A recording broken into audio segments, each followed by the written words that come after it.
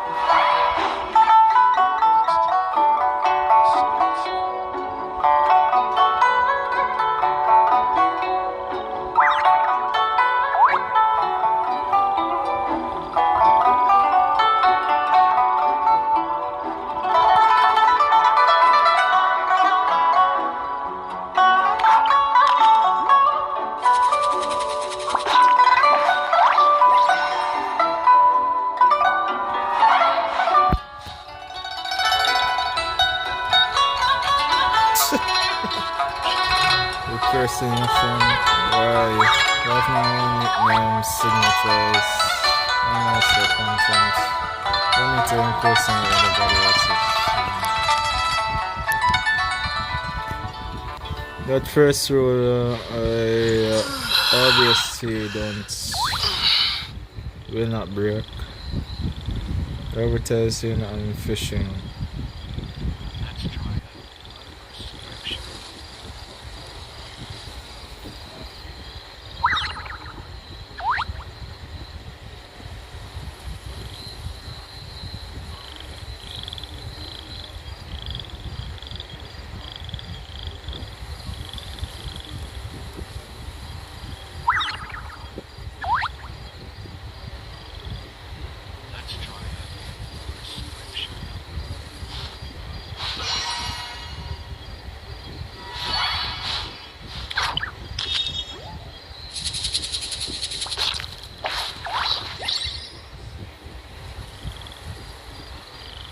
That's also these 3-year-olds. I obviously won't be breaking.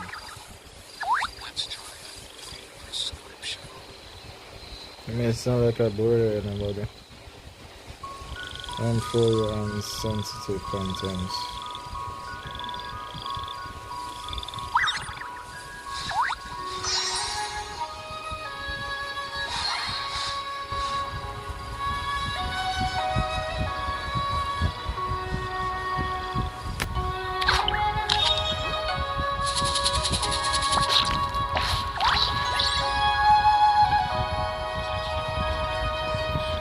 That will be a problem.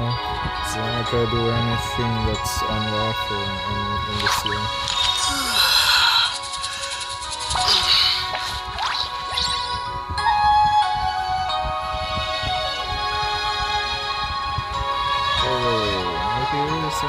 This includes by is not limited to infringing on the privacy of minors, distributing soliciting, child sexual abuse. This is also won't be a problem for me.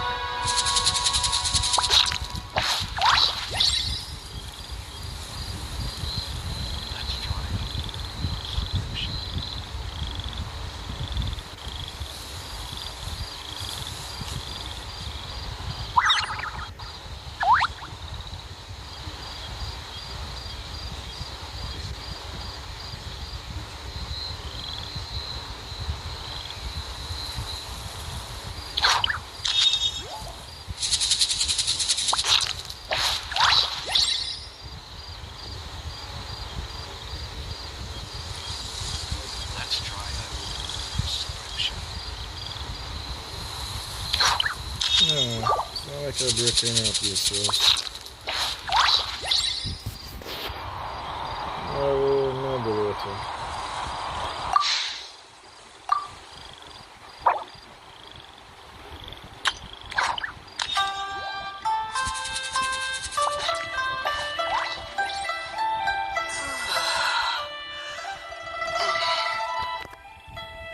I see also if she did build another temple for Iran, she would have gotten you.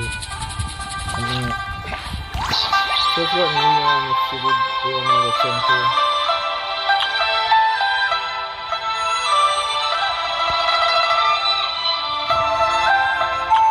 Let's see the section. Yeah, I do something else. I don't know how to feel about this new game. So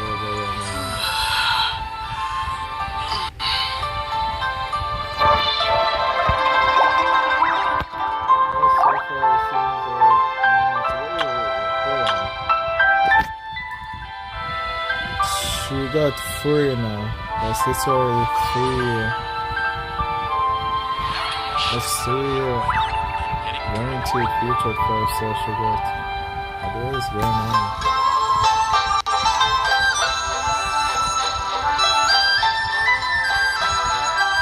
Oh, the total is a 50-50 again. No, they are not playing for them right now. I don't feel like they're playing.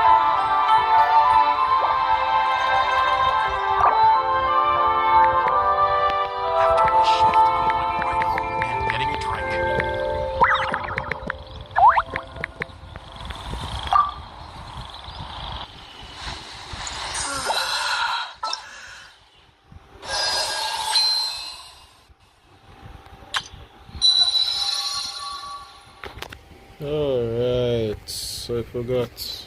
When it comes to the new archon, we always. No, I should say when it comes to new archon in this kind of new archon, they always give a lot of primo gem after you clear the store. That's what I'm starting to like this game more.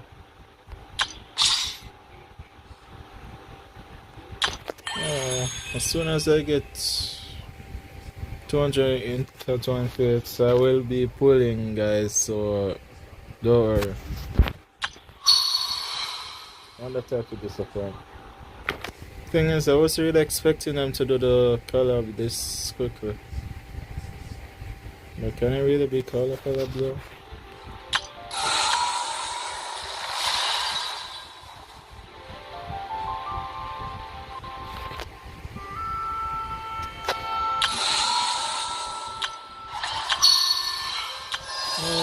There's a lot of interesting events, so there's a chance to unfold the it.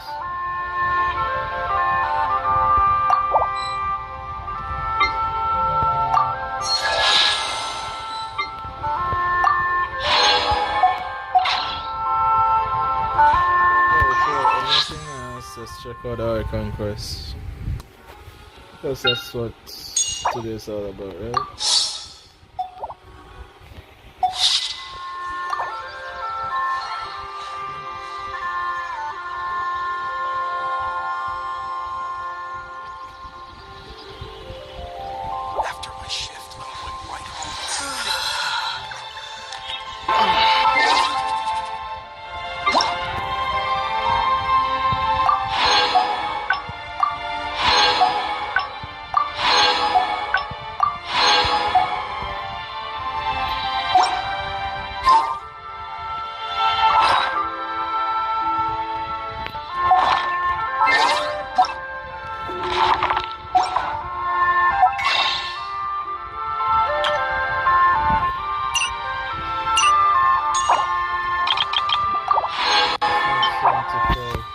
And 74.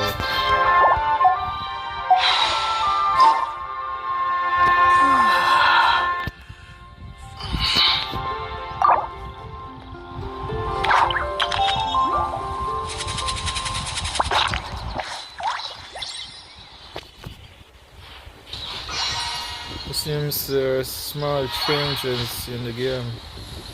Usually, after I rename a person's name or give them a nickname, it was usually up here, but now they just put it in brackets.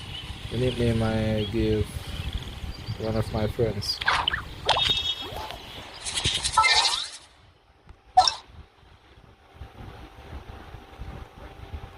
Let's see what's online. Oh, that. Cerberus just here. Guy Crimson is also here. Hehe.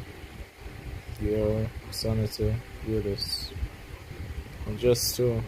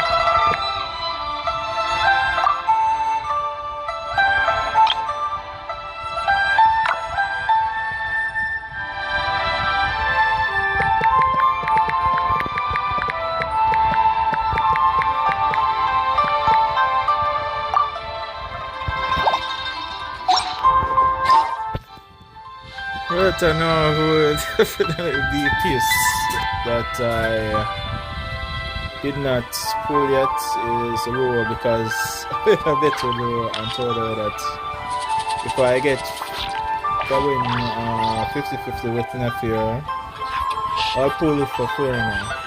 Although I'm pretty sure I'm not really within the 50-50. That's the reason I took this. Because it happened 2 in a row. I got 2 feature 5-star and then I was 50-50. So I know if I do somehow win 50-50, that means the game just don't want me to have 5-star or 5-star pro. After my shift, I'm going right home and getting a drink.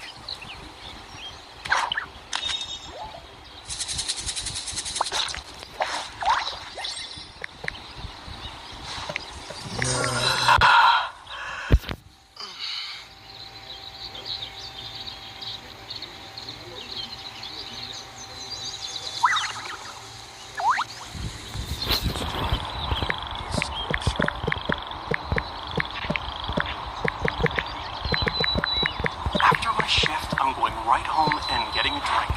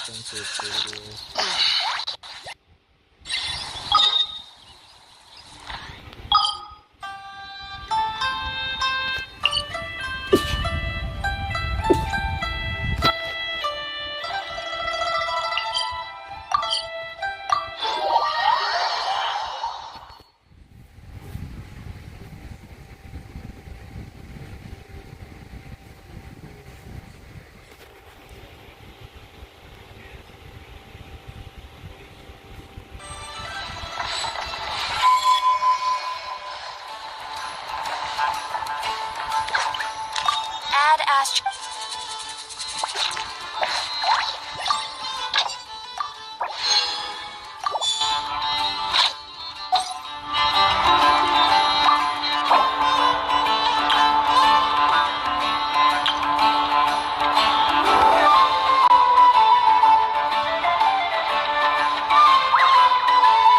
This land holds nothing but promise for adventurers from all walks of life. Would you agree? I better get you some alpacas. Where's the... Oh, yeah.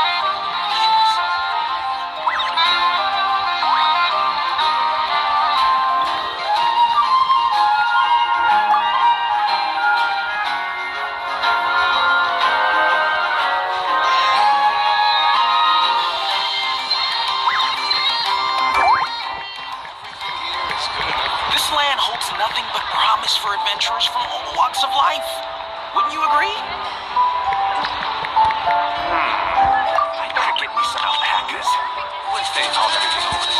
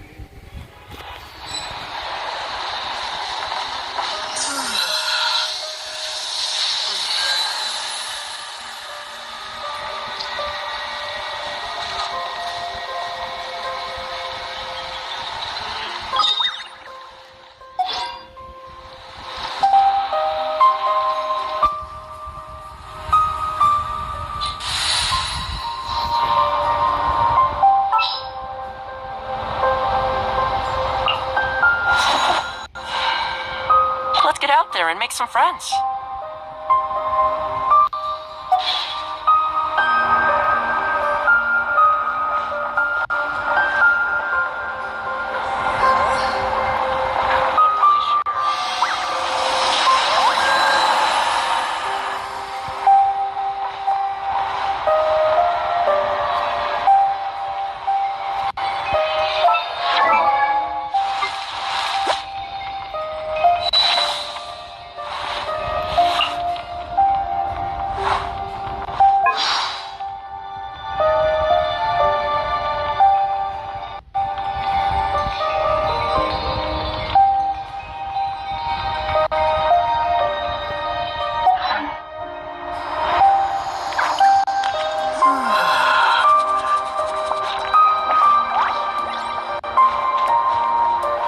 Welcome. If anything needs explaining, just give me a holler.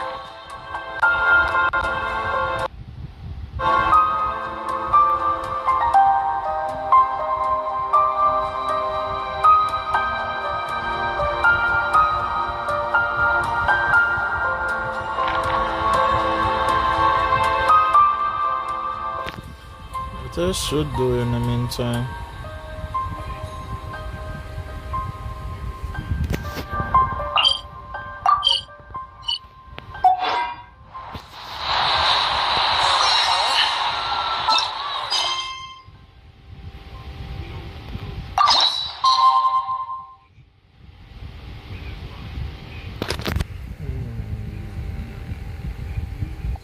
Should I jump right to it, or I just do it through this?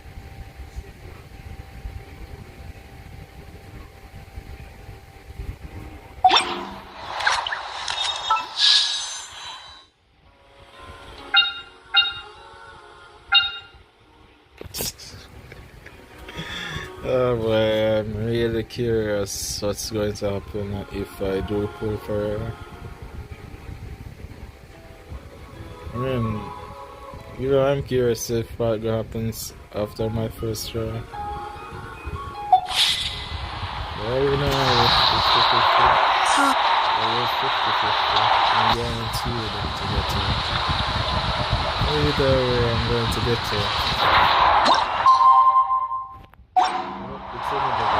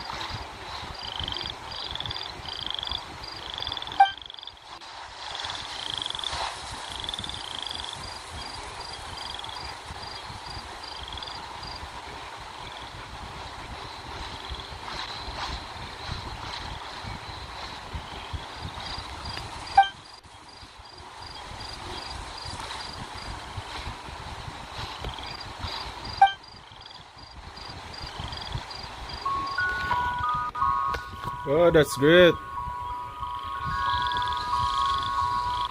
So did you lose a 50-50 and guaranteed her, or you win the 50-50? Which is it?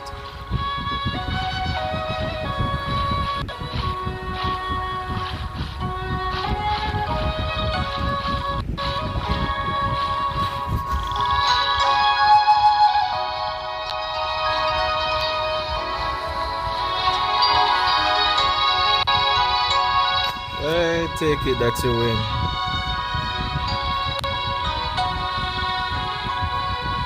Well, I haven't pulled her yet.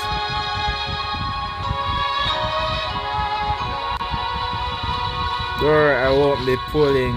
But did you, in our live stream, in the thumbnail, did you see that I'm going to pull for an affair? Or in the title? No. Not until I have 200 into 2 fields. Once I get 200, I'll be doing a pulling live stream for next year. You'll be watching so you'll know if I do get her. No, I'm saying look, I'm saying that I'm going to have 200 intertwined before pulling for her, you understand? Yeah, I'll be pulling for Zangri in the future, but right now I'll be pulling for Nefair, but not until I have 200 intertwined fields. Once I get 200 intertwined fields, I'll pull for Nefair. But for now, I'll just do the Archon quest.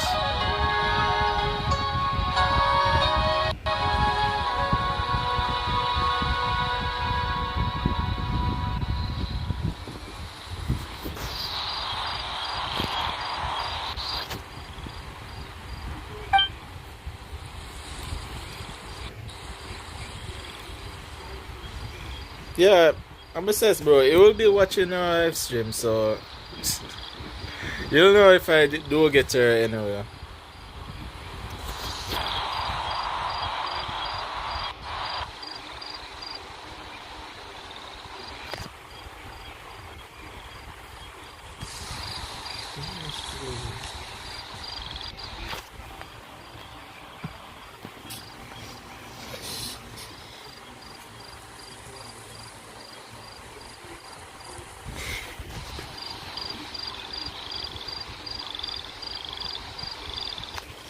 To be frank, I really not interested in getting foreigner, but a friend of mine really wants me to get her. So I told a friend of mine that if I win next year by 50-50, I'll put for foreigner. But however, if I lose it, I won't be pulling for her.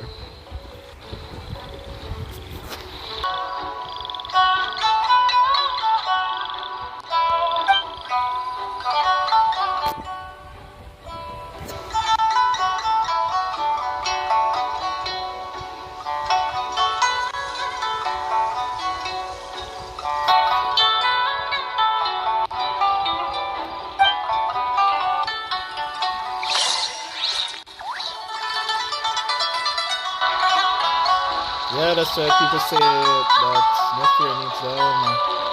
And I already have one, so I'm good.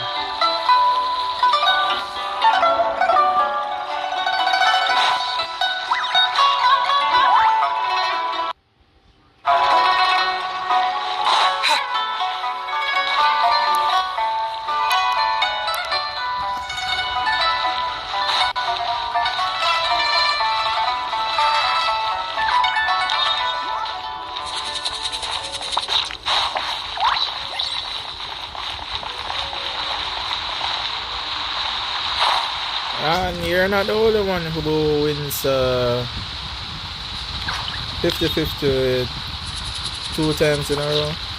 Although I should say 3 times getting a feature tab. So another friend of mine did also win, but she did pull in Nefiers, but she pulled in foreigners. So I'm curious to know if I'm going to ring 3 in a. Well, it won't be bad for me, whether I win or I lose. It'll just be interesting.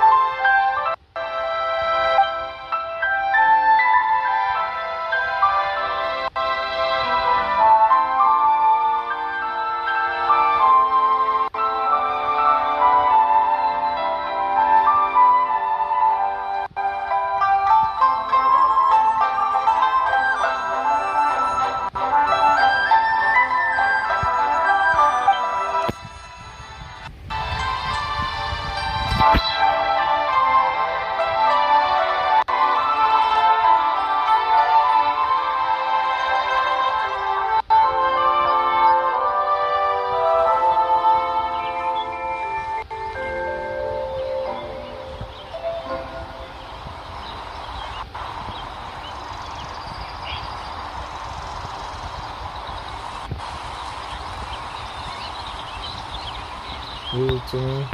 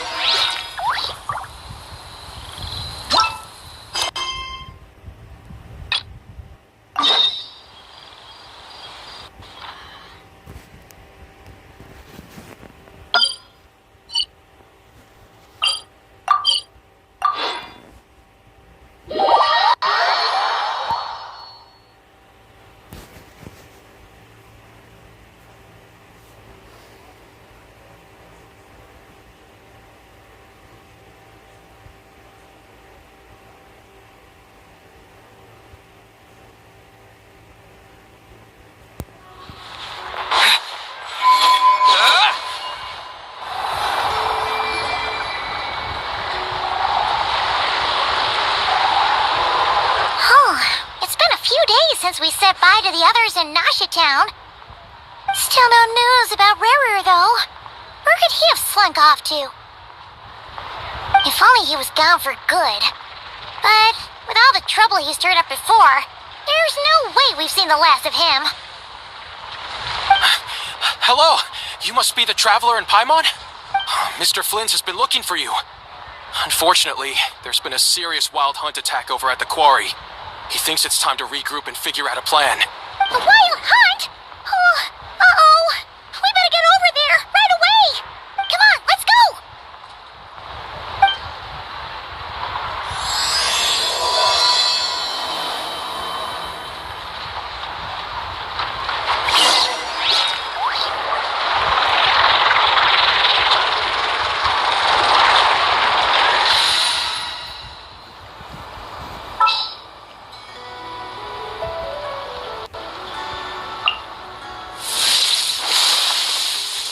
Stay close and you will live.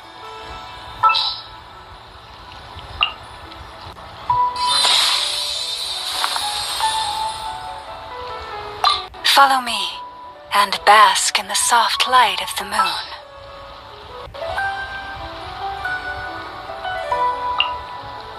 Let me down, Kerplunkatron.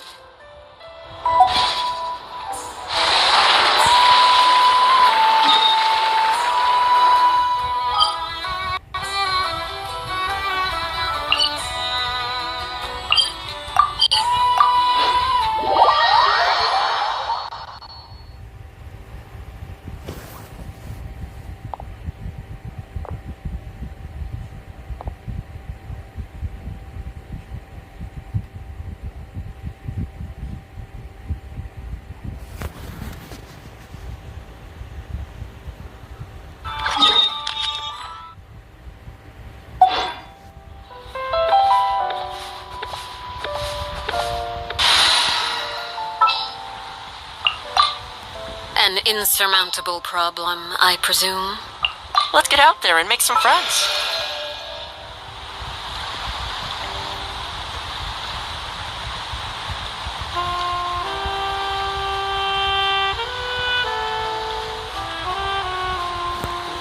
I trust you have packed ample foodstuffs.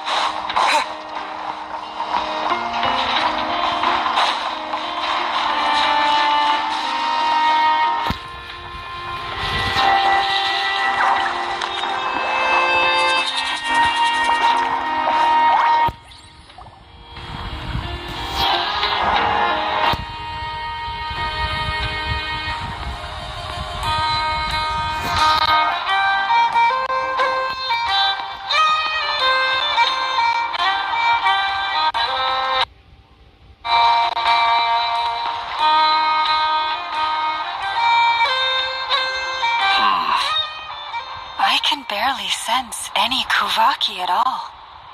This whole area feels like a soulless husk.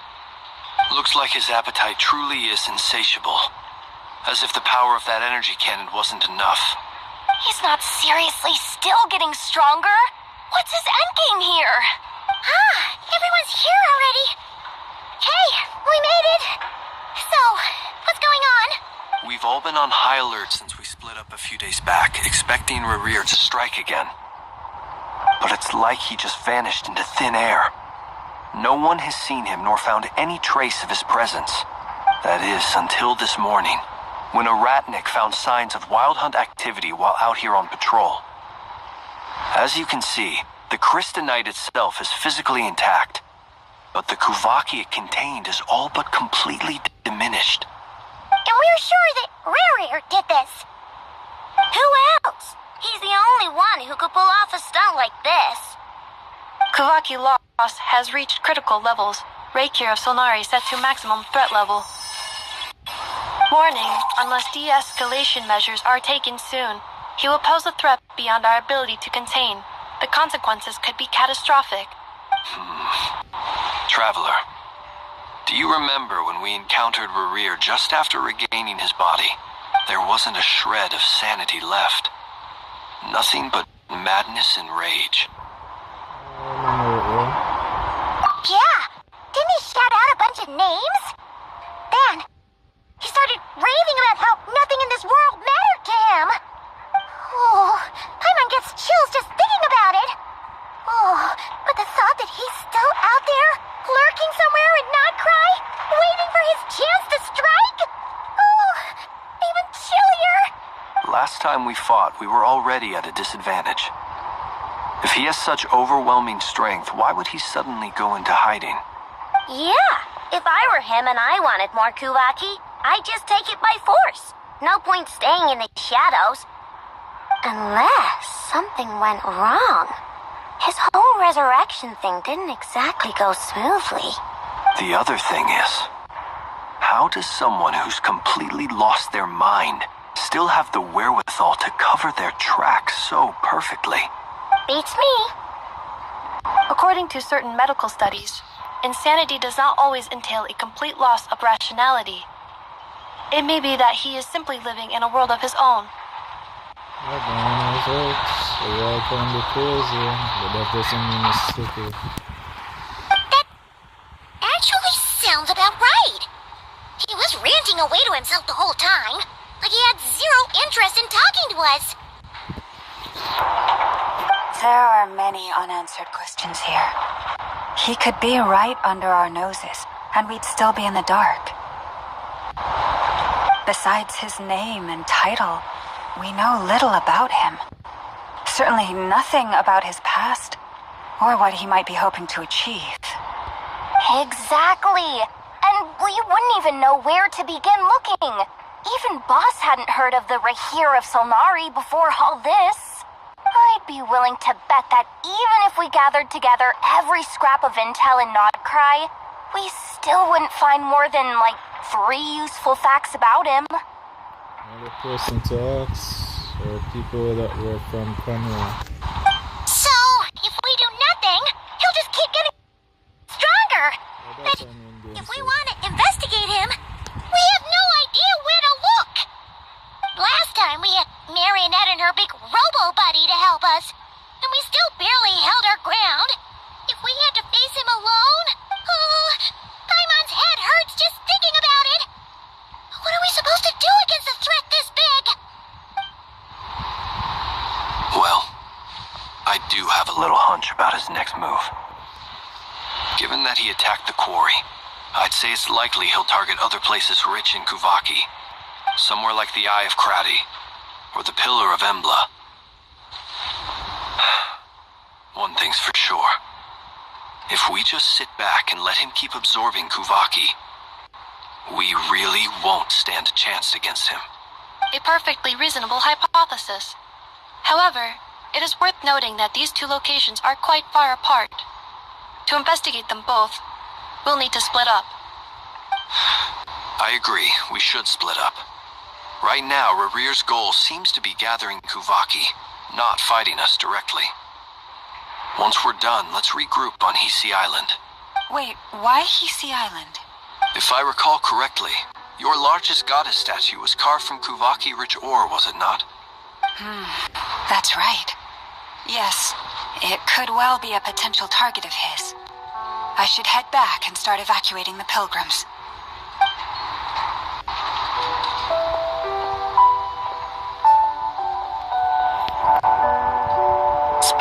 It's always gonna be risky. But I guess we don't have much choice, right? We're in a race against time here. And if we do run into Rear, what then? That's when you follow the third rule of treasure hunting. Run like the wind. Didn't you say the third rule was go with the flow? I don't know. Did I? Anyway, whatever. In this situation, go with the flow means go find backup. Agreed. If anyone finds so much as a trace of Rerir, do not pursue him. Get out of the area and alert the rest of us as soon as possible. We need to put safety first. All right, we'd better get moving. Come on, Inefa, let's go.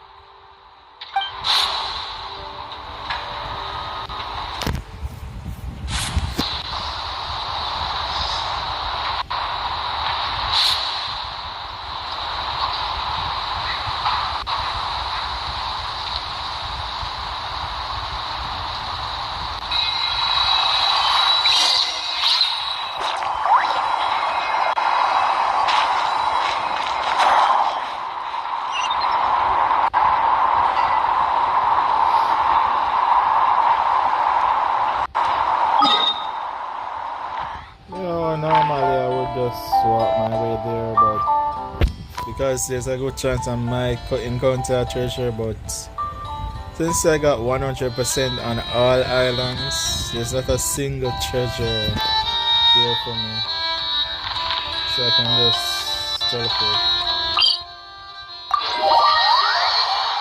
And despite me getting 100% on all islands, like I said before, it's because our conquest in Nutcray is not finished yet. So when it's finished, it's supposed to be 100%.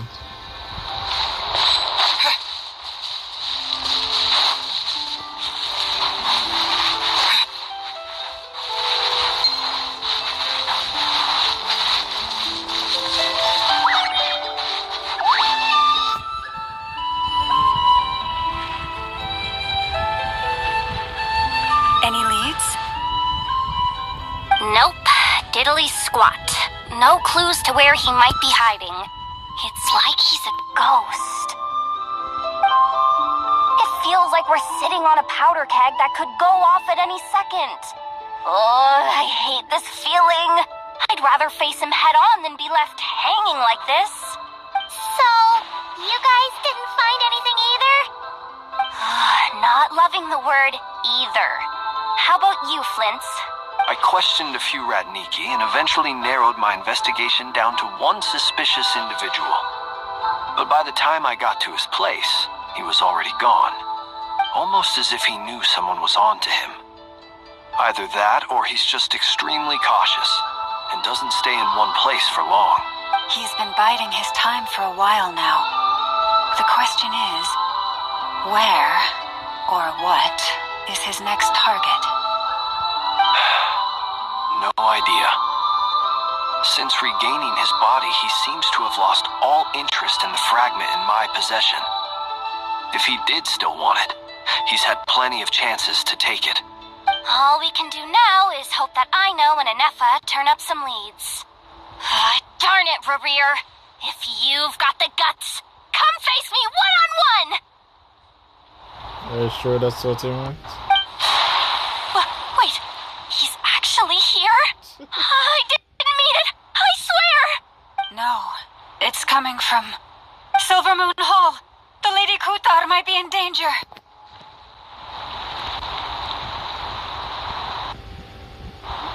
Let's get over there, quick!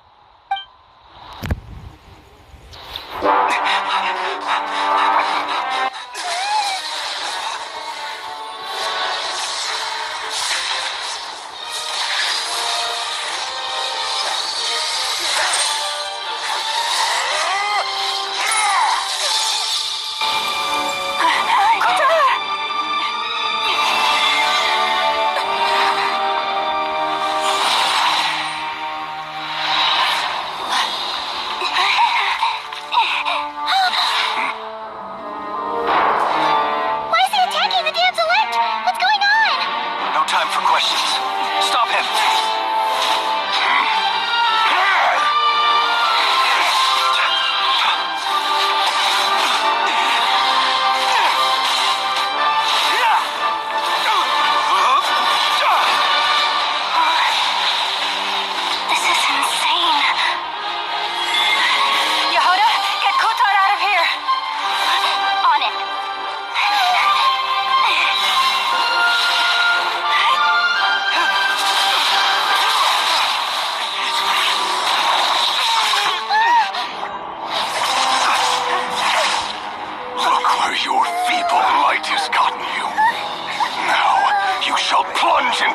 darkness. Find us.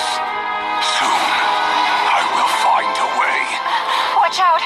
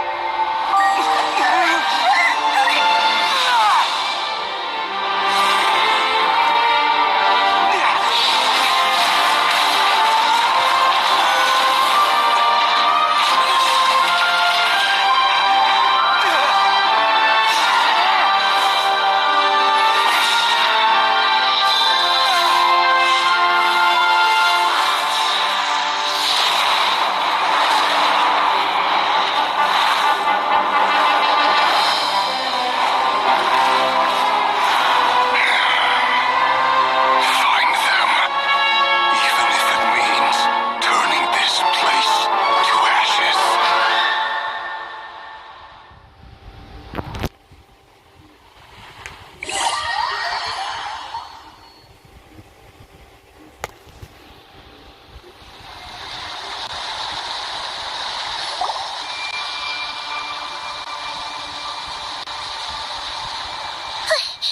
That was too close.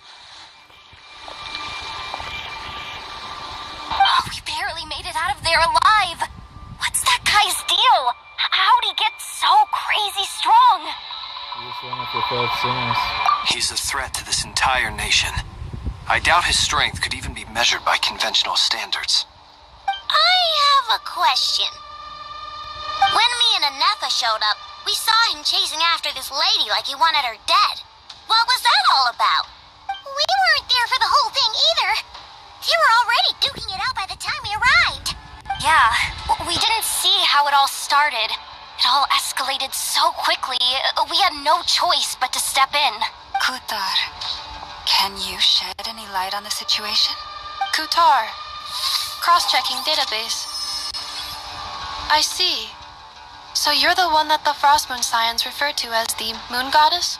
Wait, she's the moon goddess?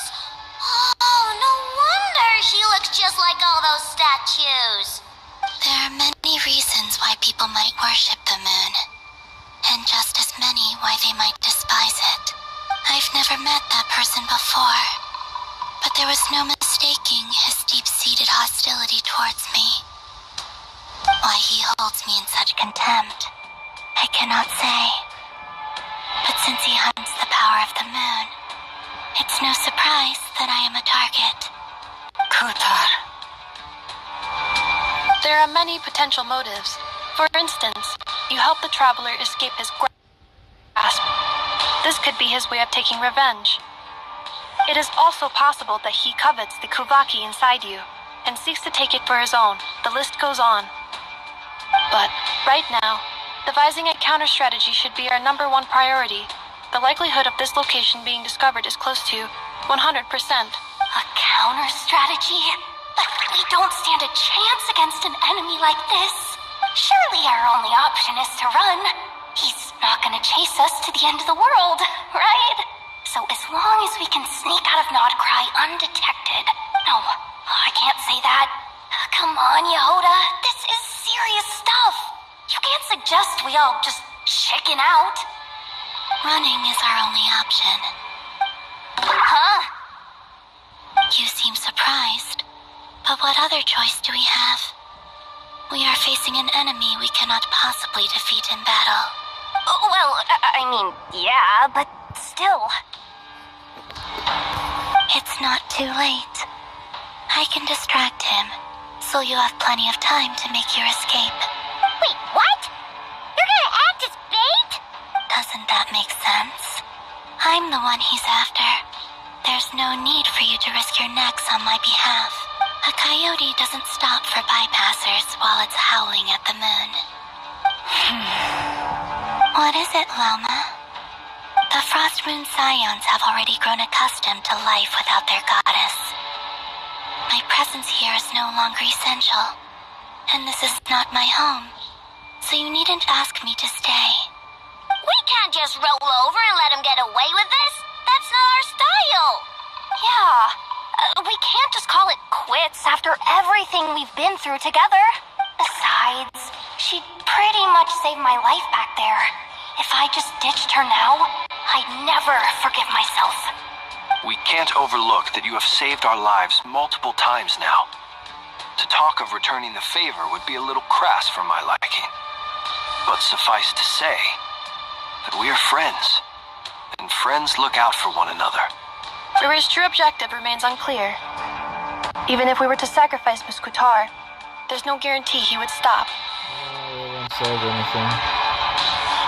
But Kutar, I know why you left the Frost Moon Scion so long ago. It was because people started treating prayer as a form of trade. They would make self-centered wishes, force you to accept meaningless offerings in return, and then expect you to perform miracles for them, as if that were their entitlement. If it were me, I might have walked away too. But I believe that time can change everything, and that sometimes it takes losing something precious to appreciate its true worth. After much reflection, I've realized that this was never about whether the Frost Moon Scions need you. Any relationship based on need is purely transactional. What I truly hope is that you'll choose to stay, not out of obligation, but as part of our family. You were born here, and now you've returned. Who knows? Perhaps it was the moonlight that guided you home. thank you, Lauma. But my power is on the wane. I'm afraid I will be of little use to you now. Okay, no. Very well then. I'll do as you say.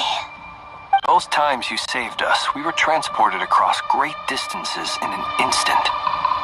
Is that one of your powers as the moon goddess? It is, but I find it very draining. I barely managed to pull it off just now, and it will be some time before I'm strong enough to do so again. Rejected by the world, my power is dwindling. Like a lake, cut off from its source, slowly shrinking away. Now, it has almost run dry. What do you mean, rejected by the world? The 3 moons belonged to the ancient bygone era in which they came into being. From the moment I was born, the world itself has been steadily sapping away at my strength. That's why we need the moon to borrow the eternal moon's power. The 3 moons are not one and the same. As the goddess of the Frost Moon, I cannot wield the powers of the other 2. Yet moonlight has a way of blending together. Each can reflect the other's glow. So when our fingers touched, I was able to restore my strength by drawing Kuvaki from the eternal moon's marrow. But this method of recovery is painfully slow. If only we could find the... Here they are. It's the Wild Hunt! Even faster than we expected. We'll have to finish this conversation later. See how those wild hunt creatures are running away from us. They're likely just a scouting party, which means Rerir won't be far behind.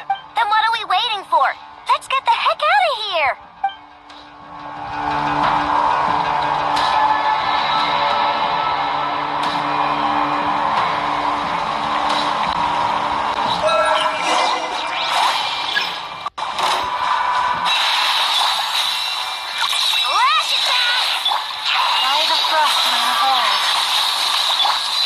Close your eyes. Observe. Oh, they just keep coming! This is driving me nuts!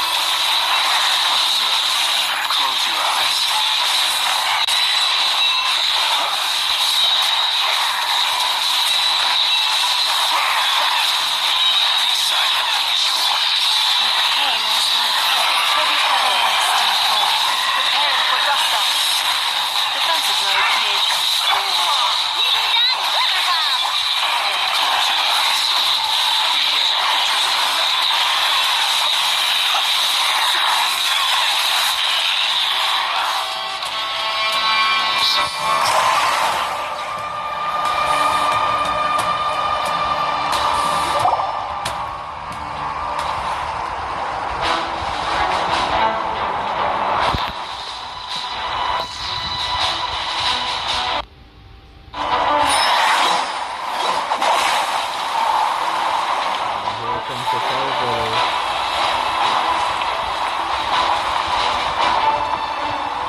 Okay.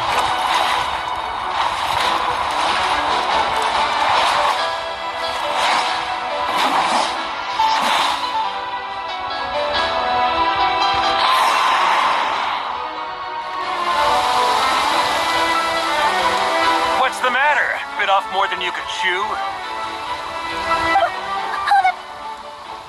Who are you? Uncle Varka! You're back from Amsfartnir? Whoa! You're Varka? Grand Master of the Knights of Favonius? We could save the intros for later. Right now, let's get you all out of this hellhole. Follow me. I know somewhere you'll be safe. Oh, is that where I think it is? That's the one. Come on, move! There's no time to waste.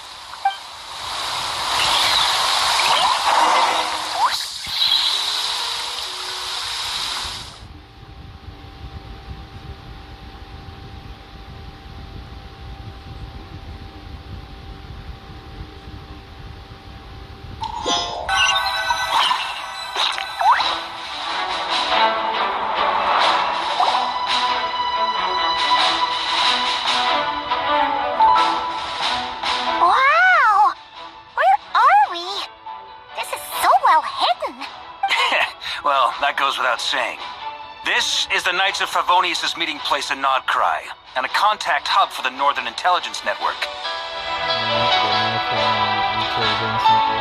AKA the black market of intel. No matter what faction you're with, it's the place to buy and sell information. Their headquarters are in Nodcry, but they've got contacts in every nation. As an expeditionary force on foreign soil, working with them has offered us the most effective way of getting our hands on reliable local intel. This is where we meet, so naturally, it's secure. Anyway, where were we? Folks from Nodcry should be pretty familiar with me by now, but I believe this is the first time we've met. Allow me to introduce myself. I am Varka, Knight of Boreas, and Grand Master of the Knights of Favonius. We've heard all about you.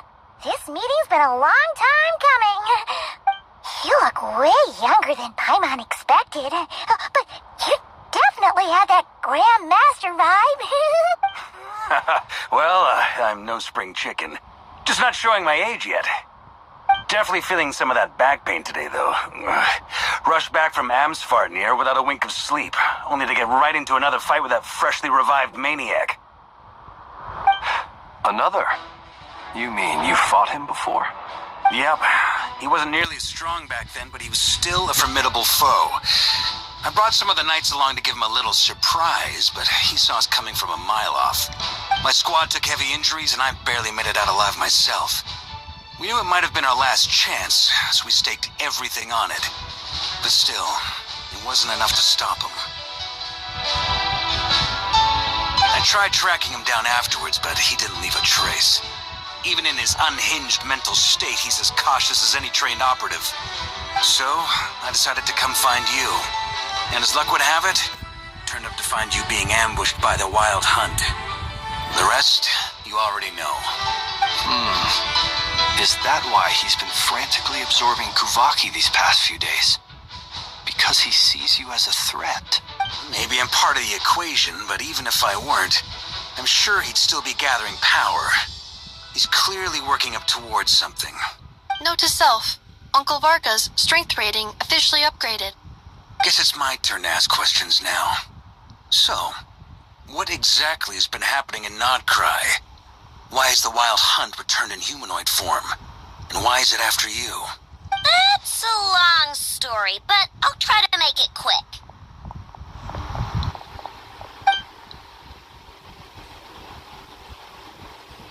Wow, I had no idea so much had happened. Sounds like you guys have really been through it. So, the Kutar is actually a Fatui Harbinger. And all this Wild Hunt activity in Nodcry is the work of the Raker of Solnari, one of the 5 sinners. Well, that's a lot to take in. Need some time to wrap my head around it all. I'm truly sorry, Mr. Varka. You stood with us against the Wild Hunt, and did everything you could to stop it from escalating into a full-blown catastrophe. And then, the one time you're away, it all comes to a head and all your hard work gets undone. You've got nothing to apologize for, Miss Moonchanter. You can plan 100 steps ahead and still slip up. That's just life. No one knows what tomorrow holds. You can't predict which way the wind will blow next. And, to be perfectly honest, I can't say I'm surprised. For all the times we've defeated the Wild Hunt in the past, we've never been able to completely wipe it out. Turns out, we were just delaying the inevitable. But now that a new variable has come into play, fate may well take a different course. A new variable? You mean us? Who else? And in a strange way, I think his resurgence might not be an entirely bad thing. The Wild Hunt is like an unrelenting force of nature, but Rerir is an individual with an agenda. He's gotta have a weak spot somewhere. That said, while Ino was explaining everything just now, some of the points that Mr. Flint's added caught my attention. You mean about our mystery ally? That's right. From what you've said, not only did they lead you straight to some key files, they also shielded Hisi Island from a lethal Kuvaki blast. I don't know who or what could pull something like that off. Heck, even Miss Columbina doesn't have a clue. I hadn't heard the story about those files. Would you mind repeating their titles for me?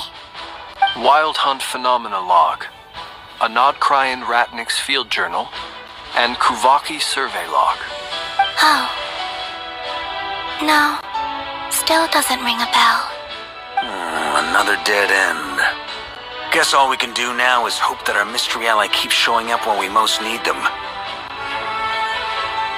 Still, it's safest to assume they won't be intervening again. From here on out, we'll have to resolve this crisis by ourselves. Your intel also explains something else I've been wondering about. The reason I led my team to Amsfarnir was because we'd had reports about a possible source of the Wild Hunt showing up there. But once we looked into it, it turned out to be a red herring. I don't know who was behind it, but clearly, it served its purpose. I doubt it's by chance that he happened to make his comeback while my attention was diverted. And from everything you told me, it sounds like his scheming began well before his return. So maybe luring me away was all a part of his plan. But is it even possible that he orchestrated all of this by himself? The Moon Maiden and the Raker of Solnari, Nodcry of all places. The way everything is unfolding, it can't be a coincidence.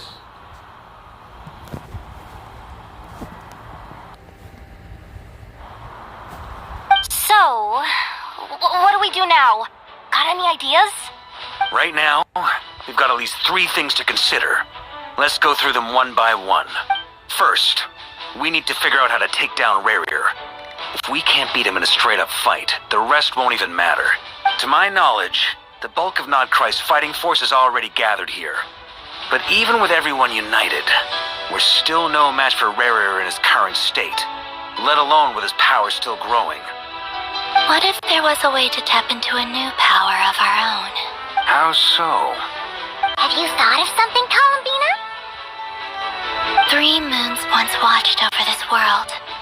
The Eternal Moon was the largest, the Frost Moon was the brightest, and the Iridescent Moon was the most mysterious. They say that back then, the 3 moon goddesses wielded immense power, enough to shape the workings of the world itself. I now bear the Frost Moon's power, and the Eternal Moon's marrow resides within the Traveler. Hold on. Are you suggesting... The iridescent moon, the last piece in the puzzle. That's right. If we can find the Iridescent Moon's marrow, I will be able to regain my strength much more quickly. The 3 moons are said to stir the tides and illuminate all things. Perhaps they hold further secrets beyond our understanding. According to my analysis, the solution is feasible. However, it is subject to one major condition. How do we locate the iridescent moon's marrow? I know a way, but we will need to visit the Fatui's Experimental Design Bureau. The Experimental Design Bureau? Are you saying we need to involve Marionette? Yes. I must speak with Sandrone. It's a long way from here to the Experimental Design Bureau. There's a high chance you'll be spotted. You shouldn't go alone. Then that's settled. Next up, our second priority. Somehow, we need to figure out Rarear's end goal. As you saw for yourselves, when he was still in his wild hunt form, everything he did was for the sake of recovering his body and resurrecting himself. His first act since then, after laying low for a while, was to try and assassinate this young lady. People's obsessions often reveal their greatest vulnerabilities. There must be a reason why he despises the moon so deeply. Perhaps it sheds some light on his title, the Raker of Solnari. The Wild Hunt has plagued Nodcry for centuries now.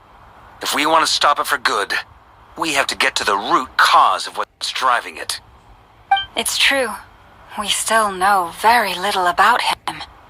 If Kuthar hadn't given us that lead, we wouldn't even know his name. But where would we even start? I doubt even the Intel Queen of Nodcry has a clue, and she has info coming out of her ears. Oh? That's a rather hasty conclusion for someone who's so painstakingly meticulous when it comes to dealing with machines.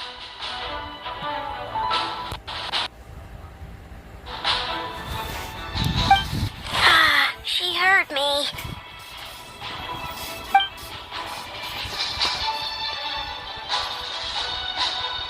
Boss! What are you doing here? I'm now asking myself the same question. I received a letter from a humble knight of Favonius, requesting a meeting to discuss a major business deal. But it looks like this humble knight had something else in mind. Details. Miss Neffer, the important thing is that you've arrived at the perfect time. Since his failed ambush, I've been racking my brains trying to come up with a plan to fight Rarear. Given the severity of the situation, I think it's fair to say that our only chance lies in uniting as one. And I'm talking all the factions in Nodcry. We can't do this without the Curatorium. But I knew it'd be a tough job to win you over. So, I took the liberty of reaching out for a little chat. Wait a sec. How did you even hear about this place, Neffer? Didn't you say this is meant to be the Knights of Favonius' meeting spot?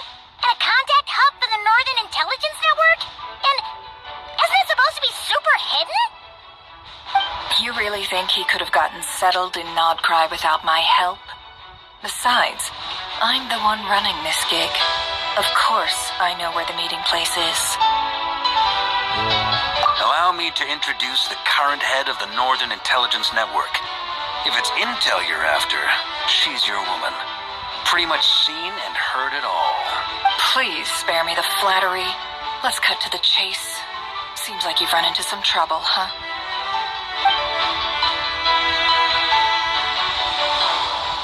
Well, this certainly qualifies as an unforeseen crisis. On behalf of the Curatorium of Secrets, I wish you all the best of luck. So you're just going to sit this one out? Why should I get involved? What could possibly be in it for me? What if we told you we can't do this without you? Oh? Then I'd say you'd better make it worth my while. I don't work for free. I can't put a price on something like this. It's just not in my nature. But then again, you and I have always been polar opposites in this regard. So I can't exactly say I didn't see this coming. If you insist on compensation, I will pay you. Consider this a formal commission. Sound fair? You just don't give up, do you? Too bad. I know you well enough to know you can't afford my prices. The riskier the job, the more it'll cost. And a Moonchanter's stipend isn't exactly generous. Unless you're planning to start passing the donation box around among the faithful. Boss, just a thought. If they come up short, maybe you can take the difference out of my next few paychecks. Things got really dangerous during the fight with Rerir. If this girl hadn't saved me, I'd be ley line fodder by now. I'd be gone for good, boss. If there's any way we can make this work, I'd really like to help her. Please? I'm begging you. This is why I'm always telling you never accept favors. They are the hardest debts to repay. You have to be careful who you get involved with, or you invite all kinds of misfortune. Very well, Yehoda, I will help. But just this once. Don't count on this happening again. Flins, that fragment that Rerir was after, do you still have it on you? Of course. Let me borrow it. I need it to follow up on some leads. Wait, you actually have some leads? Shh.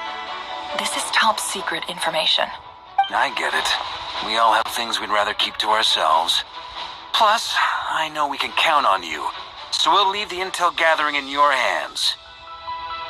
And that brings me to the third and final item.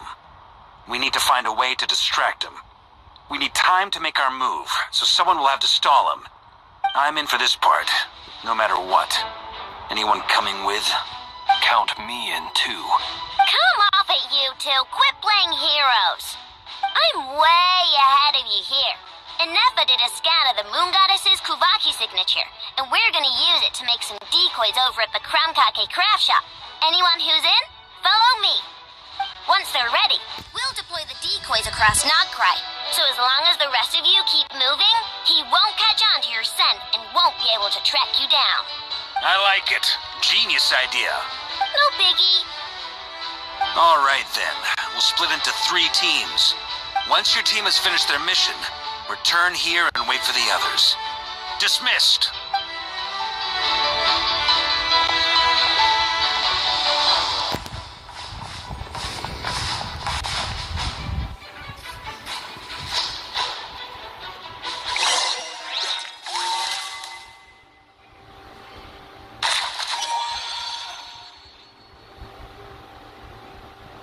So I'm with Kotar still. Interesting.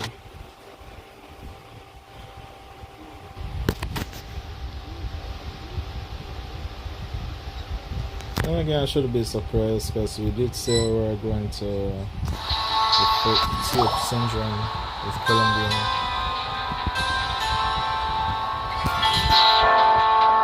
Lady Damselette. Wait, and you two? What are you doing at the Kuvaki Experimental Design Bureau? We've been doing our best to mind our own business lately. But if you're just gonna waltz up here like this, you're seriously pressing your luck. Don't blame us for doing what we have to. You really think that's gonna scare us off? We're not looking for any trouble. I just want to see Sandrone. Do I need to remind you that you're still a wanted fugitive for deserting us? Out of consideration for our former ties and the crisis we're all up against, we'll let you leave in one piece. But don't even think about trying to get inside. Let them in. But... Are you going to make me repeat that? No, my lady. Sandrone seems to be in a good mood. Must be maintenance day.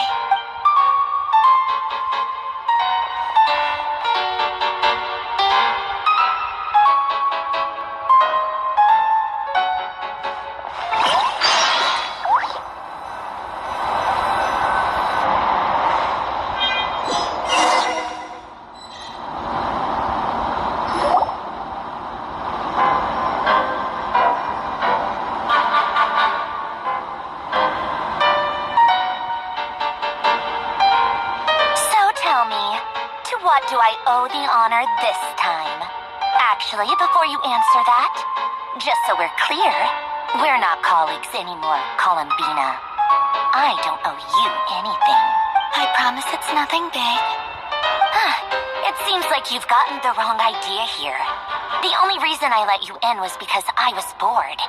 It seemed like a way to kill some time and satisfy my own curiosity. Whatever miscalculations I may or may not have made in the past, I haven't lost the plot enough to even consider sticking my neck out for your sakes. I'd like to speak with Arlecchino. What? Huh? You mean the knave? I'd like to speak with Arlecchino. Is she a Nodcry? No, she's not. Once the work on this facility was completed, she went back with the Rooster and Regrator. The only ones in Nodcry are me and... what is it you need to speak to her about anyway? Rerir is hunting me. If I'm going to face him, I must first retrieve the lost moon. It seems lost in thought. But she doesn't look surprised. She must know more than she was letting on. I don't understand what Arlecchino has to do with all these things and moons now. But at this point, I have no choice but to go along with Columbina's plan. Is that a no, then? All I'm doing is to separate her. Here's Arlecchino now. As if I need reminding. I was this close to settling things with him before someone decided to whisk me away to their weird little garden. Have you held any tea parties lately? Tea parties? Yeah, obviously. You don't seriously think we'd pack it all in just because you aren't here. If anything, they've been more eventful than ever. Just me, Arlecchino, and a bunch of insolent, insensitive guests who won't stop asking where you've gone. Oh, they've been a real joy. I bet you served them the worst tea you have. Just like you used to do to me when I upset you. Who cares about how good the tea is when there's no one around to drink it? I keep losing people. First Rosaline, now you. I'm running out of people who can make me laugh. Honestly, what could be more ridiculous than a multi-centenarian goddess who's only ever had the plain herbal tea she received as offerings? I'm pretty sure that's her way of saying she missed you. You'd always brew a different type of tea for me each time. Was it really just to see how I'd react?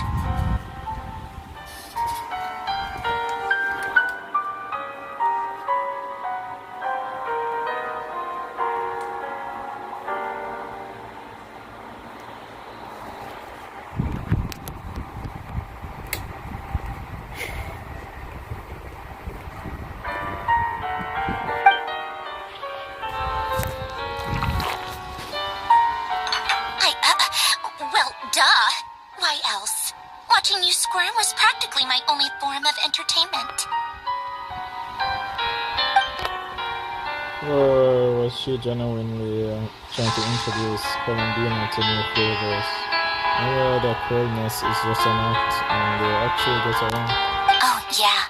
And Capitano sometimes used to bring Tartaglia around too. But I guess we won't be seeing him again. Well, I guess we are overdue for a get-together. Polonia! Have Febronia pass a message to Arlecchino for me. It's time for tea. Will suffice. Pass along a message for me, too, if you would. My body cannot contain the marrow of 2 moons, so I'll be leaving one of them in her care. Excuse me? Who said you were on the guest list? If my tea meant that much to you, maybe quitting the Fatui wasn't your brightest move. Back when you were under the Tsaritsa's protection, no one would have dared come at you so openly. But that protection didn't come for free. In fact, I paid dearly for it. At the end of the day, it was just another transaction. I just got tired, that's all. I never wanted any part in their grand ambitions, and I've had enough of being treated like a bottomless supply of power. It brings back memories from the old days, when I was still worshipped as the moon goddess. Centuries on, it may be a different group of people, but I see the same greed in their eyes. I figured you'd leave eventually. You didn't have as much of a reason to stay as I do. The Tsaritsa gave you shelter and protection, but that was it. Nothing more, nothing less. Meanwhile, the Fatui demanded everything from you in return, until it was more than you could bear. I get why you left. And frankly, I have no interest in dragging you back just because the higher-ups told me to. But if you keep hanging around with this riffraff, the next time we cross paths, we might be enemies for real. Oh, I never knew the Fatui hates my guts this much. She says that, but she's the one who just caved in and agreed to help Colin. Guess that's our cue to leave. You better not keep Vodka and the others waiting. That might be your plan. But it sounds like someone else wants you to stay a little longer. And who is that? Huh? What do you mean? Listen. Alright, well,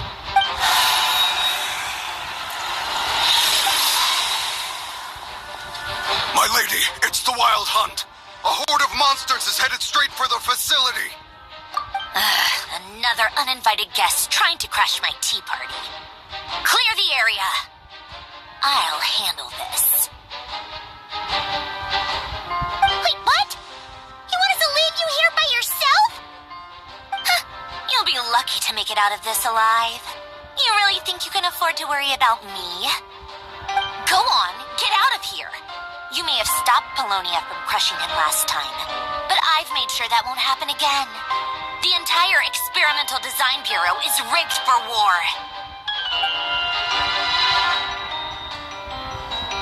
Stay and watch if you want, but it'll be at your own risk. You're not flagged as friendlies in the weapons system. just be careful, okay? Don't tell me what to do! Look, if you're leaving, make it quick. Or you'll just get in my way. There's a secret passage on the second floor. It'll take you right to the plains out back. Stare all you want, Columbina. You're not getting another invitation to my tea party. I know. But thank you anyway, Sandrone. This is exactly why you shouldn't hang around with those people. All their melodrama and sentimental nonsense is rubbing off on you.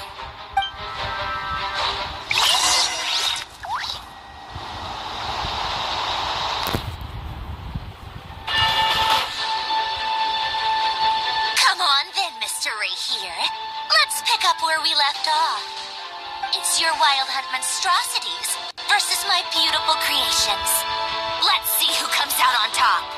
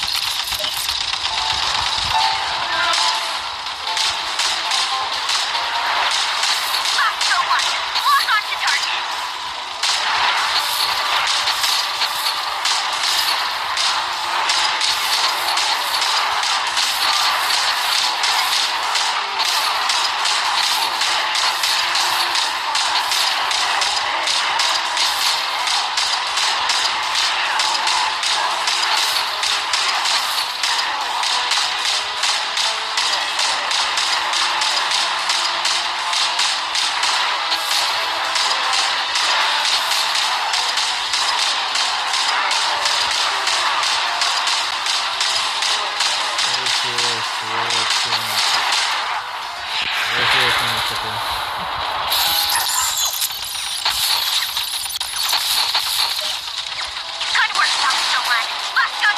Prepare to fire.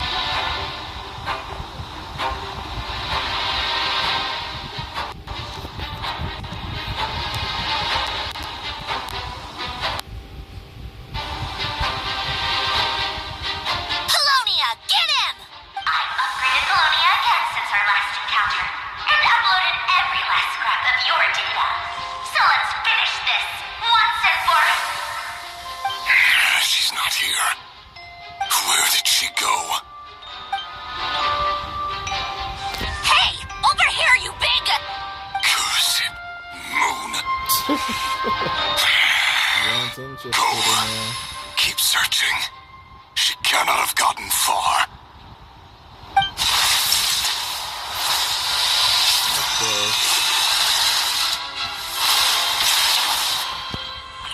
So we'll still continue fighting her. For return of secrets, so see what's happening here.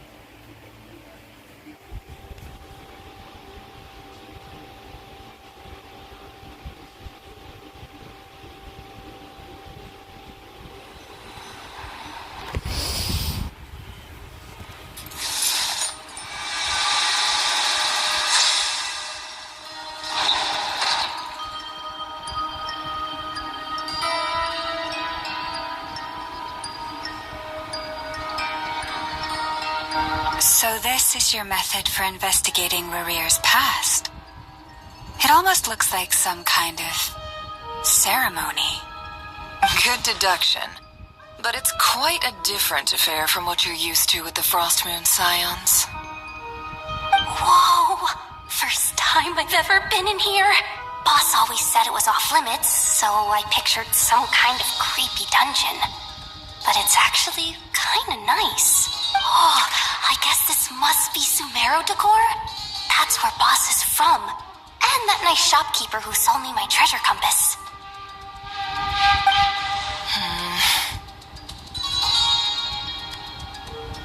I'm not sure exactly what you've got planned, but it looks like you're all set. When do we begin? Whenever we wish. But for some reason, I've got a feeling this isn't going to end well.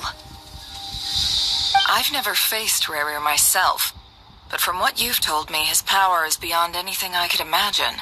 I, on the other hand, am just an ordinary businesswoman. Our paths should never have crossed, yet here I am, forced to make an enemy of him. If you ask me, you're about as far from ordinary as it gets.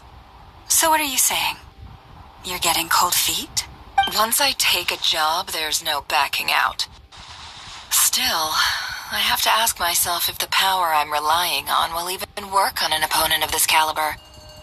And also how to make sure I come out of this alive if things spiral out of control. Death is the one thing we can take for granted. It is the great equalizer, however fortunate or unfortunate we may otherwise be. So it's important to consider how to spend what lifespan we have left. Come on, boss. Lighten up. Quit talking about death. It's bad luck. For once, I agree with you. When you're up against a foe like Rarir, there's no such thing as being too prepared. Is there anything I can do to help? That won't be necessary. I've already made up my mind. Time to cash in a precious favor I've been saving for a rainy day. Yehoda, I need you to find someone for me. The sooner the better. Find who? That shady merchant who sold you an overpriced treasure compass the other day. Come on, boss. You're pulling my leg again.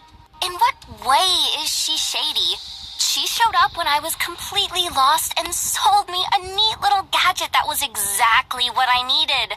Trust me, she's a good person. There's that look again. Anyway, I know who you're talking about. Don't go anywhere. I'll be right back.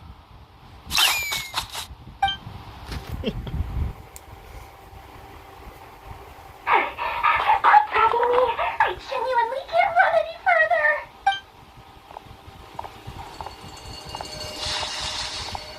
Hey, aren't you? What is it? What's the big rush? She dragged me out of a drain where I was literally swimming in Mora. I'm charging double my usual attendance fee. See, look how easygoing she is. After that rude awakening, she could have completely snapped at us. But instead, she kept it together and just asked for an extra fee. Dori Sangama Bay? I never would have pictured you two doing business together. If you want to make it big and not cry, it's all about connections. Lady Nefer just so happens to have a lot of intel that interests me. And she also did me a big favor in the past. It was back when I first arrived in Notcry. My trusty assistant, the genie in my lamp, had an adverse reaction to the Kuvaki and fainted. And when you know it, that's when I suddenly find myself in a life-or-death situation. Good thing my compatriot was there to swoop in and save the day. I've been giving her a 30% discount off all of my goods ever since. Now, so that no one here feels left out, I'm willing to extend a 20% discount to fellow friends of Boss Nefer. Plus, any other friends you send my way will enjoy 10% off. What can I say? The great Lord Sangamabe is nothing if not generous. So, let me guess. You've run into some trouble? I've got everything you could possibly need. And the more you buy, the more you'll save. You guessed correctly. What have you got in the way of survival gear? The one type of gear I've never been short on.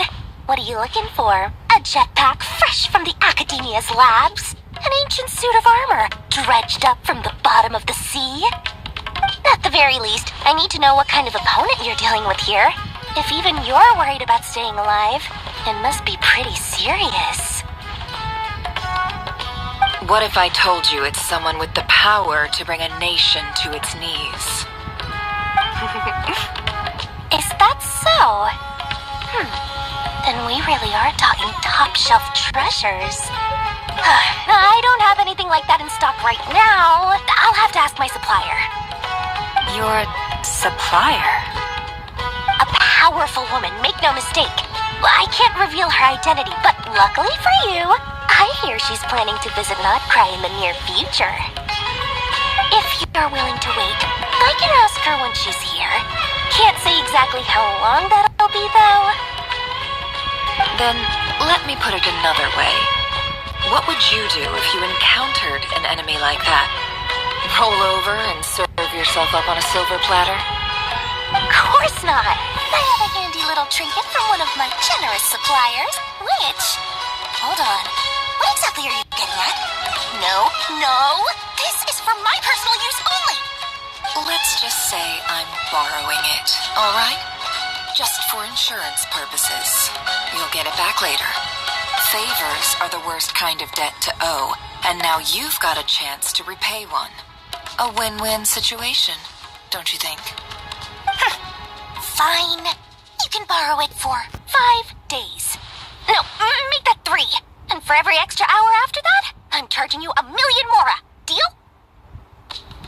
Deal.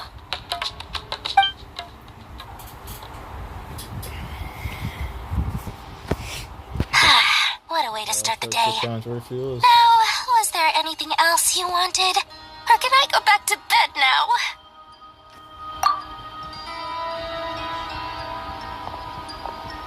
That will be all. Take care now. Don't trip up on your way back, friend. See you later! You're my favorite shopkeeper.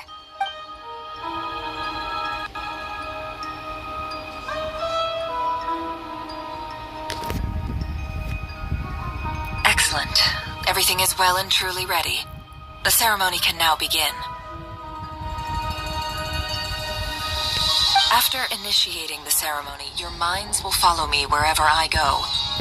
You will see many strange things in your mind's eye.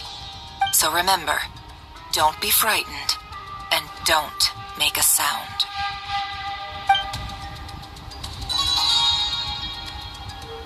Now then, let us peer into the Raker of Solnari's past.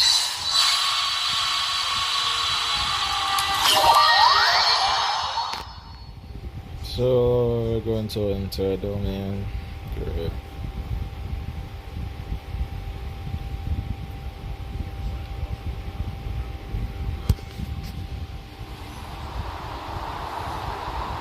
I made it.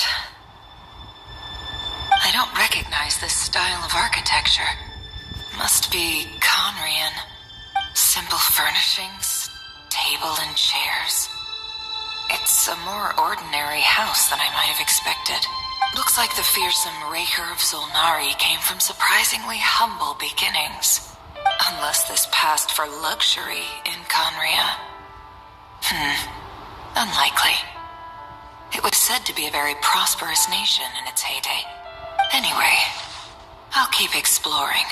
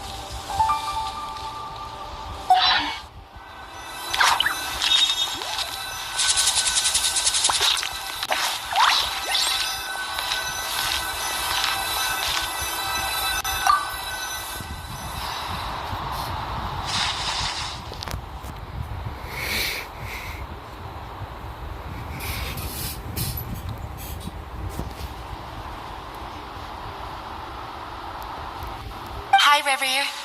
Since you're working extra hours tonight, I thought I'd keep myself busy by checking out that new kebab shop. I've heard good things about their menu. I'll test it out, and if it's as good as everyone's saying, let's go back together sometime. P.S. New stash from the Universitas Magistrorum. I brought some goodies home. A few teacups and a pin rack. Hope you like them. They didn't sign their name.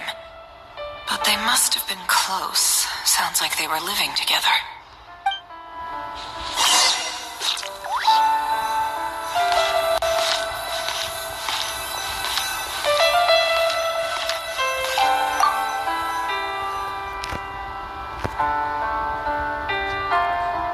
I went over to Joseph's for drinks today. They have a fine collection, but I went alone. Felindus was tied up with something and couldn't make it. Joseph asked why I came alone, but I didn't really have an answer. He then went on to ask about other things. If you ask me, someone who asks that many personal questions is too nosy for their own good. But if he invites me again, chances are I'd still go. Felindus. That's the same name Rerir mentioned. Crane imports keep falling. If things don't pick up, we'll soon be back to meat and mushrooms only. Honestly, I'm not a huge fan of that new type of mushroom everyone's been into lately. Didn't it start out as a lab-grown variety? I heard it's even mildly corrosive. Seriously, why would you even eat something like that?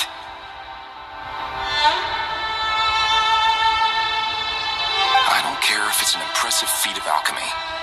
That just isn't the kind of thing I like to eat.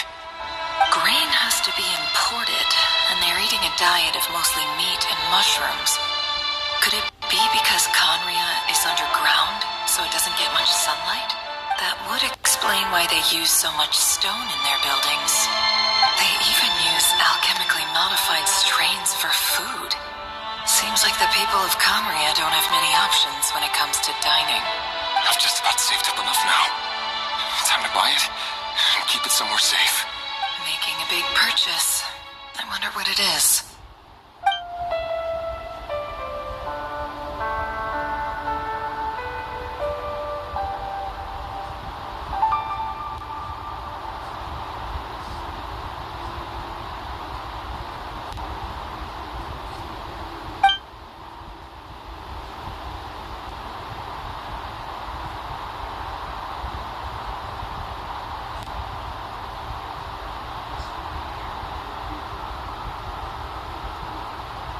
He really is a professional.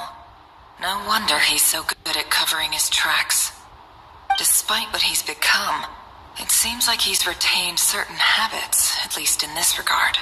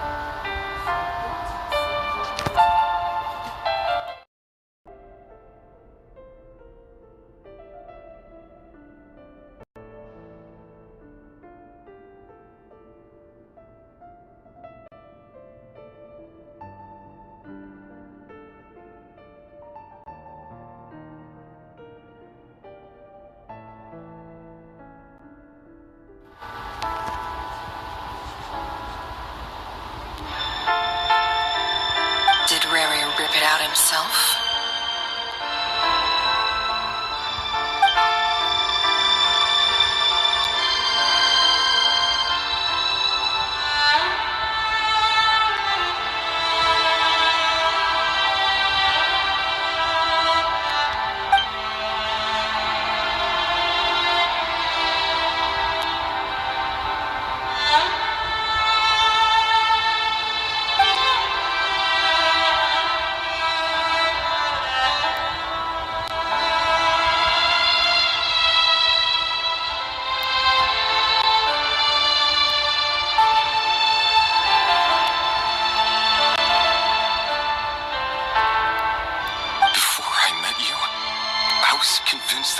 Was nothing more than a stagnant pool, the burial place of a fallen moon.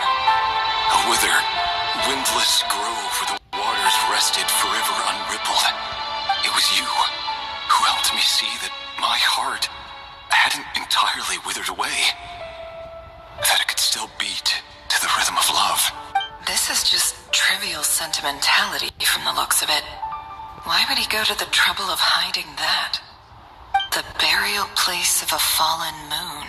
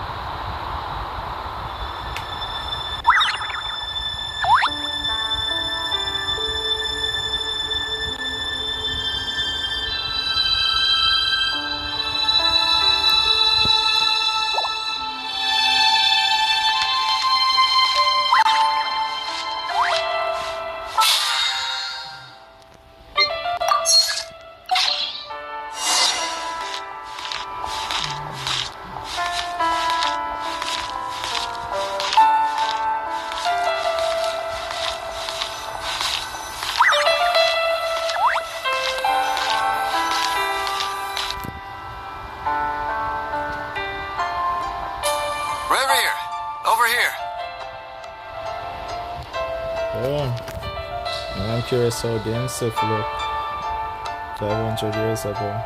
Yeah, was it 500 years ago?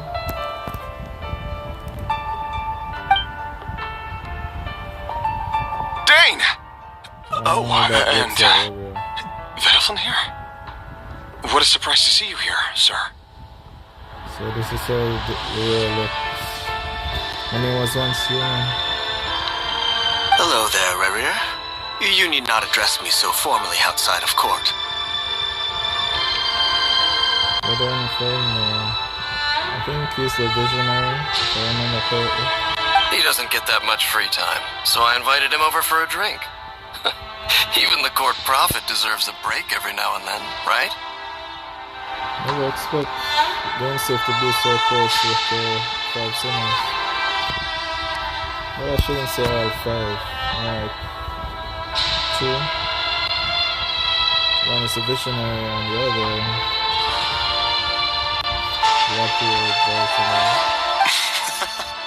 Well, I'm flattered. So, what are we discussing today? Hey, don't look at me. As far as I see it, we don't need an excuse to have a few drinks. Come on, don't give us that. Didn't you say you were about to pop the big question? How's that coming along? Yeah, the Ensif is talking. You start to recognize it's the same Ensif we know. Who'd have thought the Great Twilight Sword was an even greater gossip? I just didn't expect you to be the first one to settle down and get married, that's all. Yeah. If you told me that a few years ago, I wouldn't have believed you either. So, are you planning to come clean about your job then? I'm guessing you still haven't told her. Sure, I'll have to tell her at some point. But I'll need to pick the right time and place. To be honest, I have no idea how she'll take it. Come on, stop being such a pessimist. For all you know, she could be thrilled. I bet she'll be much more impressed by your actual job than the one she thinks you're doing now. A member of the King's Guard. Quite the cover story. Does the king himself even know? Of course he does. Anyway, enough about me. How have you been? Me? Same old, nothing much to... Huh? What's up, Ved? It's nothing. Vedafilnir, Dainslift's elder brother. Renowned throughout the court of Conria as the Visionary, and said to possess a wisdom far beyond the reach of any ordinary man. And yet, despite the gulf between us, he seems to have something to say about me. Does he even know me? Does he see me as a friend of his brother, or just another of the Vinster King's blades? Why did he react so strongly? Was it really to do with what we were talking about?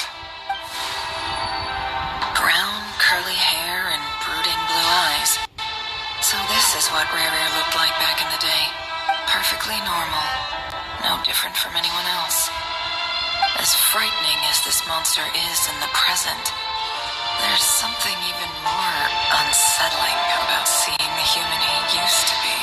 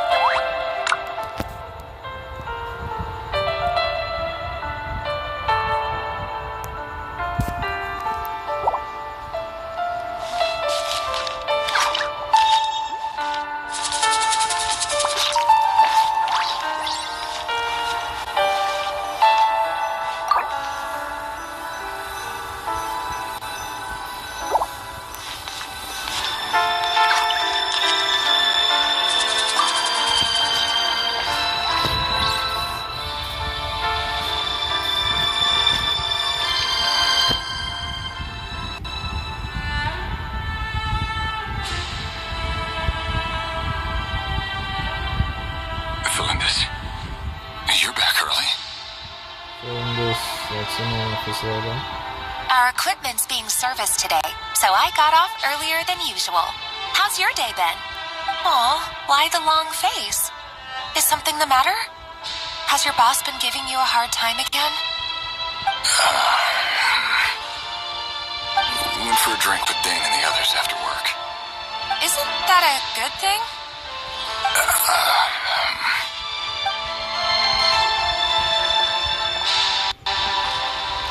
Veta from the air showed up today, too.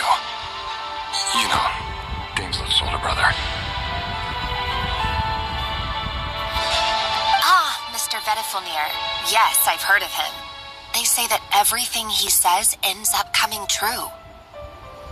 That's why he's the visionary.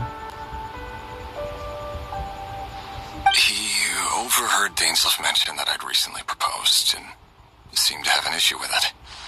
But when I asked what it was, he kept it to himself. So, you're worried? You could be such a child sometimes, Revier. We're nobodies. Why would the visionary be concerned about us? I'm sure someone in his position has much bigger fish to fry. Maybe you're right. You worry too much, Revier. We've been together for ages now, and everything's been going so well, has it not? You've even proposed to me. So, you do remember. Tell me then. What's your answer? Like I said, I need some time to decide. You can't just rush into things like this. We may be nobodies in the grand scheme of things, but if we want things to work out, we've still got to plan ahead. All right. Take your time. Just don't keep me waiting forever. Nobodies. Sounds about right. In the eyes of people like Vedifilnir and Dainsleif, what do we matter? Can someone whose gaze is so fixed on a far-flung future even see the present clearly? Besides, the dynasty's fate rests with the king and his inner circle. Whatever I do, it won't make much difference. Meanwhile, every idea they come up with, every decision they make, it affects everything. These days, the king is lost in his research, and the purge of the Crimson Moon bloodline grows ever more intense. The opposition tried to speak out, but nothing came of it. I'm under no illusions as to why. Because we eliminated them and got rid of their bodies. A man can have 1,000 reasons to carry a sword, but there are few good excuses to use it. Yet the king has never even considered a gentler approach. He never will. What becomes of someone who kills on another's behalf? Can he ever find true peace?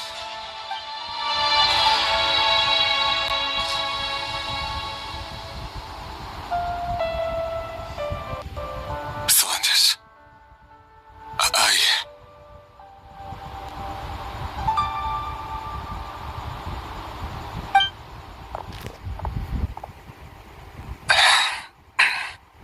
It's nothing. You were right. Fate has never smiled upon nobodies like us. But by the same token, it's unlikely to bear a grudge against us either. There's no reason we can't keep living happily together, cherishing the simple joys of each day as they come. See? You just need to stay positive, Revier. I can feel your warmth, your breath. You're right there, right by my side.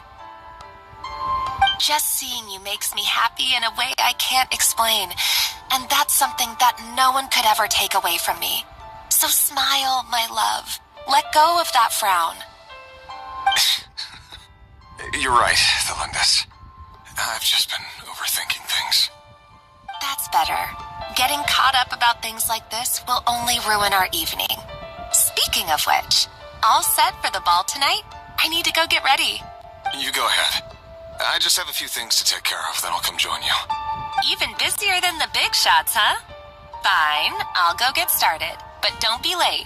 If you keep me waiting too long, I won't be a happy bunny. Relax. I'll be there. Seriously, though, you drive a hard bargain. You're really gonna leave my proposal hanging and still expect me to take you to the ball? Well, that goes without saying. I already told everyone I'd be coming with a dance partner. Besides, they're two completely different things. Let's take it one thing at a time, all right? All right. White outfit it is. It seems like Rerir was deliberately hiding his ties to the intelligence services by giving the impression that he was just an ordinary member of the Finster King's Guard. He clearly doesn't want his would-be fiancée to know about his other life. Then again, that's hardly surprising. People in the intelligence trade rarely do. Who'd have thought we were in the same line of work? Let's dig a little deeper. Well, there's something we both have in common. Well, back in the day, that is.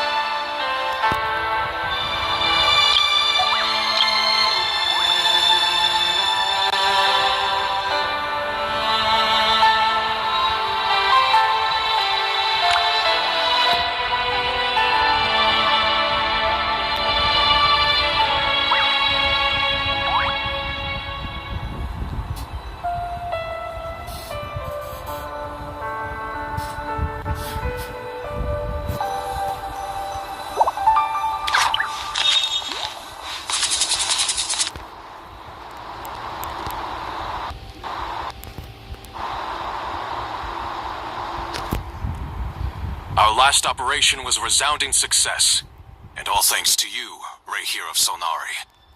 In total, we apprehended 32 dregs of the Crimson Moon, and 67 accomplices.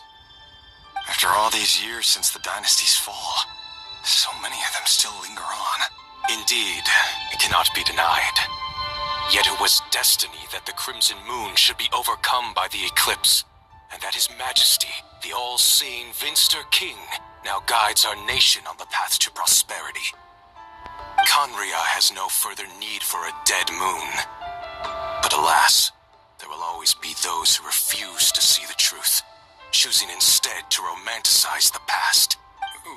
That's not entirely true. Much about the Crimson Moon era was worthy of remembrance, and that's exactly why they keep trying to see it restored. Many of its secrets remain unsolved to this day. As it happens, that's precisely the field of study my partner is devoted to. You still haven't told her what you really do for a living.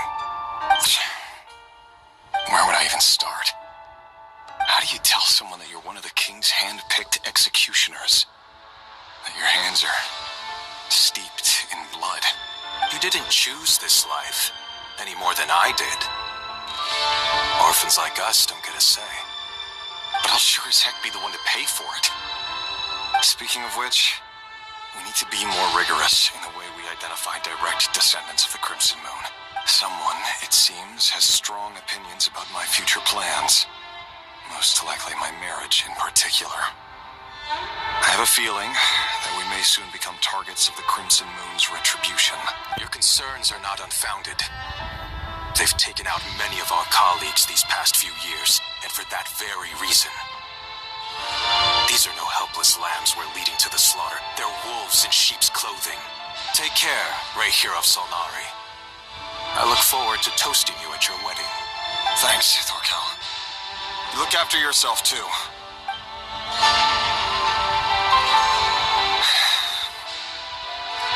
Celindus, I never wanted to keep this from you.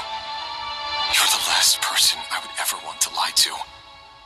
But that's exactly why I can't tell you everything. There are things you shouldn't know. Things you cannot know. The moonlit dynasties are a thing of the past. Yet even now, with the sun shining high in the sky, there are those who would call forth a dead moon's ghost. Could that be why Vedalfnir held back? Or was it because of some court secret he's not at liberty to share? I have to get a clear answer from him. No matter what happens, I will protect Celindus. Rerir seems to be very concerned by Vedalfnir's reaction. Vedalfnir and Dainsleif, the Visionary and Twilight Sword. So that's what they were really like. I've investigated this whole area now. There doesn't seem to be any other memories here. Should I try somewhere else? Wait a second. What's this black smoke?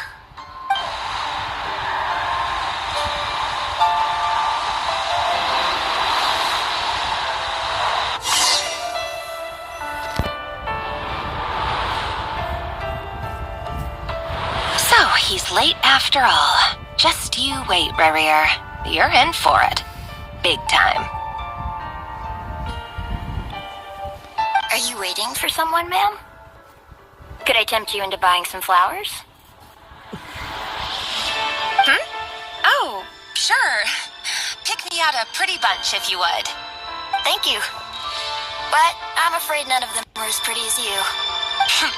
For someone so young, you sure have a way with words, don't you? I'm only telling the truth. Look me in the eyes. You'll see I'm not lying. Those eyes. They're from the Crimson Moon.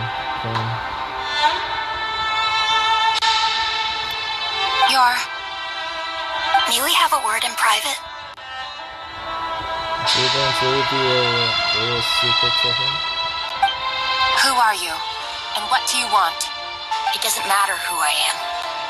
Too many of our kind have fallen lately, so I decided to take the risk of reaching out. Not long ago, the Ray here of Solnari led an assault on one of our strongholds. We suffered many casualties, and many who came to our aid lost their lives as well. Sorry, I don't know why you're telling me this. And I don't want to get involved. Wait, hear me out. This time we finally got a clear look at his face and learned his true identity. His name is Rarier, and he claims to be one of the King's guards. What did you say? A cruel irony, isn't it? The man you're set to marry leads a double life as a brutal executioner. But surely, you must have caught a whiff of the blood on his hands. Why are you telling me all of this now? Simple. It's because... How strange. Rarier was nowhere to be seen in that memory. It clearly belonged to the Lindis. Rarier couldn't possibly know what happened if he wasn't even there. Why would her memories appear in his fragment? The ceremony won't last much longer. I think it's time to call it a day.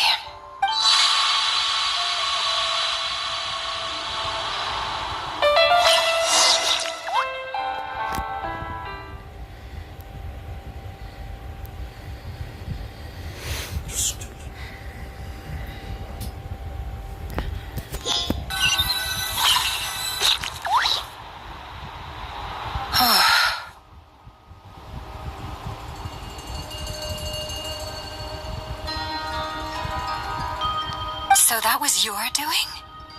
Did you just pull us inside Rarier's fragment to spy directly on his memories?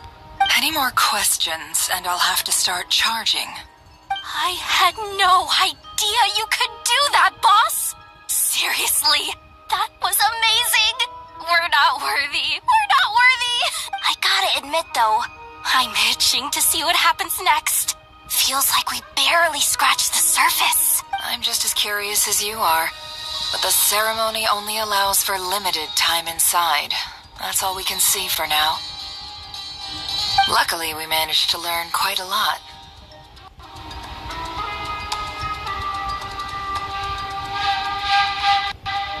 So far, so good. I just hope the others, especially the group with the Traveler, their mission is a risky one. Let's hope it's all going smoothly. If you're worried about them, go see how they're doing. If I know boss, she's gonna need some time to write up all the details and make sure it's all coherent. I'll stay behind to lend a hand, but feel free to head back and meet up with the others.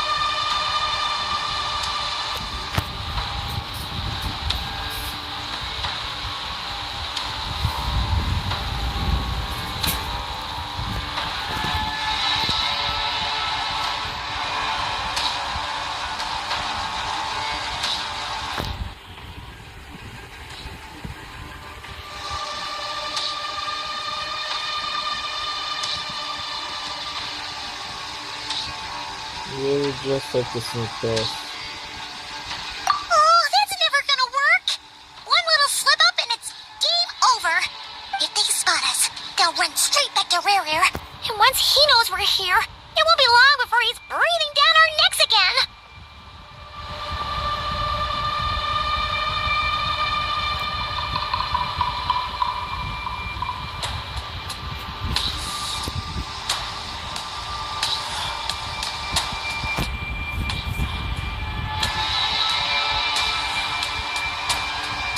Do it opposite now.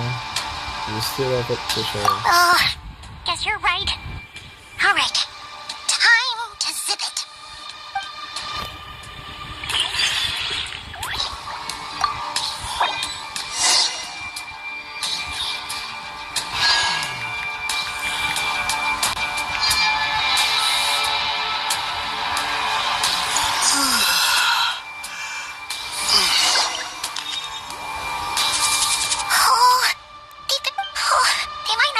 Yep. If they spot us, they'll. Really? So this guy not more than also spot me.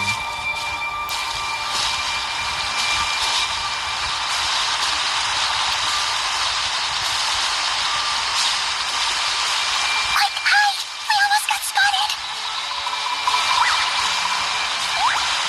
Phew. That was a close call. So they were coming from behind. I see all this stuff in there.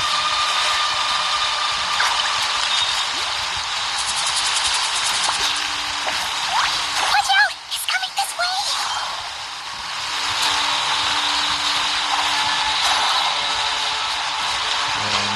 Keep going. We're nearly there. This is the final hurdle.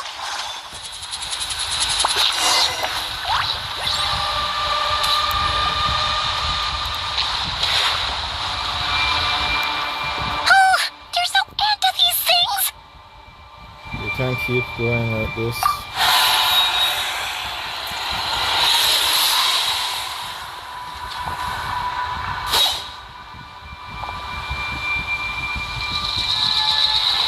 That's when I would show up there.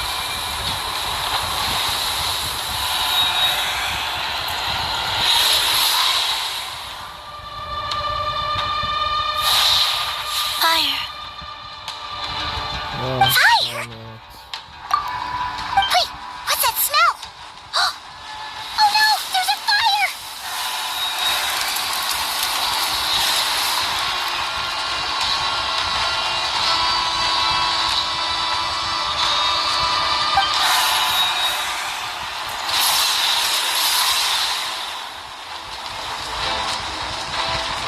Oh, that's good.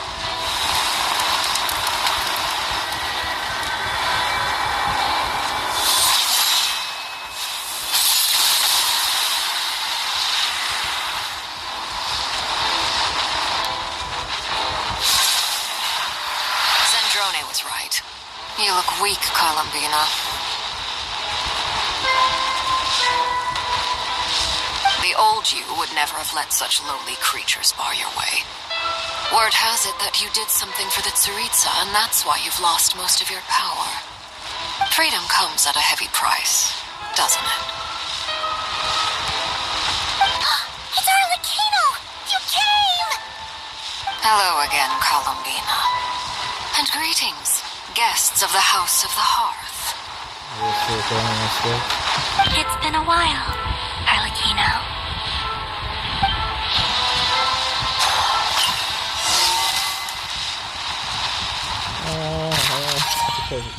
Oh well, seeing Syndrome's design is even more interesting, since that's where Rara is at right now.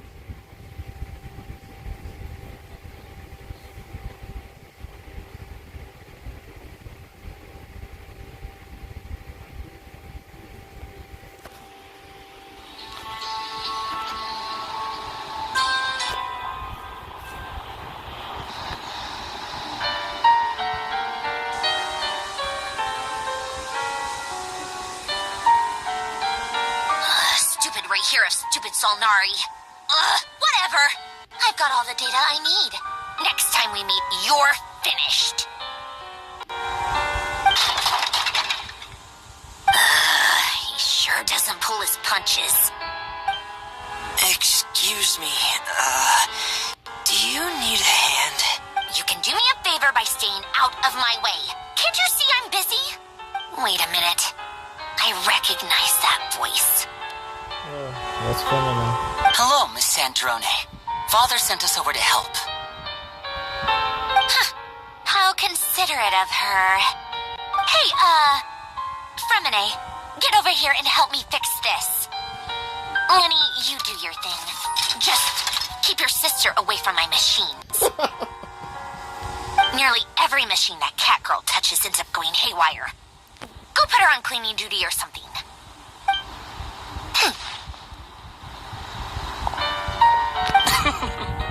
Then let's start downstairs. Fremine, we'll leave this place to you. You've got it. Wait a second. Pretty sure there's still some tea in the cupboard. If you want some, you'll have to make it yourselves.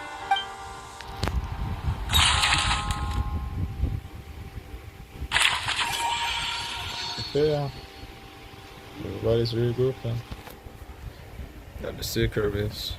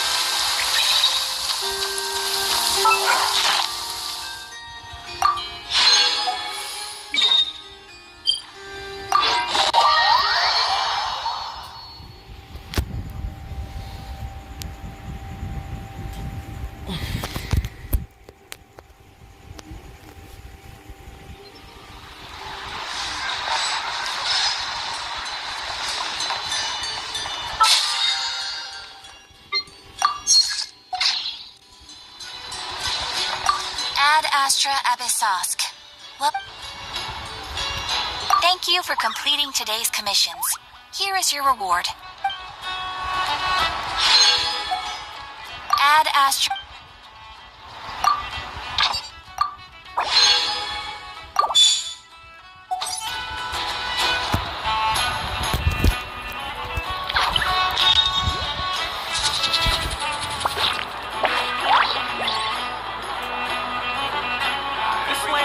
Nothing but promise for adventurers from all walks of life. Would you agree? Once they've hauled everything over to Snezhnaya, make a little extra by selling them.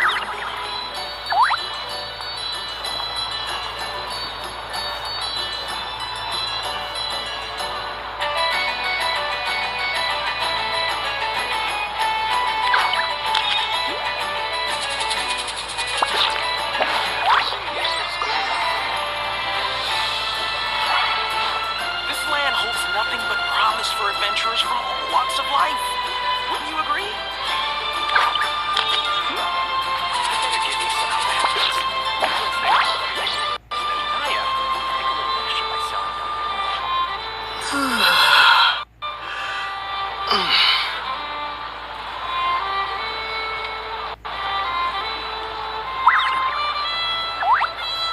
Everything here is good enough for me. This land holds nothing but promise for adventurers from all walks of life. Wouldn't you agree?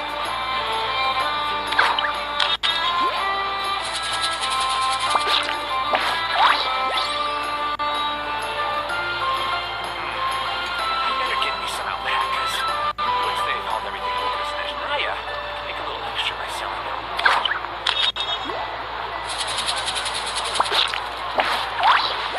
Error. This land holds nothing but promise for adventurers from all walks of life. Wouldn't you agree?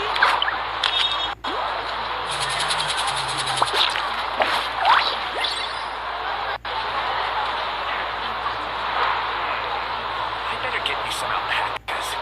Once they've hauled everything over to Snezhnaya, make a little extra by selling them.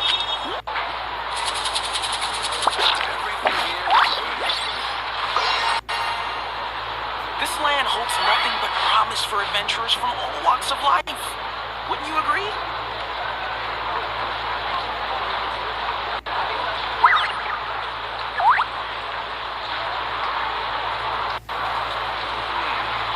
I better get me some alpacas. Once they've hauled everything over to Snezhnaya, make a little extra by selling them.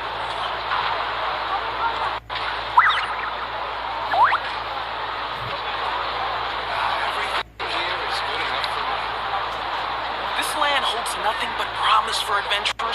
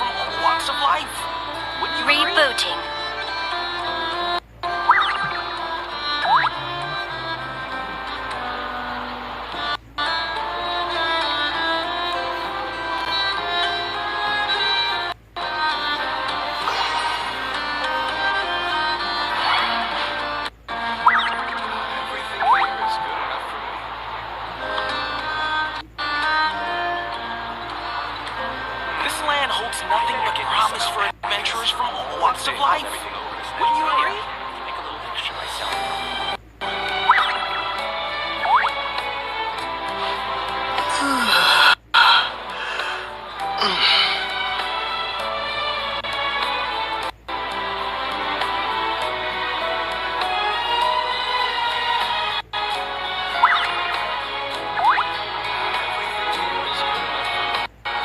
This land holds nothing but promise for adventurers from all walks of life.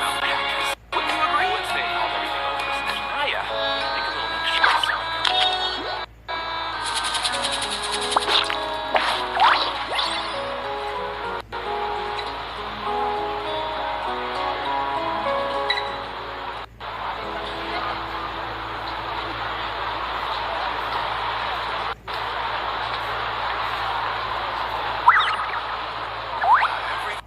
This land holds nothing but promise for adventurers from all walks of life.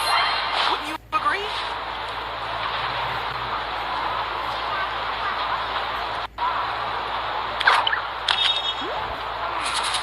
I better get you some alpacas. Once they called everything over to Snezhnaya, make a little picture myself.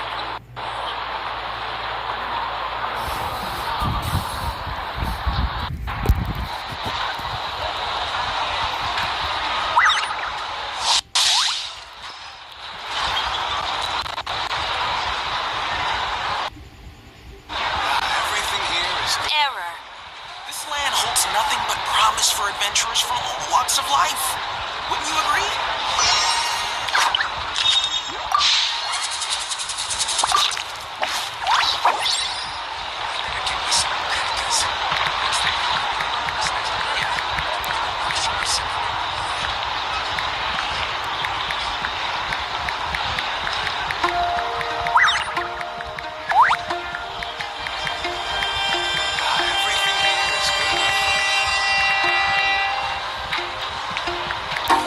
This land holds nothing but promise for adventurers from all walks of life.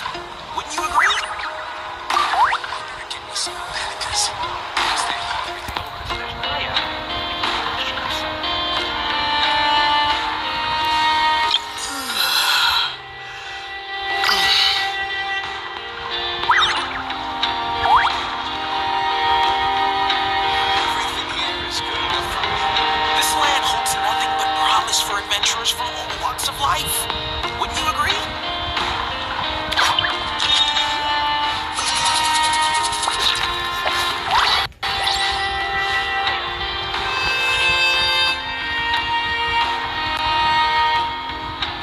Error.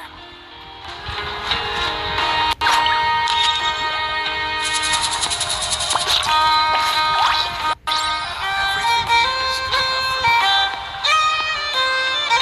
This land holds nothing but promise for adventurers from all walks of life. Wouldn't you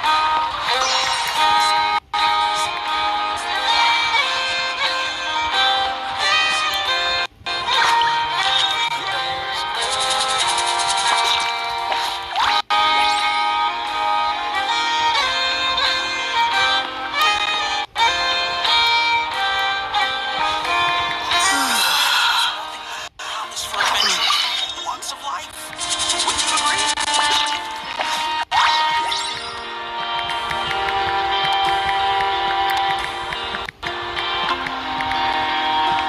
Give me some alpacas. Once they called everything over to Snezhnaya, everything is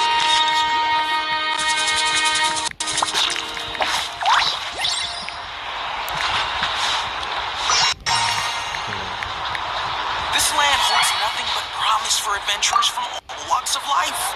Wouldn't you agree?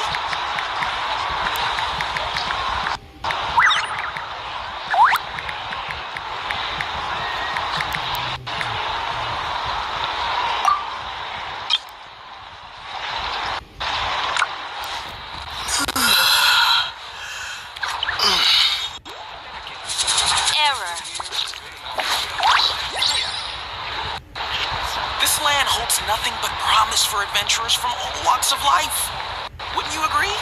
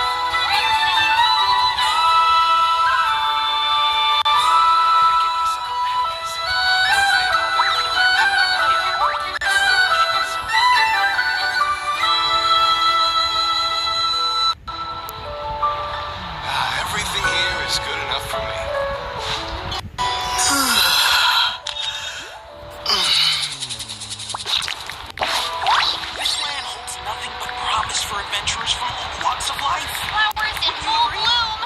Perfect as gifts for others or yourself. I better get me some alpacas.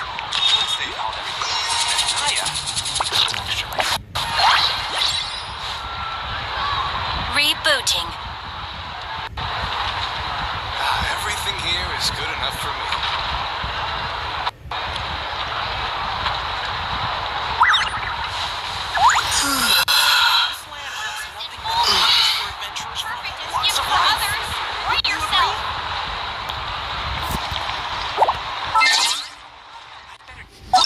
Since gear wasn't there because I think I did saw gear online.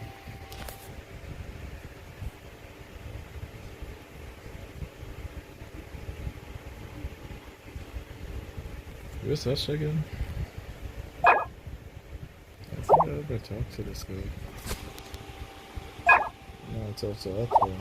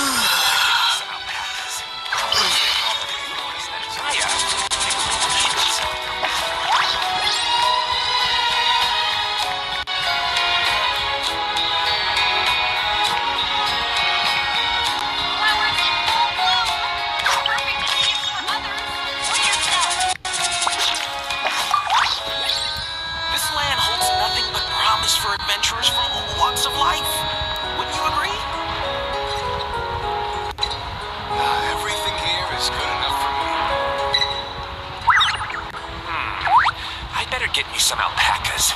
Once they've hauled everything over to Naya, I can make a little extra by selling their wool. Flowers in full bloom.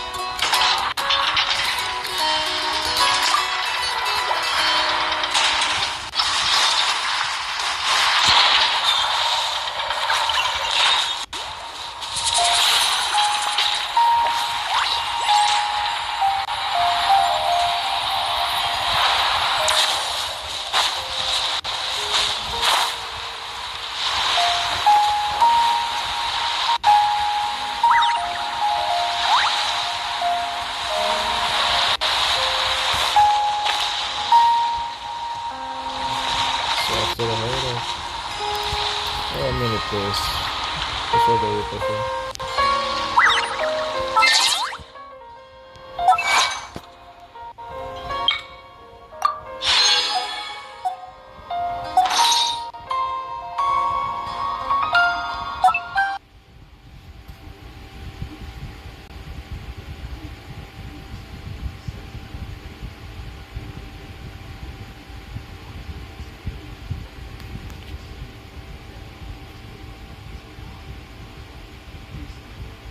Nothing, just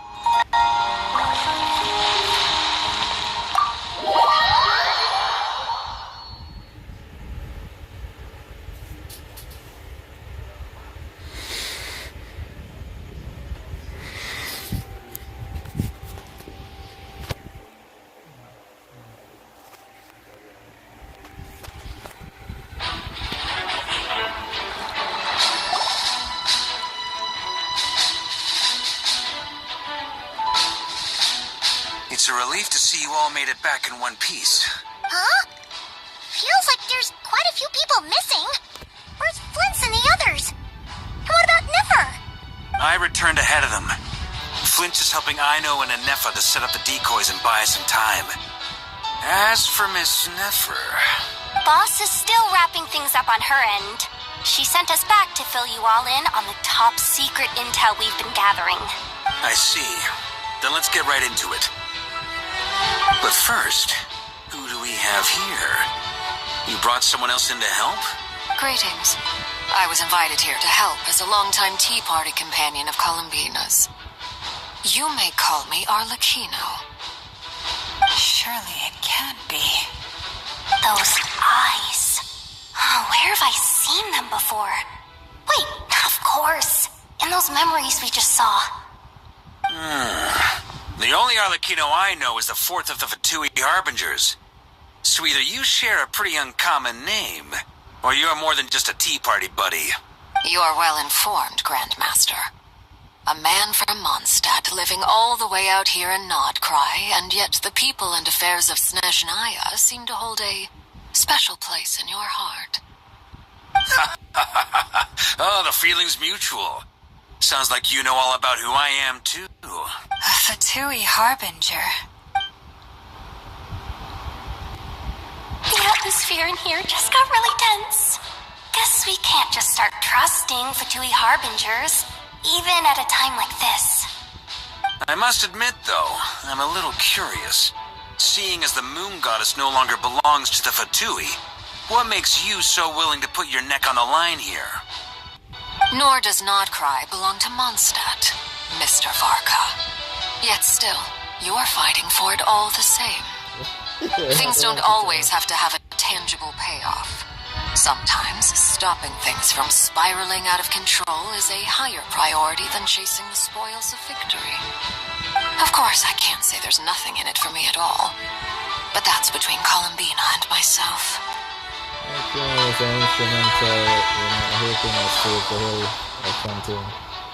Forgive me, I don't mean to doubt you. It's just that the Fatui really have been the source of many of our troubles. We have our own way of doing things here in Nodcry. But ever since they arrived, the Fatui have treated us with nothing but hostility. I know there's been a lot of bad blood between us in the past. I've done my utmost to avoid friction whenever I could.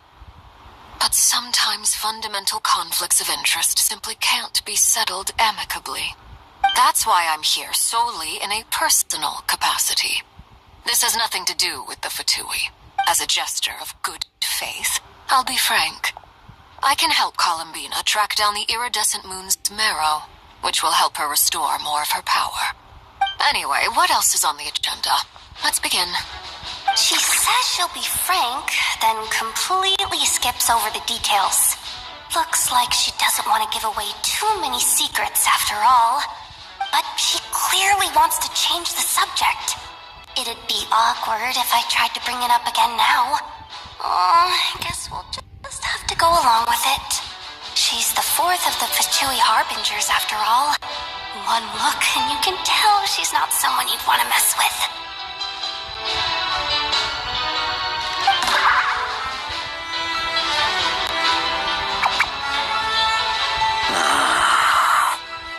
Well, since Miss Arlecchino sounds confident in her ability to handle that, we'll proceed to the next topic. Yehoda, time to share that top secret intel. Alright, listen up everyone. First, we now know that Rerir was originally a Conrian secret agent whose primary mission was to hunt down and assassinate the so-called Dregs of the Crimson Moon. The Dregs of the Crimson Moon? In the memories, there was a lot of talk about the Crimson Moon and Eclipse, and a whole bunch of other stuff from the time of Conria. To my knowledge, those were the names of two different Conrian dynasties. Long, long ago, it is said that the people of Conria worshipped the Crimson Moon, drawing a mysterious power from its reflection. But one day, a coup saw the Crimson Moon eclipsed, hence the name of the new dynasty that replaced it, and how it became the new emblem of Conria. Still, long after the Crimson Moon dynasty had fallen, the last ruler of the Eclipse dynasty, the Vinster King, still coveted the secrets it left behind. So, he sent the Rehir of Solnari to secretly hunt down the Crimson Moon's few remaining followers.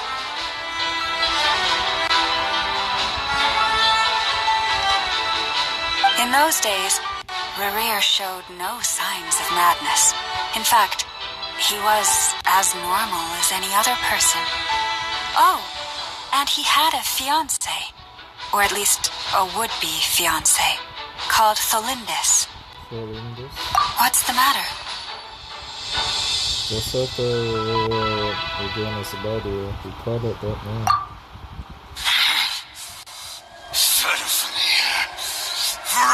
Daughter.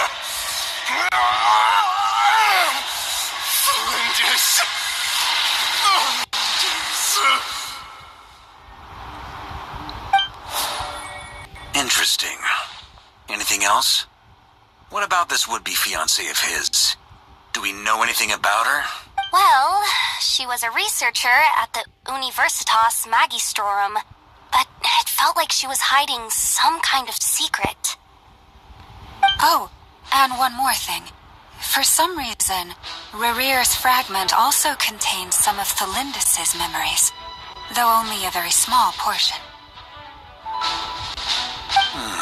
Well, no shortage of potential leads, I'll give you that. In any case, it sounds like we can conclude that while Tholindis was still around, Rerir appeared to be lucid and quite normal. Tholindis, it seems, must have been the one thing in this world that he couldn't let go of. Tell me, though, were these pure-blood Conrians we're talking about here? Why do you need to know that? Hold on. If she was a pure-blood Conrian... The curse of immortality. Oh yeah! Just like how it was with the captain. If we could somehow find her, do you think there's any chance Rerir might regain some of his sanity? It's possible, but it would take a miracle. We can't pin all our hopes on that. That merchant who never knows, Dori Sangama Bay. Maybe we could hire her to look into it. All right, then. Let's keep working in our separate teams. Traveler, Paimon, Kutar, and Miss Arlecchino will go look for the iridescent moon's marrow. As for the others... On the way over here, I noticed that the wild hunt monsters had grown even more frenzied in their search for Kutar. At this rate, the people living here will be in grave danger too. So I'm thinking of gathering together some of our followers to go wipe them out. I'll head back to the curatorium and meet up with the boss. Feels good knowing we've all got something to be getting on with. Given that the Wild Hunt has been a lot more active lately, the Lightkeepers have likely begun their own operations too. If that is the case, someone will need to pass the news on to Flint's. I'll hold the fort for now, then discuss our next move with Flint's, Aino, and Anefa when they get back. All right then. Well, the clock's ticking. If that's everything, we'll be on our way. We'd better get moving too. We'll try to buy you as much time as we can.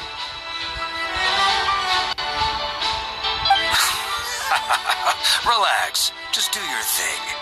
I decided to call in some backup since things are getting so hairy. Our reinforcements should be here any minute now. Stay safe, everyone. Dismissed.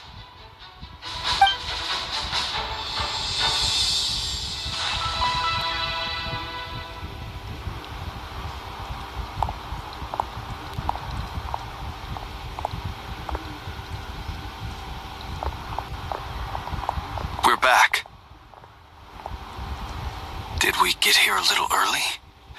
Or a little late? A tad late. The others have already set off. To summarize, our resident moon goddess has found us a new ally, and Boss Nefer has uncovered some promising info. Everything going smoothly on your end? Not great. I don't know how long we can stall them for. The decoys are getting taken out way faster than we imagined. I'm gonna make some more later, but I need a timeout first. I'm so tired right now. Oh, right! Inefa, could you fill in Uncle Varka on what we just discussed with Flint's? Sure.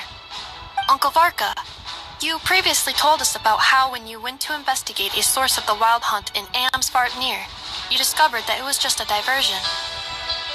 But according to Flint's intel, several outbreaks of the Wild Hunt had already occurred in Nodcry in the period leading up to that. That was before Rerir had regained his body, when he was far from regaining his full strength. In other words, in theory at least, he still lacked the means to act in two places at once. Flint's, with everything that's been happening, the Lightkeepers across Nodcry are rallying to fight back against the Wild Hunt.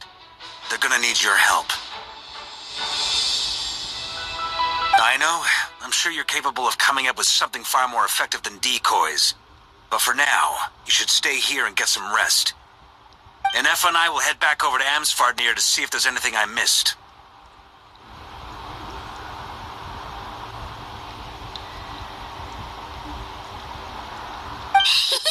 I told you Uncle Varka would say that, didn't I? A deal's a deal. Not a word about my snack intake for the next week. Database updated. Reliability of Aino's predictions increased. What does that mean? They were betting on how you'd respond after hearing their intel. It's the obvious choice, isn't it? That's hardly worth betting on. We already decided that Anefa should go investigate the situation over at Amsvartnir on her own. You might as well stay here and keep watch. Someone needs to hang back and oversee our strategy meetings. And besides, you still haven't fully recovered from ambushing Rerir. So I've ended up with the easiest assignment. Well, I appreciate it, everyone. See you when you get back.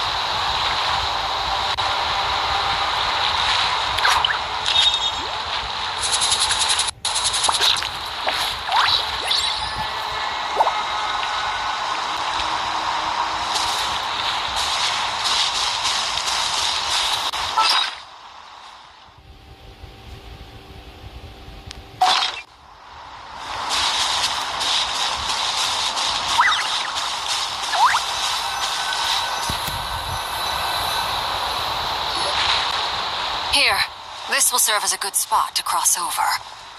Arlecchino, hold up a second. Since you brought us all this way, would you mind telling us what you've got planned? We still haven't got the slightest idea what's going on here. And if even Columbina doesn't know where the iridescent moon's marrow is, how do you? Simple. Because I am an inheritor of the royal bloodline of the Crimson Moon, and one of the last surviving embers of the Two Worlds' flames. Huh?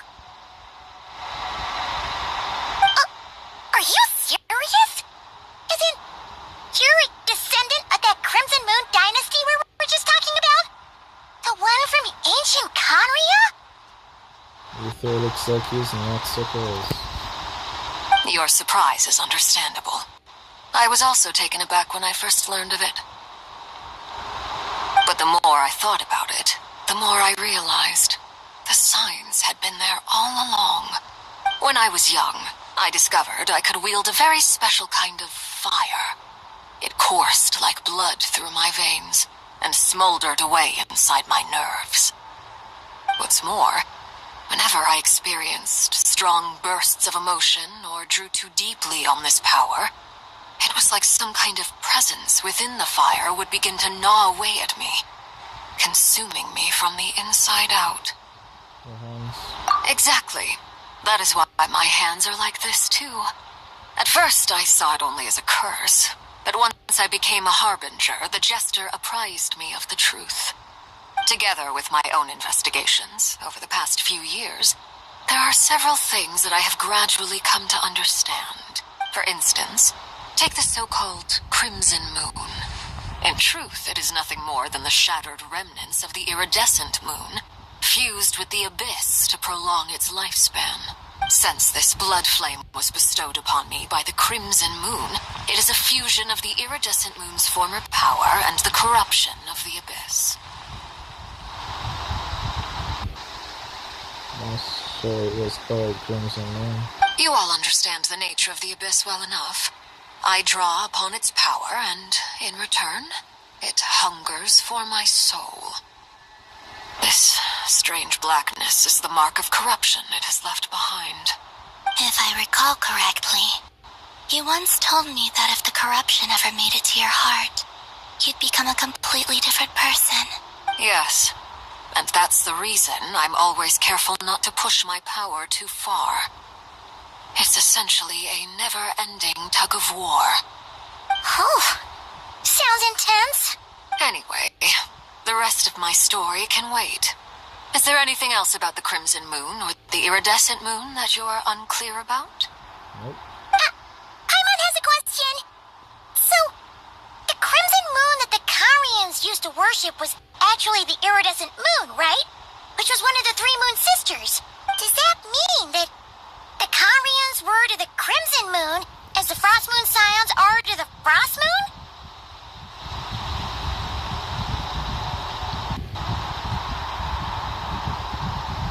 So much of that history has been lost. We have no way of knowing exactly what they were like. But I would suspect that the Conrians weren't as devout in their moon worship as it might appear. The iridescent moon's remains simply served as their link to the abyss. Later on, perhaps someone discovered a way to make direct contact with the abyss. Or maybe there was some kind of ideological divide. Either way, a dissenting faction staged a coup and drove out the royal heirs of the Crimson Moon dynasty. Still, even with the dark sun looming high overhead, the Crimson Moon's glow never truly faded. If you want living proof, it's standing right before you.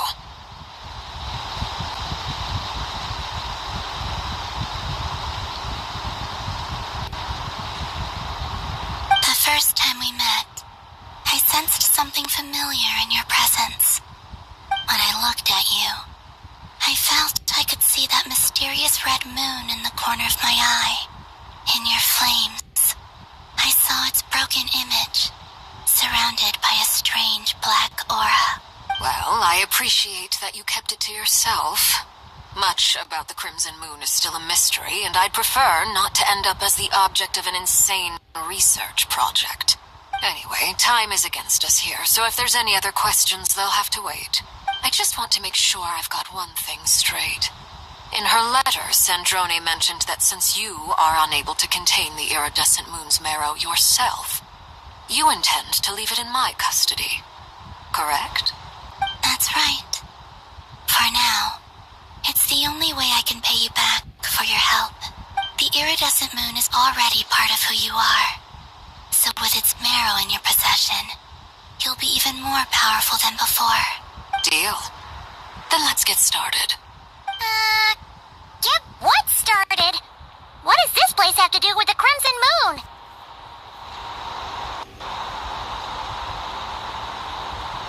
When I first became a harbinger, the Jester gave me a book called Harry, also known as Leobranto Innamorato.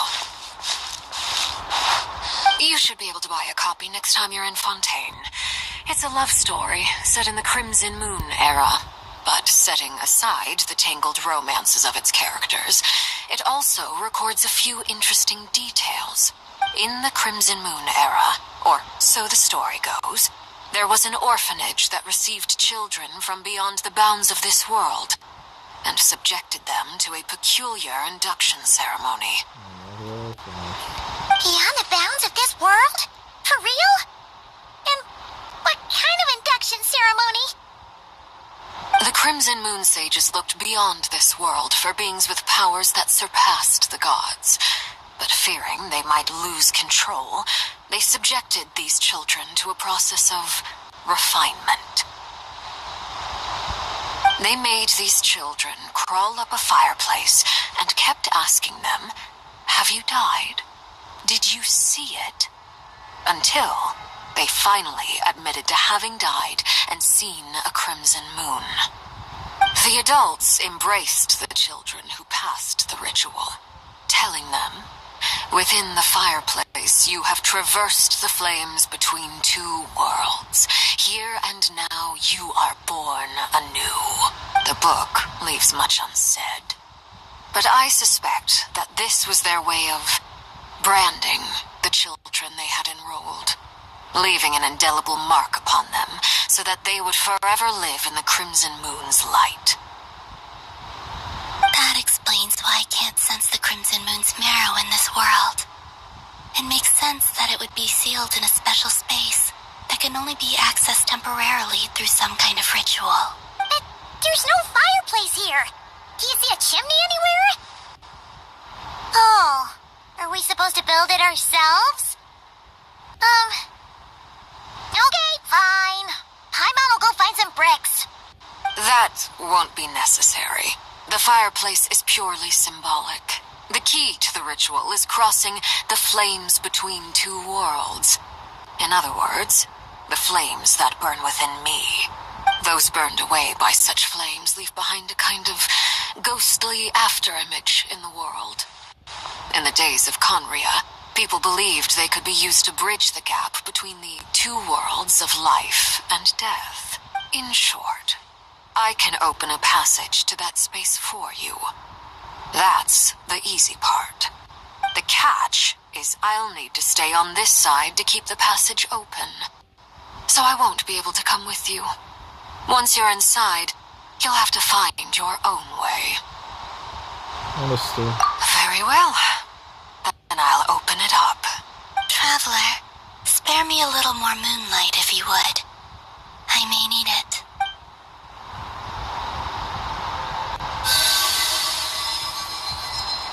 Thank you. I feel like I've recovered some of my strength now. It should be enough to move us across short distances and confront whatever dangers might await.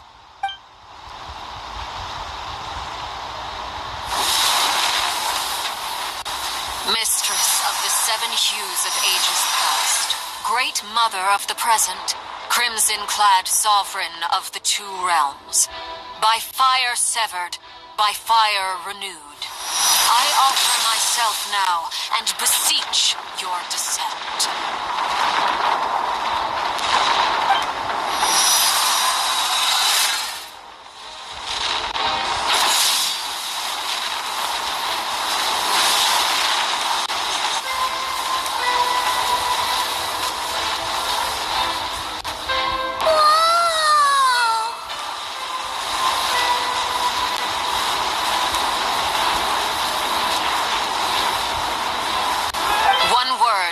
advice. As you're crossing over, no matter what voices you hear, do not answer. Got it. I sense a sinister gloom inside, but also the familiar light of the moon. I feel that I am about to meet an old friend who has changed beyond all recognition. All right, let's go.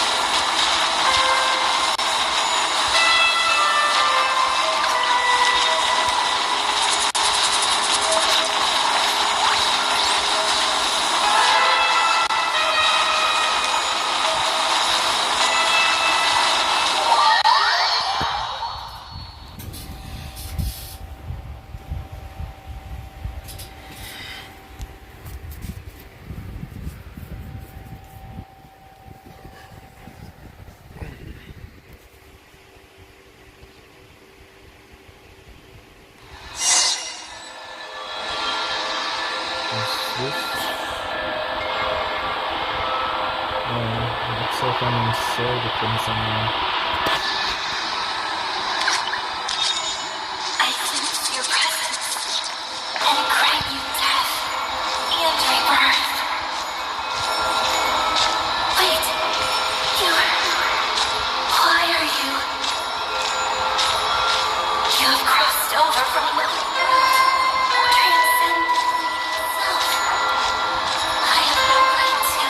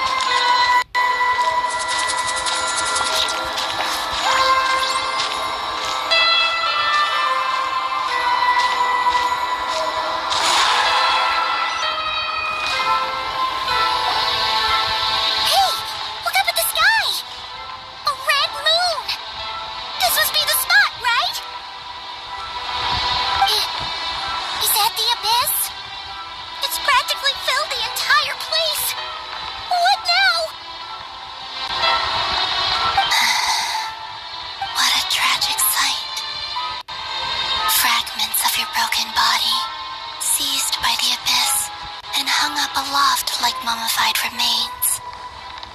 Iridescent moon. Was this truly what you wished for? Careful! There's something spooky about this place. Feels like something is lurking in the fog. Haimon's right behind you. Whatever you do, don't run off without her.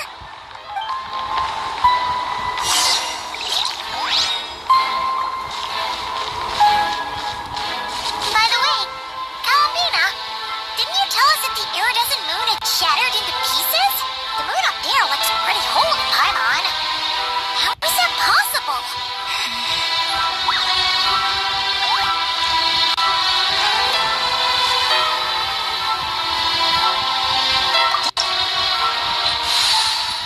So I can see the purpose of it. If I need to do it, you know, it is yeah.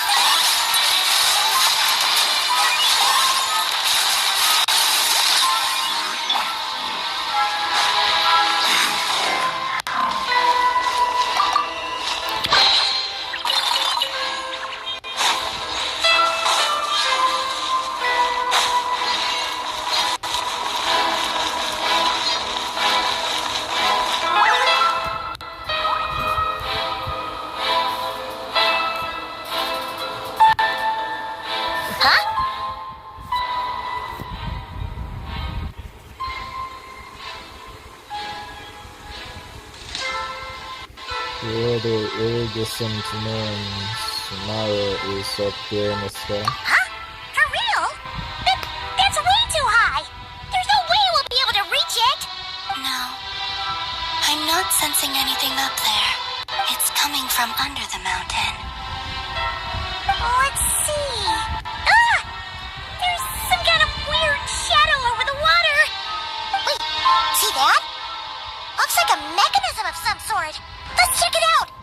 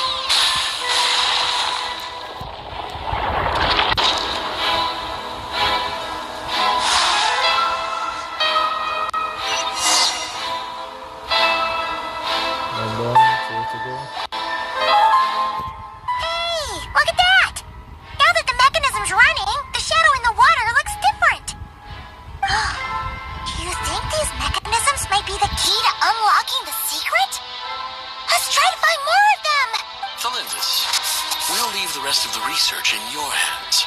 We'll be heading back now. I hope this isn't ruining date night. Ugh. Mind your own business. Just leave me some snacks on the table. Melinda's? Is that Rear's girlfriend? How come we're hearing her voice here? Didn't Ethel previously mention that she was a researcher at the Universitas magazine shows researcher month?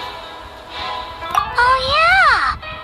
So, do you think she was studying this strange space all along? The Abyss has made this space extremely unstable. Maybe that's why some of the things she said and did were preserved here. Like echoes. Or after images. Whenever I see this view, it takes me back to a poem from my childhood.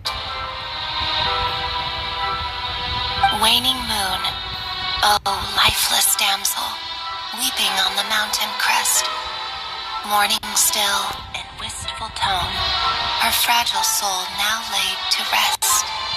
For me, of all people, to be here investigating the mysteries of the Crimson Moon space. Is it a coincidence? Or something more?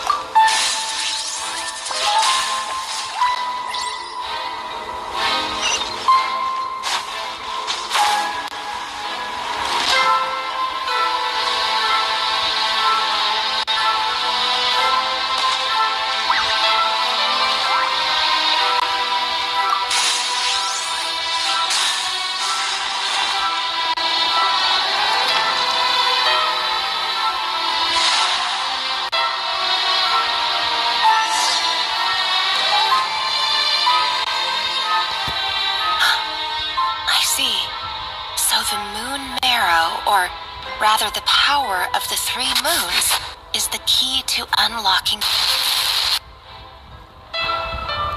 If it really does exist, then maybe this madness can finally be put to an end.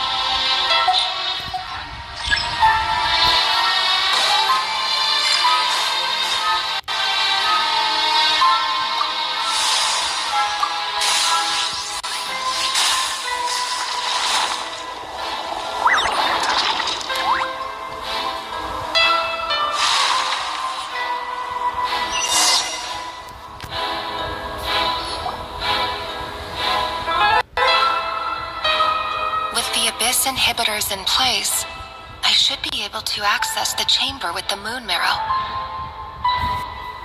Oh, Rarier, with every step you take, you're drifting further from what you truly desire. But you're not the root of the problem. Ever since that outsider set foot in Conria, the Vinster King has sunken deeper into madness. If only I could get my hands on that outsider.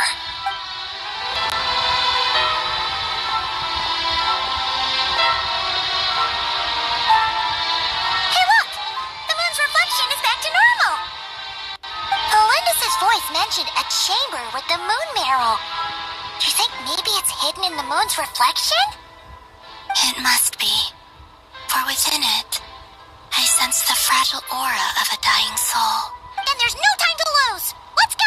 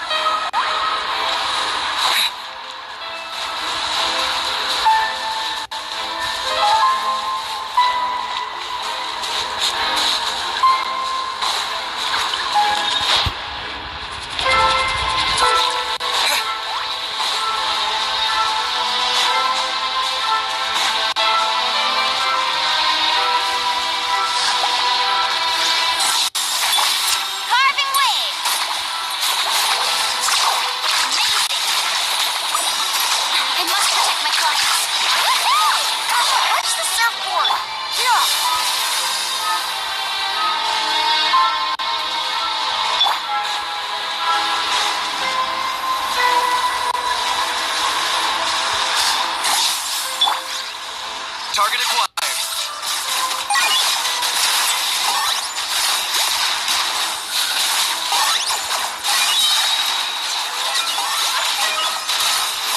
Slay these souls.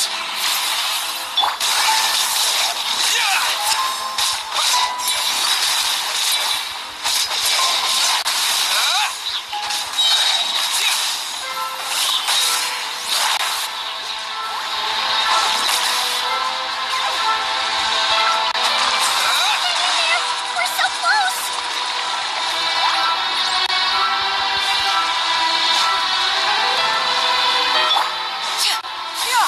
Skyward! Got him!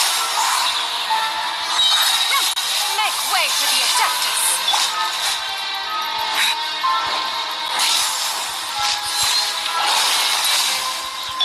I got him cornered.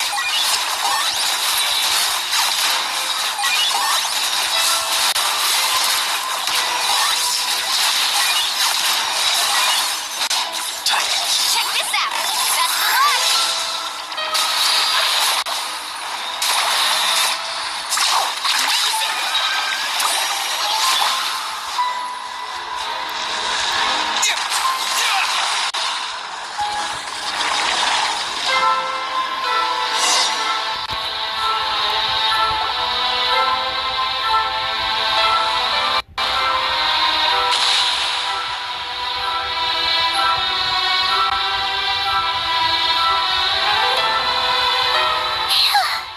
I finally did it! The iridescent moon's marrow, still burning away like an undying flame, yet now contaminated by the abyss. It has taken on a new form entirely. If we can purify the abyssal power within, we should be able to obtain its untainted essence. Leave it to me.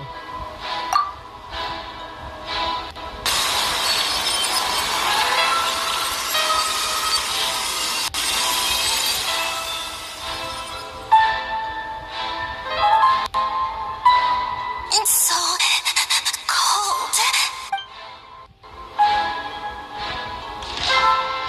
Is it you? Are you here? Huh? Are you talking to us? At long last, I can see you once more. Our fates have crossed, and I am finally free. I'm sorry, I lied to you. Even knowing what was to come, I still couldn't let go of the fear in my heart. As death drew near, the moment the moon shattered, my body began to split apart piece by piece. Like I was being cut into pieces by 1,000 blunt blades. My thoughts scattered as the cold crept in. But tell me, what was it that brought you to us all that time ago? If only I had possessed your courage, then I might have been spared this torment more painful than death. You look so puzzled. That's how I felt too when I first saw you. But trust me when I say that everything happens for a reason. Farewell, people.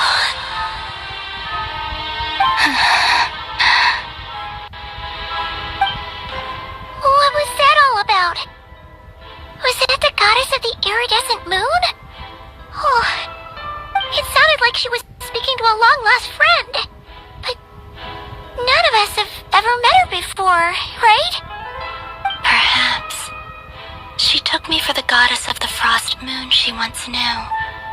For a fading soul like hers, our auras must be too similar to tell apart. But anyway, we've got the iridescent moon's marrow now. That should help you regain your strength, right? Alright, time to leave this place and meet back up with Arlecchino. Let's go!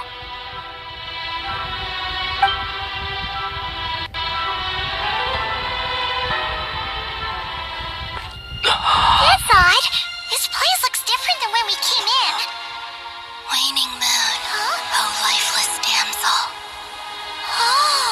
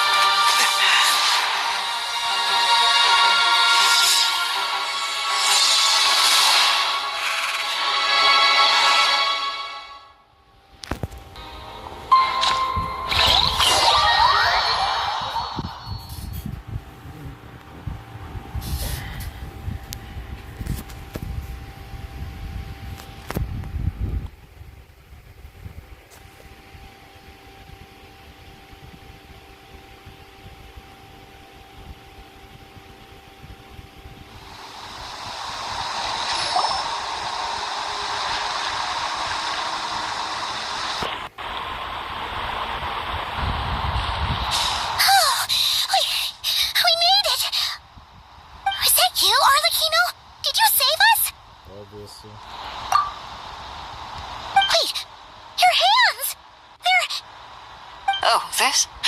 Don't worry. It's a small price to pay. The Abyss wanted to trap you inside, and I defied its will by bringing you out. No wonder it's a little angry. Is there anything I can do in my turn? No. I have paid the price, albeit a small one, and it cannot be undone. My hands have already fused with the Abyss. Purification would simply destroy whatever's left of them. But surely... Oh, we're so sorry, Arlecchino. Paimon can't believe you'd make a sacrifice like this for us. As much as I'd like to call it a favor, the truth is I was simply holding up my end of the deal. Well, Columbina. Yes, you did your part. And as promised, I will leave the iridescent moon's marrow in your care. From this day forth, may the two worlds' flames burn ever more brightly.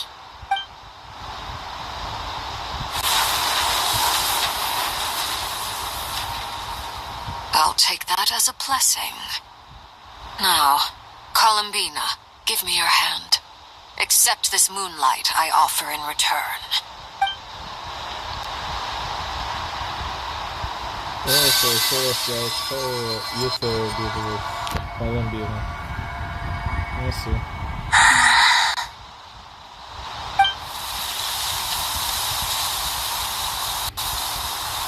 Feeling stronger? Hey,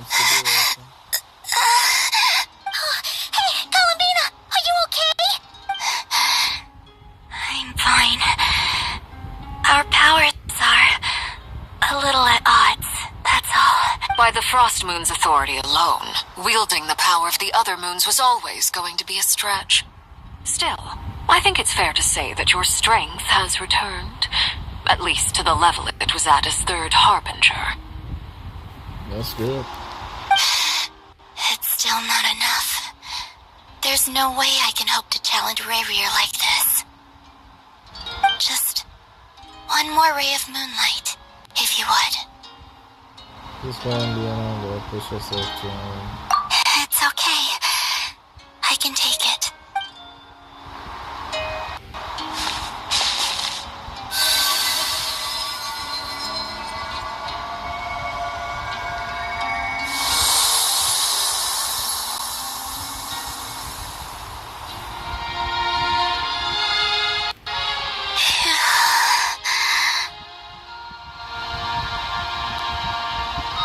How about now? Fighting fit? At the very least, I won't have to stay hidden like before. I want to see him gone from Not Cry. The Ray here of Solnari and his wild hunt must be sent back where they belong. Well, it's good to have something to aim for. You certainly seem more alive now than you did earlier. When I first met you, you didn't strike me as a ray of moonlight. More like a wisp of fog drifting in from who knows where, ready to scatter at the first sign of a breeze. But now, you're full of vitality, just like the Frost Moon, once the brightest of them all. May you keep shining, Columbina. This is who you are. Thank you. Look after yourself too, Arlecchino. I know you have plans of your own, and that's why you're always seeking to grow stronger. But whatever you're after, don't let the Abyss take a hold of you. I do not wish to see you go down the same path as Rayrear. I appreciate the concern, Columbina. Although perhaps it's time you took a new name. A new name? Kutar, the Moon Maiden, Columbina. They're nothing more than code names. They describe who she is and the roles she's played, but they're not her real name. We often use code names in the House of the Hearth, too. But it's knowing your real name that keeps you grounded. Up till now, you've been living a wandering life, so you've probably never really cared. All I'll say is this. Once you've defeated Rayrear, give it some thought. All right, that's it from me. I'll get you back safely first, then go meet up with Sandrone. You sure to return a favor. I appreciate the gesture. It speaks to your good character. Anyway, let's get going. There are more urgent things to do right now than trade compliments.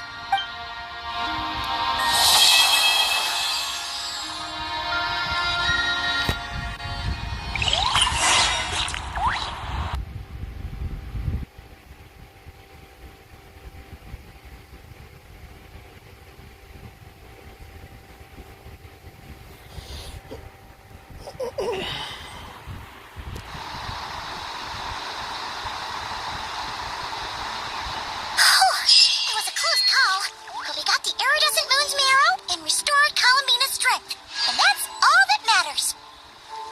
In other words, mission accomplished. Paimon wonders how everyone else is doing.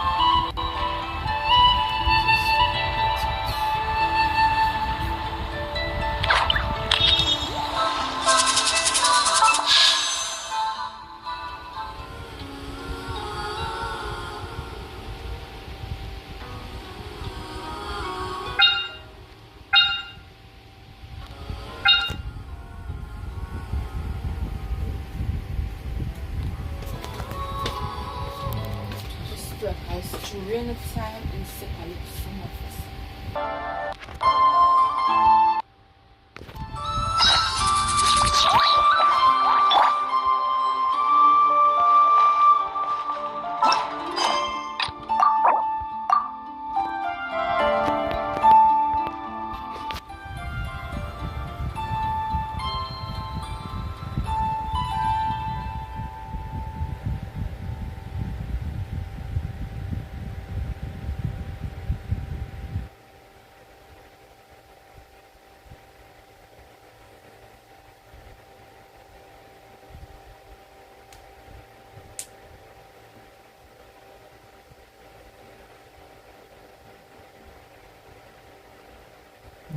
What's this one?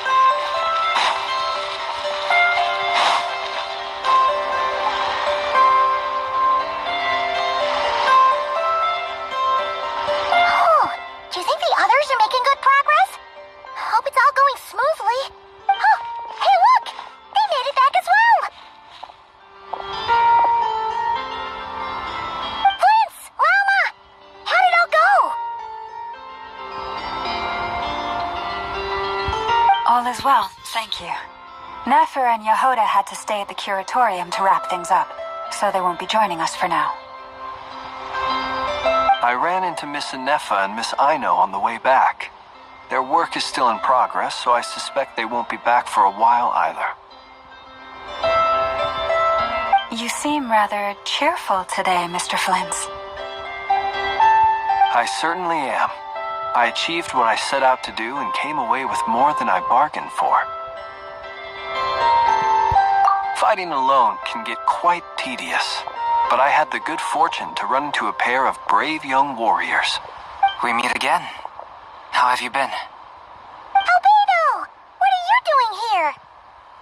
I'm guessing we're here to see Welkin. That would be a natural assumption to make. It's also the correct one.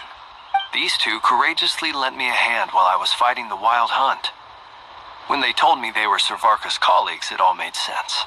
And given how people of outstanding talent tend to cross paths, it's no wonder you're already acquainted. So? Who's your travel buddy, Albedo? Why don't you come and introduce yourself?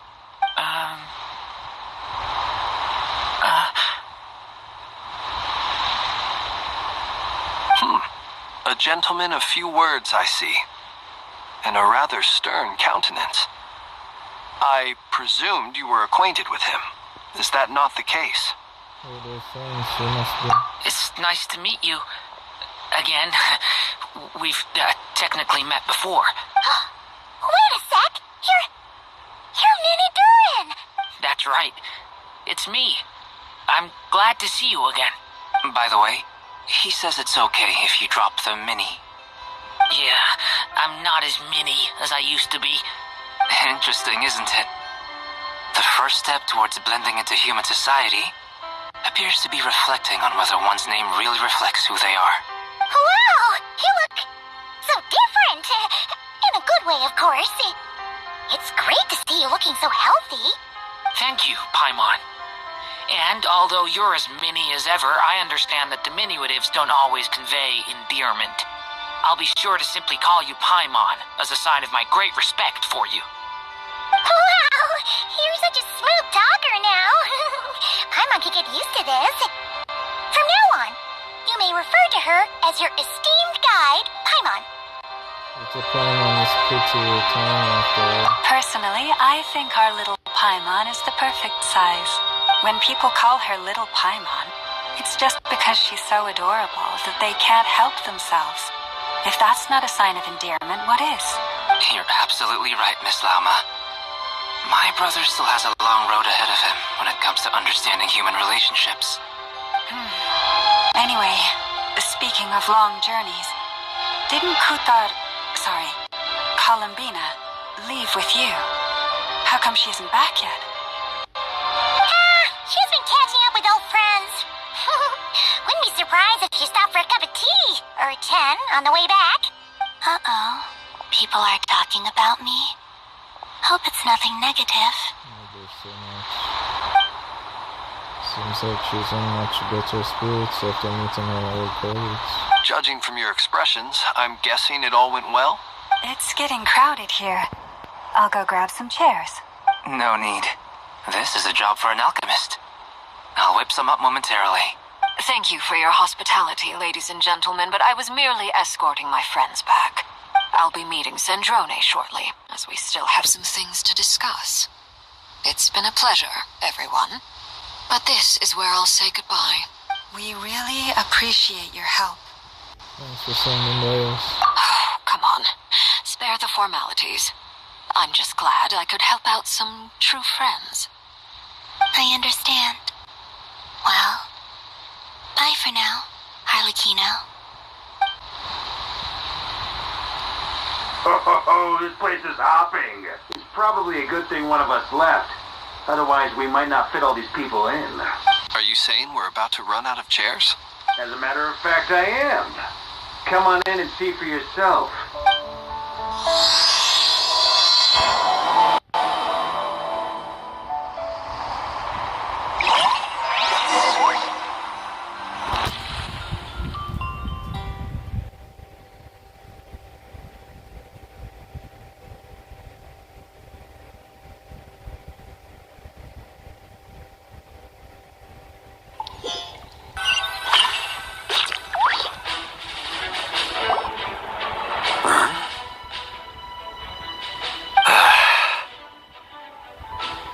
friendship.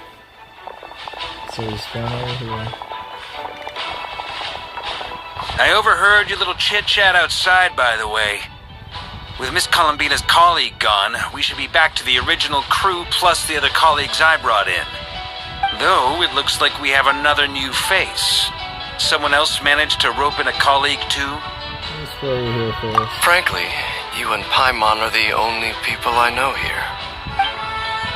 This here is Deansliff, colleague of Tibet's greatest guide, Paimon, and greatest adventurer, the Traveler. Well, not exactly colleagues, more sort of friends. When someone else jumps in to do the announcing, you know you're speaking to someone important. Let's hear what he has to say. Note to self. Once Paimon knows your name, the rest of the world will soon follow. When he comes looking for us, it's usually something important. Paimon's guessing you've heard about the Wild Hunt, then. From the looks of it, you're about to hold a meeting. If I were to say that the Wild Hunt is our mutual enemy, would that earn me a seat at the table? As the saying goes, the enemy of my enemy is my friend. Mr. Dainsliff, there's a seat with your name on it. Though, I can't promise the same for everyone else. Hey, Albedo, think you can rustle up a couple more chairs? After all this time apart, Grandmaster Varka's first order is to rustle up a couple more chairs. I've missed this. Is he being sarcastic? Hey, he's your brother. Why are you asking us? I've still got a lot to learn about the nuances of human conversation. Trying to decipher Albedo's way of speaking has been like jumping in at the deep end. Oh, good point. Paimon gets you now. Don't sweat it. There are people who go their whole lives without getting the hang of it. You're ahead of the game already.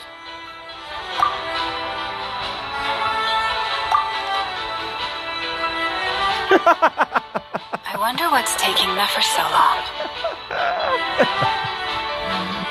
I cry. You're so funny. Oh, that tears caught me off guard. Perhaps you should go and check in with her. If anyone can hurry her along, it's you. I just got back from the curatorium. Besides, aren't you curious to see what's taking her so long? Miss Nefer doesn't strike me as the type to share secrets.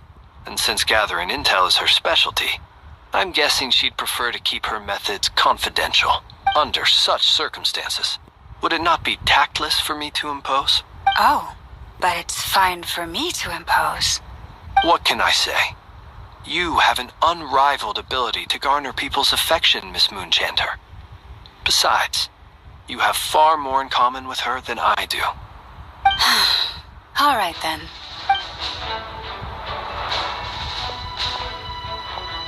Impressive. She barely fought back at all. I admire your powers of persuasion, my friend. As I'm sure Miss Lauma will realize soon enough, the trick in life is to always pitch in with other people's responsibilities so that you can be selective with your own. Another trick is to simply hide in the background. Spoken like a true sage. Anyway, looks like we've got some time to kill before the meeting. Let's take a little breather, folks. And feel free to chat amongst yourselves. We'll get down to business once the other two arrive.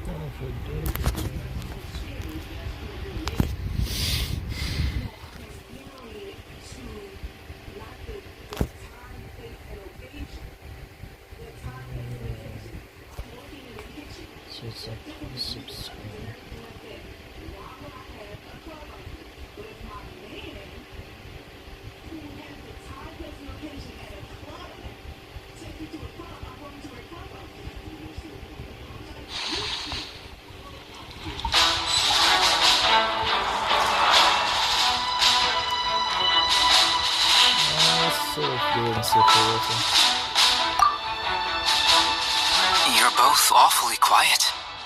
Why don't I start us off with an icebreaker? Much obliged. Have either of you ever had your portrait painted? If not, I'd be glad to help. That sounds like a lovely idea. You know how to paint, then? I dabble occasionally. He's an excellent painter. Tables, chairs, people, dragons, you name it. He'll paint it for you. I'm flattered. If I ever get the chance, I'd like to give it a try myself. I'll bear that in mind. Anyway, how about you, Durin? What sort of portrait would you prefer? Oh, I'd be fine with anything. Whatever style feels best to you. Very well. Then I'll play it by ear. You can replicate any style I want? I can try. If you show me a sample, I'll do my best to match it. Thank you. In that case, I'll dig up some reference material for you.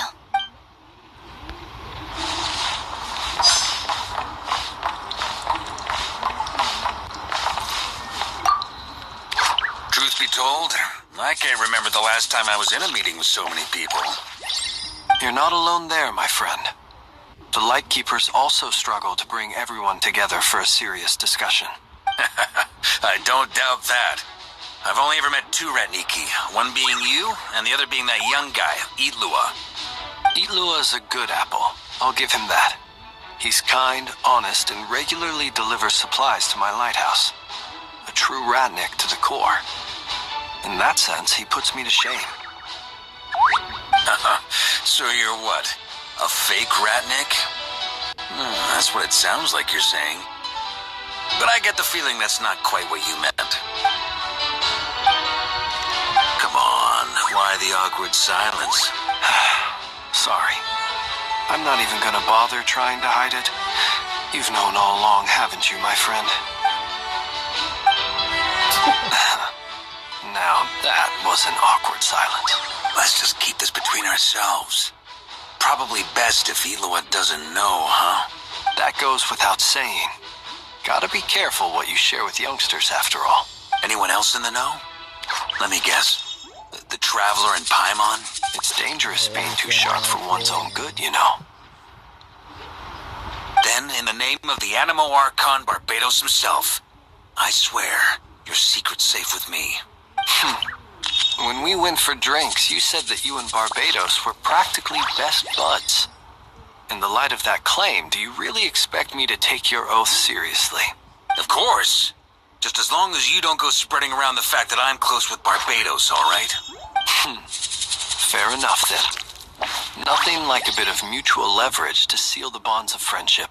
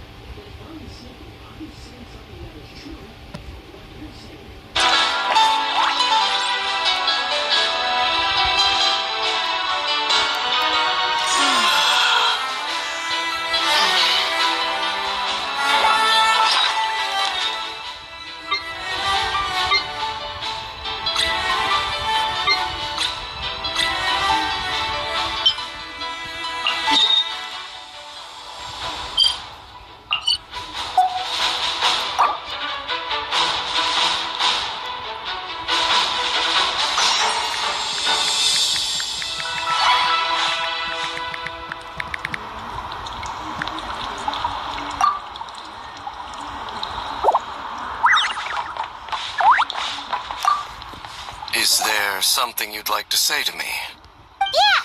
For starters, why'd you just show up here without even giving us a heads up? If you think back to our previous interactions, you may recall that that's hardly out of character for me. You do have a point there. So you got your accommodation yet? Oh yeah! You'll need to find somewhere to stay the night too, right? Wanna tag along with us? You never know. We might get a group discount. Sure, let's do that. Great! Paimon will handle it. And in return, we can get Dainslift to be our very own personal bodyguard. Come on, we're thinking out loud again. If that's what you had in mind, you should have said so sooner. I'd be happy to help. Oh, okay then. Paimon was only kidding, but good to know. Anyway, since we're all here together, we might as well watch each other's backs. That's just what friends do, right? Indeed. Thank you.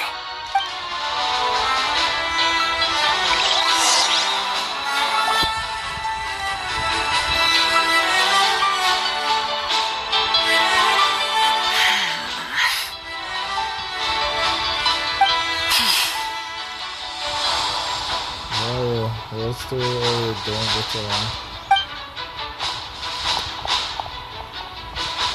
Looks like it's probably the after first over. Ah, Miss Nefer.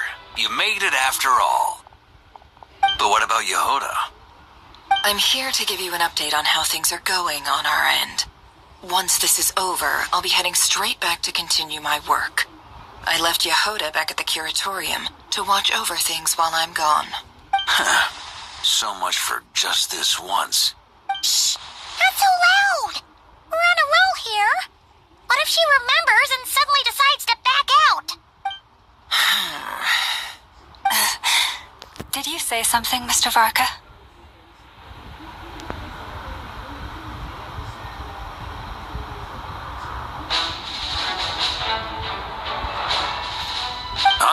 I didn't say anything. Right, Flints?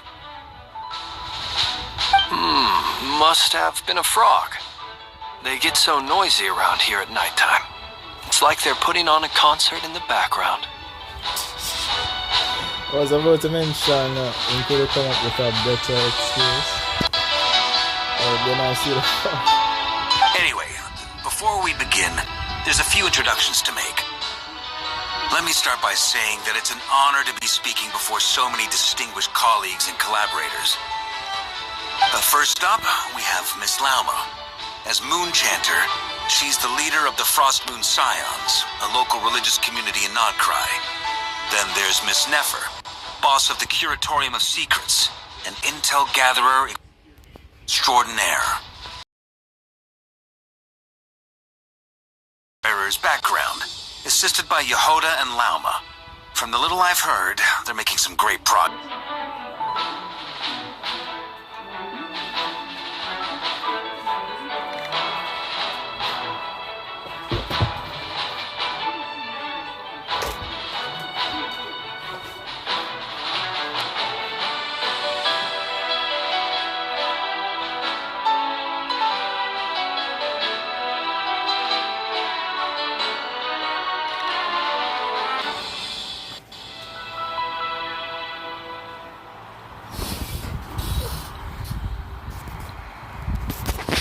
Next up, we have the Moon Maiden and former Fatui Harbinger, Miss Columbina. Then we have the Traveler, who's earned more titles than I could possibly hope to list out, so I'll spare you the rundown. And Paimon, the ultimate travel companion and quite possibly the best guide in all of Tevat. Wow! That's a lot of people! Great turnout! Miss Nefer, it looks like you might have another job coming your way, so, congratulations on the booming business, I guess. You think I haven't got enough on my hands as it is? Who's looking for me now? That would be me, Miss Nefer. I have a commission for you. And you are? Who I am doesn't matter right now. What does matter is that I'd like you to gather more intelligence about the Recher of Solnari. Don't you think she was doing that already? Well, it's not as if we never take on anonymous commissions. But in your case, I'll have to decline. I'm gonna take a wild guess and say your job's probably more hassle than it's worth. Something about you seems like bad news. It's my eyes, isn't it? Oh, yeah, make it sound like she's racist or something. Conrian, I assume. And what's with the mask? Are you trying to hide your identity? In any case, the fact that you're even still alive raises an awful lot of questions for me.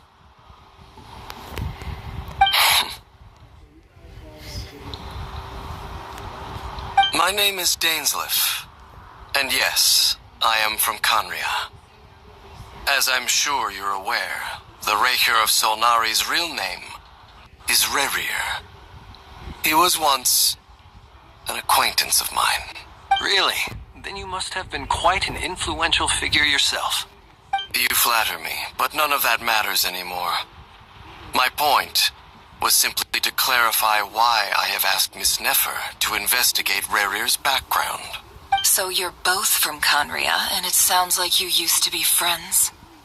What am I missing here? Surely you already know how he became one of the 5 sinners. I'll tell you everything I know. The history of their own desires, and it was by playing upon these that the Abyss tempted them to their fall, tearing Conria apart in the process.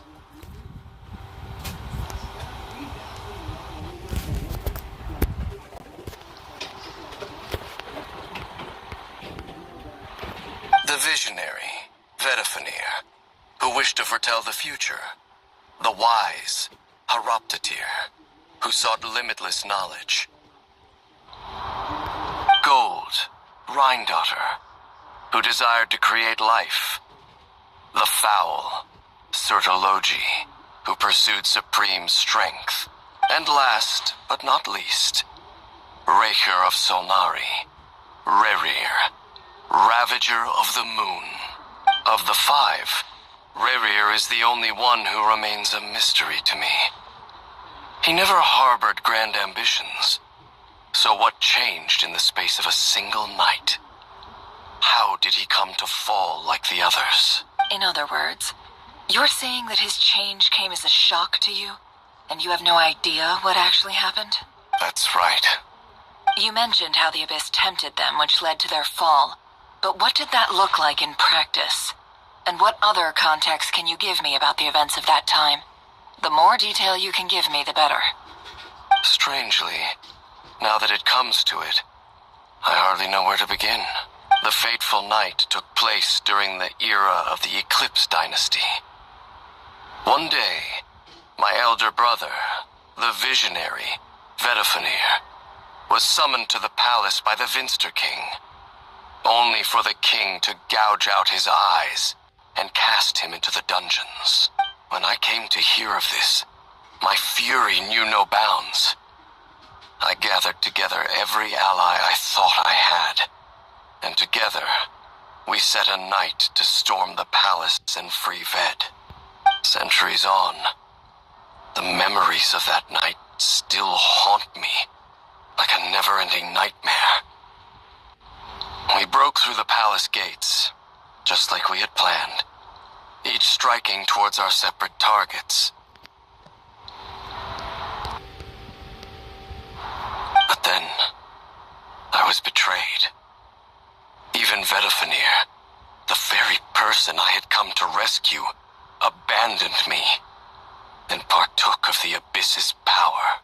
So, it's personal after all.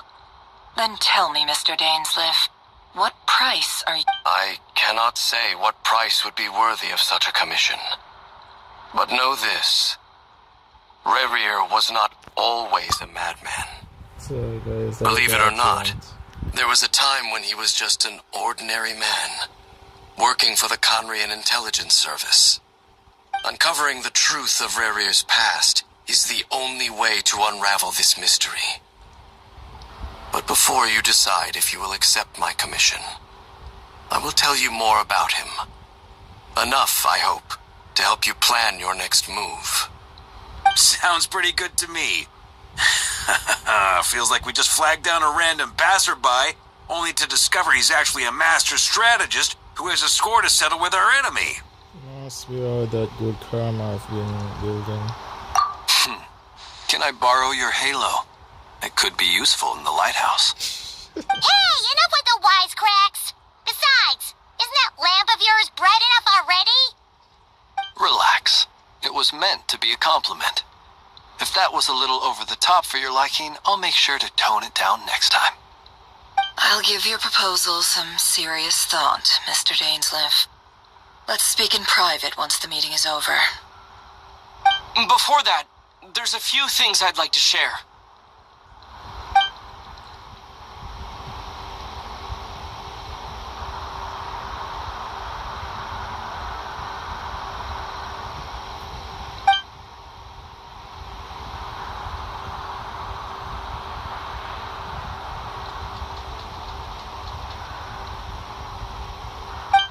Now that we've united the hearts of the three moons, your power should be greatly enhanced.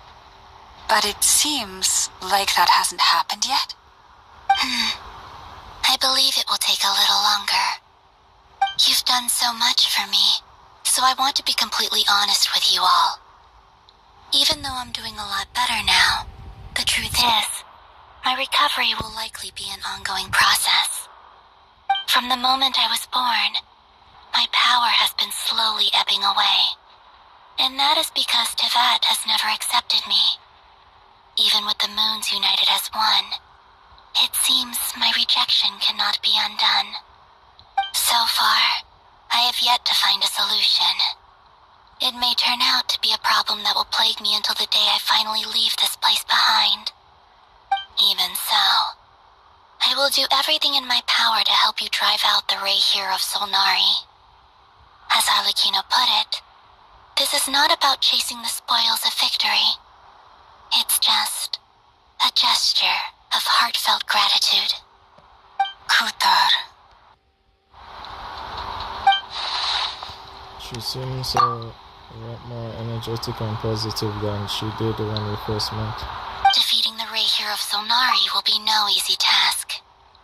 While my strength slowly recovers, we'll also need to gather more intel. Naturally. We should take all the help we can get if we hope to defeat him. We've considered several viable plans now, but our choice hinges on the answers to a few key questions. Is it even possible to kill Rerir? What experiences shaped the person or monster he became? And what's he really after? Given Albedo's expertise in alchemy, I think we should leave him to try and answer the first of these questions. Understood. As for the other two, I'm afraid we'll have to count on you again, Miss Nefer. Believe me when I say it's not my wish to burden you. But right now, relying on your skills is our only option. So you're placing all your hopes on me, huh? We can't thank you enough for agreeing to help us. Honestly, I can hardly believe how lucky we are. You sure have a talent for changing your tune, Miss Moonchanter.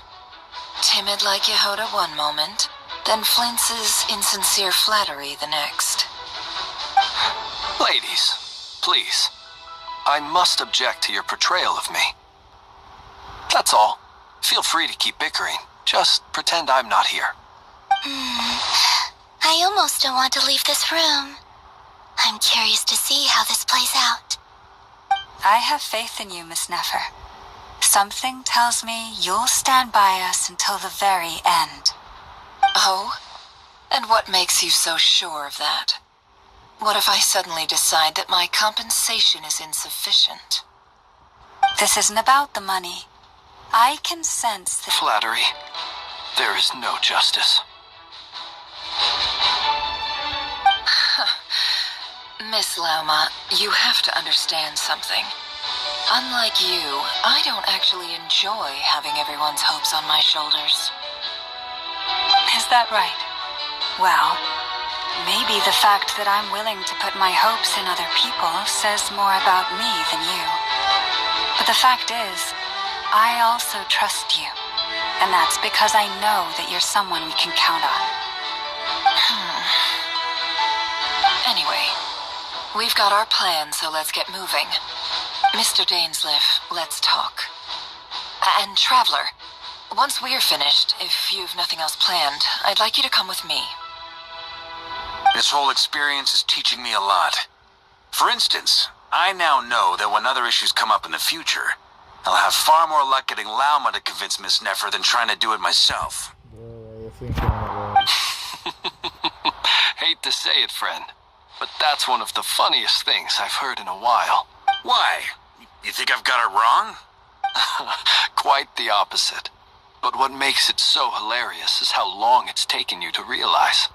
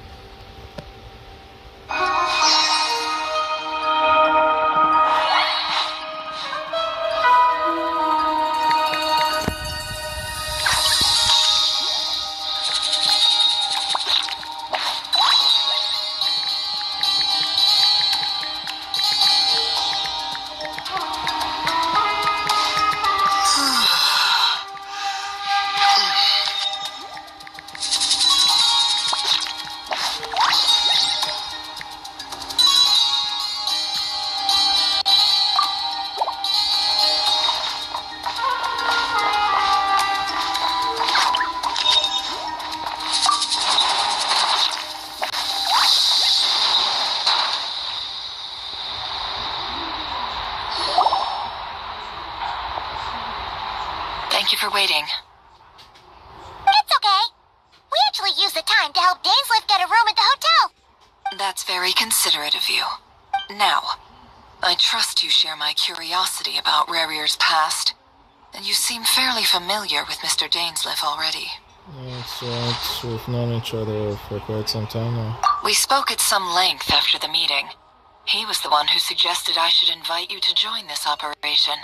He feels confident that these secrets will be safe with you. Dane has a lot of faith in us, that's for sure. Thanks for your trust too, my friend. Likewise. I appreciate that you got right on board without interrogating me about why I invited you. It shows that you trust me to explain everything in due course. That's because we know what you're capable of. We appreciate you too, Nefer. You might have been forced to help in the beginning, but this time, it was your choice. That's one way to put it. Another is this, that once a decision's been made, it's set in stone. After that, my only goal is to see it through. All right, So here's how it is. I'm going to access Rerir's thoughts again using my confidential method. Now, I'm sure you've seen things like this before on your travels, so you're surely well aware of how dangerous it can be. The reason I've gathered you all here is to ensure my safety during the proceedings. I plan for us to enter the fragment of his consciousness together, and once inside, I will focus on searching for information. Think of this as a diving expedition into someone's brain. If I'm the diver, you are my safety equipment, tasked with keeping me alive while I'm under the surface. Once the ceremony begins, we will all be spying on privileged information. But in the interests of safety, you must remain absolutely silent at all times. We will discuss our observations after the ceremony has concluded. Lastly, any individuals of a weaker constitution are advised not to partake in the ceremony. In any case, Paimon has her own job to do, which requires staying in the room but not joining the ceremony. Hyper conspicuously left out the details of her confidential method. I guess her brain diving techniques are trade secret. Well, good luck, everyone! Sounds like all Paimon can do is cross her fingers and root for you guys. There's a little more to it than that. I was being serious when I said you have a job to do. While the rest of us are inside Rerir's mind, it's imperative that we have a team member on the outside. In the event that something goes wrong, you will be our first responder. I don't anticipate any issues, but the extra level of safety will be greatly appreciated. I second that. This is a dangerous operation here, and you're our whole rescue team. That's pretty much the most important job in the crew. So, Paimon's like the lifeguard? Yeah, that makes sense. Alright, got it. Good.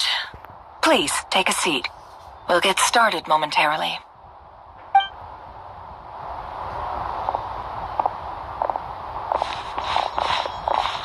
So, did Mr. Dainsliff tell you anything else?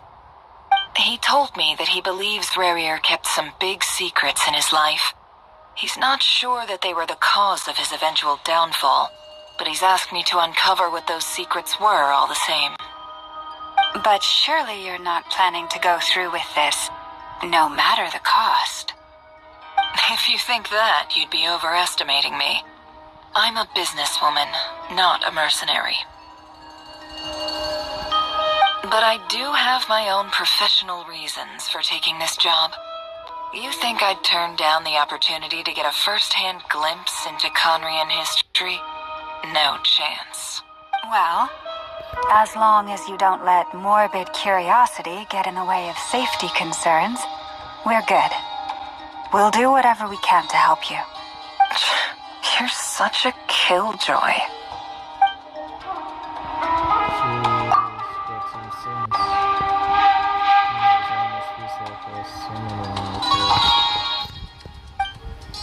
Seems like Nefer still has no intention of sharing her trade secrets. But now it's not exactly the moment to play. There's a chest set on this. I'm good to go. All set over here, too. I'm ready as well. Promise, Paimon, you'll be extra careful. Thank you, promise. All right. Let your whole body relax. We're about to begin. Close your eyes.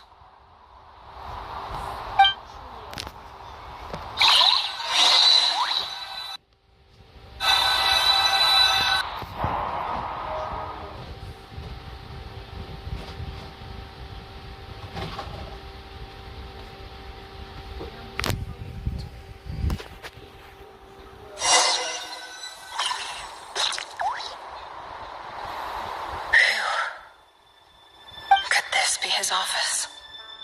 Pretty standard setup. Bookshelves, paperwork, files. According to Dainsliff, Rerir used to be an intelligence operative. Chances are there's plenty of top secret intel stashed away in this room. Is this where you keep your secrets, Rarier? Can't say I'm not looking forward to this.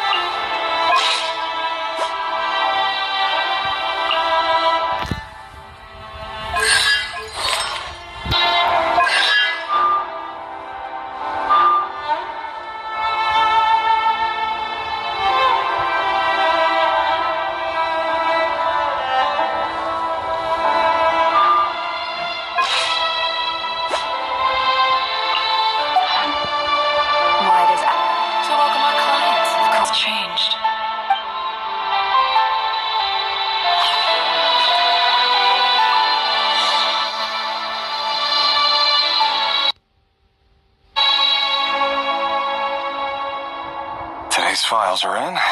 Time to wade through them, just like usual. Male, 51. Occupation, cook. Confirmed Crimson Moon descendant. Has maintained frequent contact with other descendants over the past year. Poses a threat to the dynasty. Neutralized.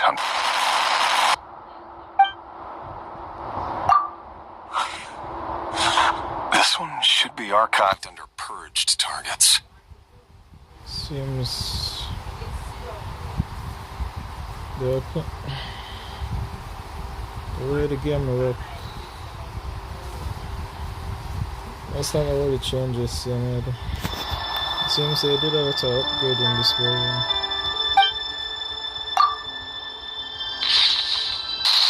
Female, 23.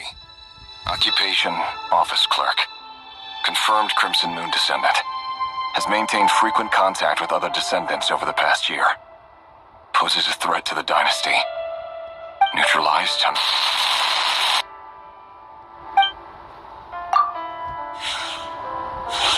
Another one for purged targets.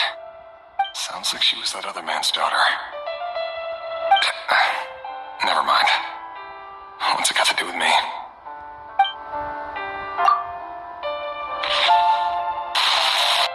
Male, 40. Occupation, teacher. Confirmed Crimson Moon descendant. Has been observed making contact with other descendants during the past year.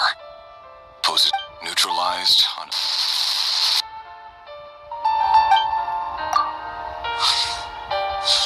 Just another nobody for the archive. Come to think of it, I remember surveilling this man. A case like his never would have been considered a priority in the past. Huh. He barely even interacted with other Crimson Moon descendants.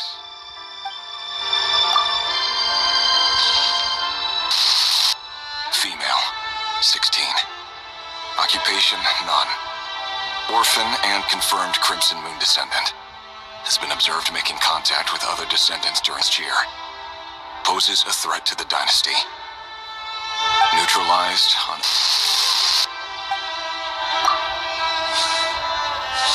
Filed. I have no recollection of this girl. None whatsoever. She doesn't seem to be anyone important, but then again, how many of them really are?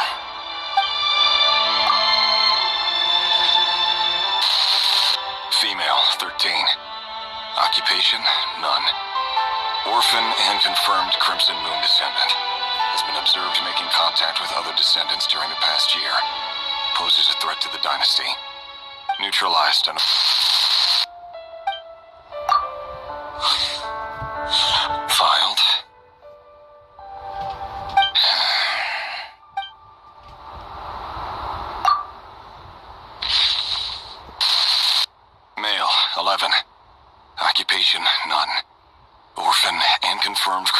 descendant. Has not been observed making any contact with other descendants during the past year. Poses a threat to the dynasty. Neutralized and...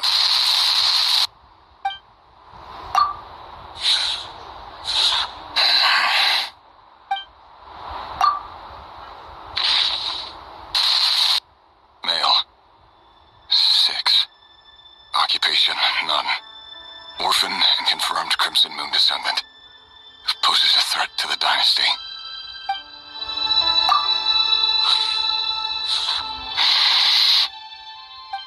It's funny, isn't it?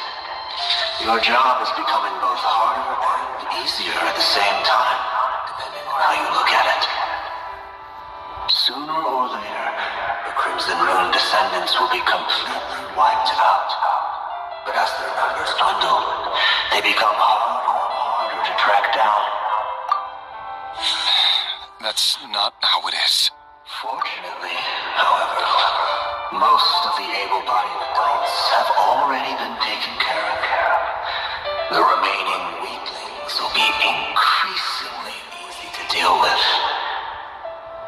No! No. My job is to ensure the survival of the Eclipse Dynasty. And the only way to do that is by eliminating any and all potential threats. It's a perfectly legitimate line of work. Every single one of my colleagues can attest to my fairness. And if my friends were aware of the facts, I know they'd back me up too. Assuming, of course, that they were aware of all the facts.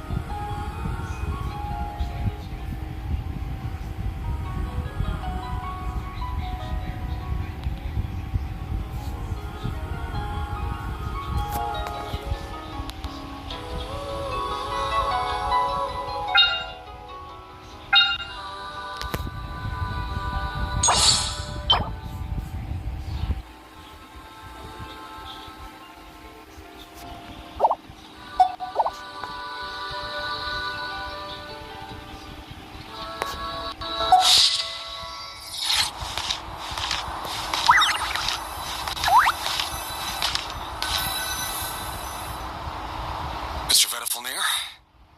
It's been quite some time since we last met. Rerir, I trust you're here because you have something important to discuss.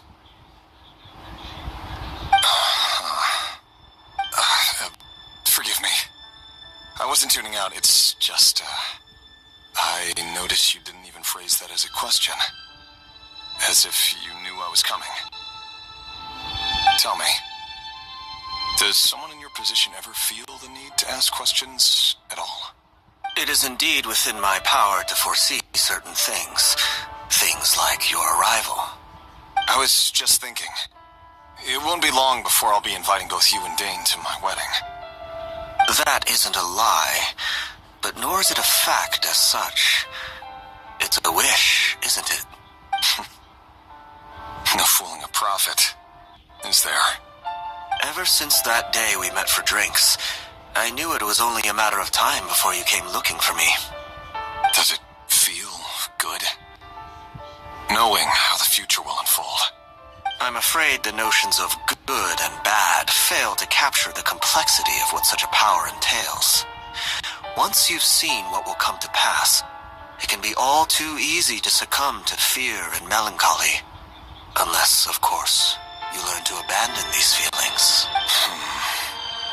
You fear my silence, and long to hear the words I left unspoken that day. That's right. You must have noticed my reluctance to broach the subject. And the reason is simple. Because the truth could never have lived up to your hopes. For both our sakes, such words are better left unsaid. The burden of prophecy was never meant for your shoulders. So who exactly do you deem worthy to hear your prophecies? None but our exalted king? Or rather, our king as he once was. You're closer to his majesty than I am. You must know better than anyone how much he's changed. You say that as though it is to my benefit. Yet precisely because of that, I dare not speak rashly.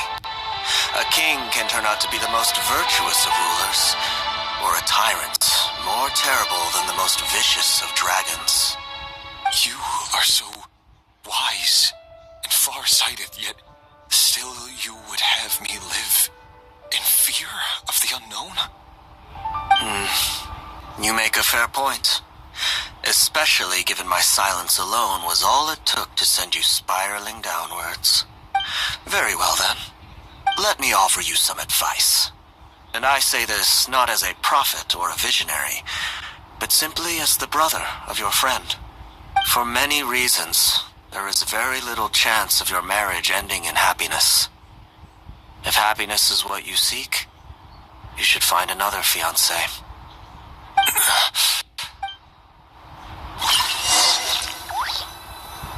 Hold on. There's that same black fog again. Could this memory belong to Thelindis? Guess I better tread carefully.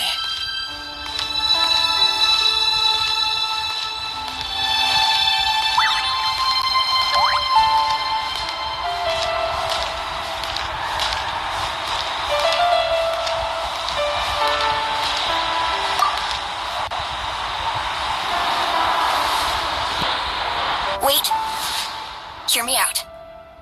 This time we finally got a clear look at his face and learned his true identity. His name is Rerir, and he claims to be one of the king's guards. What did you say? A cruel irony, isn't it? The man you're set to marry leads a double life as a brutal executioner. Why are you telling me all of this now? Simple. It's because I want you to kill him. You are the only person he would never suspect. No, absolutely not. I would never dream of doing such a despicable thing. So you'll just stand by and watch him slaughter us to the last? Do not forget that the blood of the Crimson Moon flows in your veins too. The blood of the Crimson Moon? What does that matter now? The dynasty has long been dead and gone. You think that alone is reason enough for me to throw away everything I have? Why wouldn't it be? You too were once a child of the Crimson Moon, just like me. Don't tell me you've never felt so much as a flicker of fury for the way we were trampled into the dust. As long as you promise to abandon this pipe dream of restoring your dynasty, I can try to persuade him. Or have him persuade the Vinster King. Persuade the Vinster King? Do you even know why he's so obsessed with hunting us down?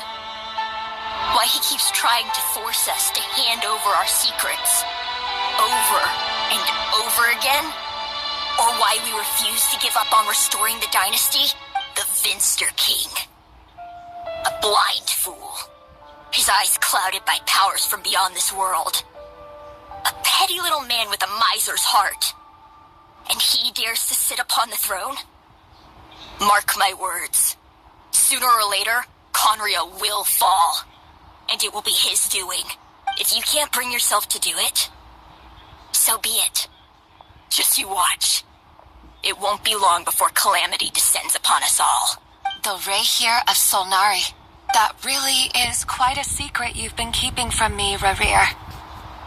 But who am I to talk? Am I really any better? I've kept my own past a secret this whole time, too. Love should be built on honesty. But ours was born from lies. And yet, is it really so wrong to hide things that would only make life harder? If we don't cover up the parts that no one else should see, how can we go on pretending to be normal? Vedifulnir must have known all this. And that's why he made his prophecy. In the end, nothing stays hidden forever. But I won't just sit by and watch this disaster unfold. I'll do everything in my power to protect what I cannot afford to lose, no matter who I have to face.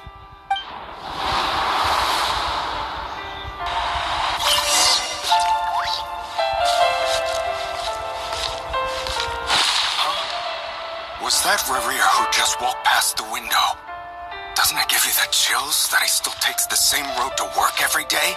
As if nothing ever happened. Those people at the deli. Enough already.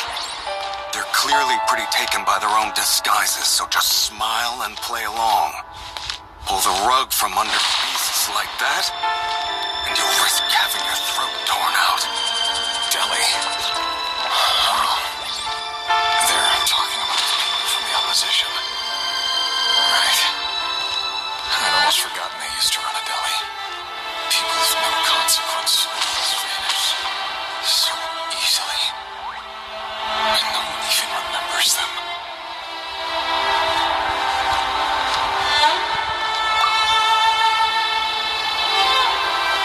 But surely you can see he's not the man he pretends to be. So many have died already.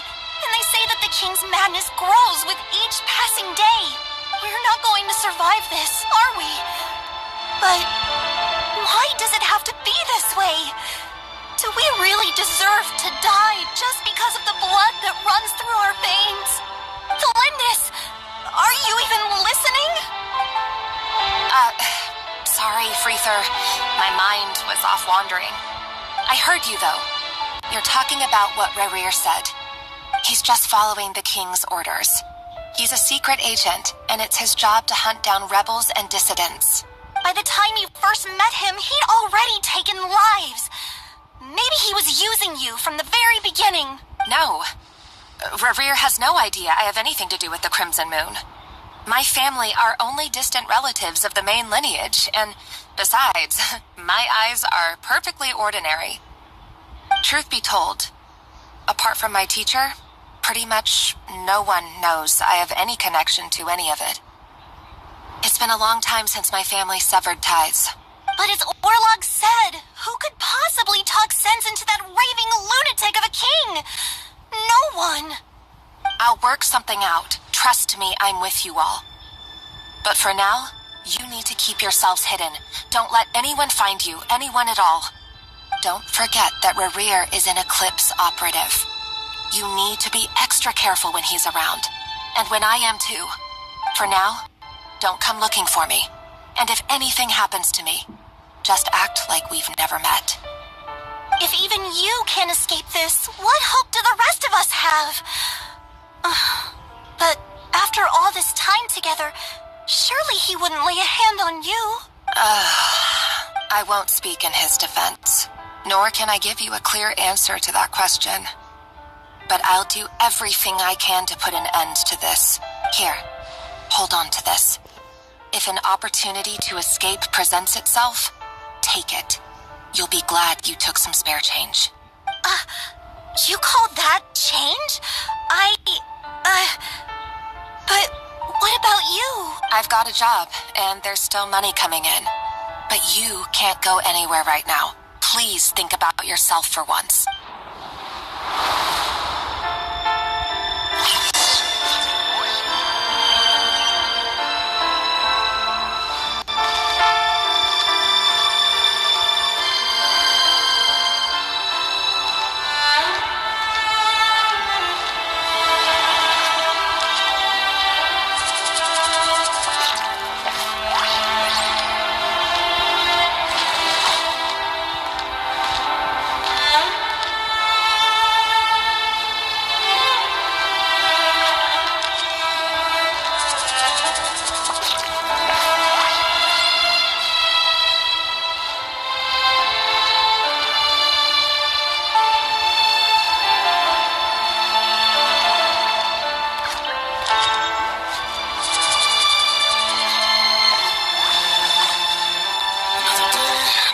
Assassination training.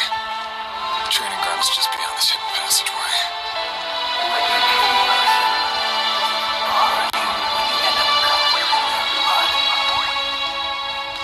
Why would it? Aren't we all just walking blood bags? But not everyone is accustomed to hunting down others like prey. You've been a hunter for so long now. You seem to have forgotten that most people don't just go around killing one another. Leave me alone.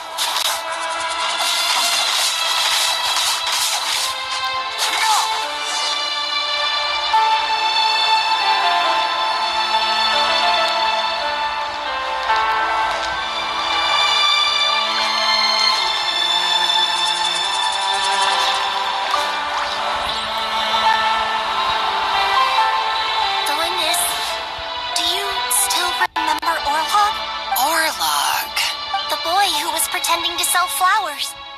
You spoke for quite a while, didn't you? Yes, we did. What about him? He was arrested 2 days ago.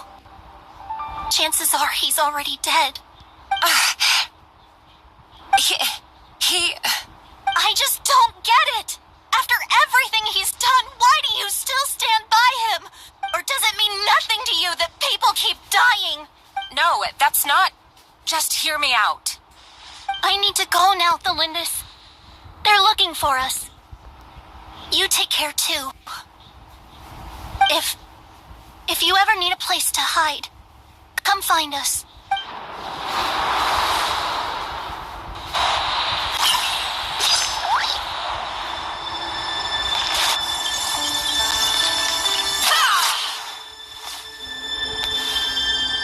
Can't hide the truth.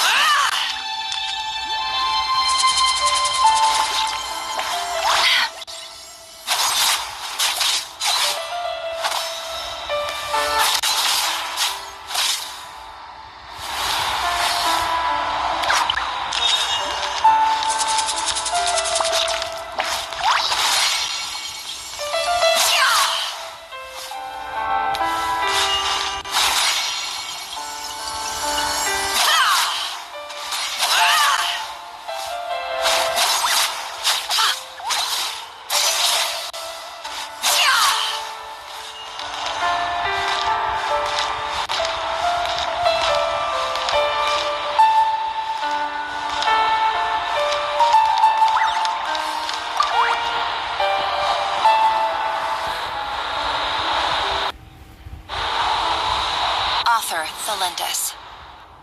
Over the course of this week, the research object was subjected to interference for a total of 47 hours for experimental purposes. The results are as follows. All subjects of observation that were sent inside have now... The situation within is proving more problematic than anticipated. No progress whatsoever. What now? Won't you give me even a glimmer of hope? Things are getting worse by the day. I have to find a way or we'll all be in danger. But I... If all this research comes to nothing, what then? Sooner or later it'll be my neck on the line. But could he really bring himself to kill me? No. Surely he wouldn't have the heart.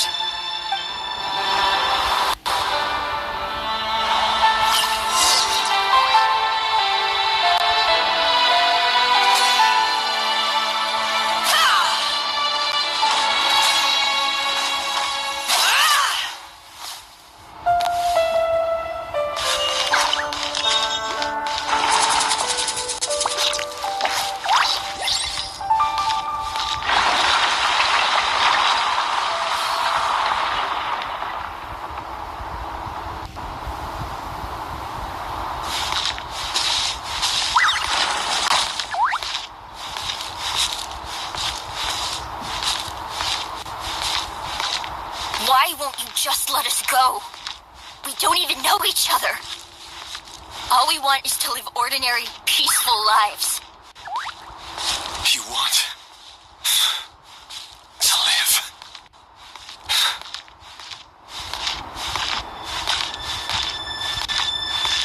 Yes.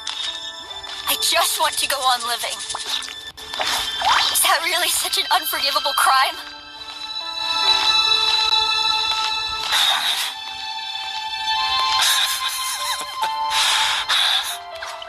You want to go on living. I want to keep living too. To keep living forever. That's why I have no choice but to continue on the path I'm on. If only some savior would suddenly swoop down and change the way the world is. Too bad that's not going to happen. Imagine that. If there really were such a person, you and I wouldn't be standing here like this, would we?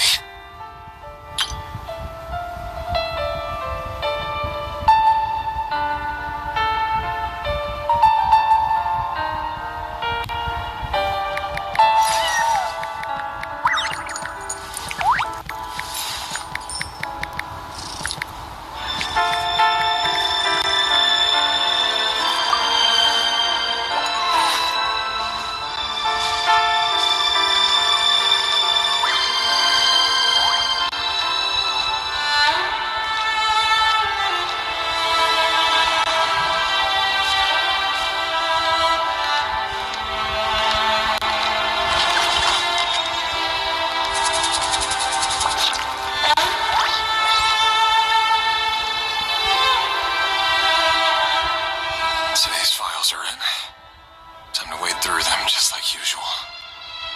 No, I don't get tired of it. It's my job. And not only am I lucky to have it, I'm good at it too.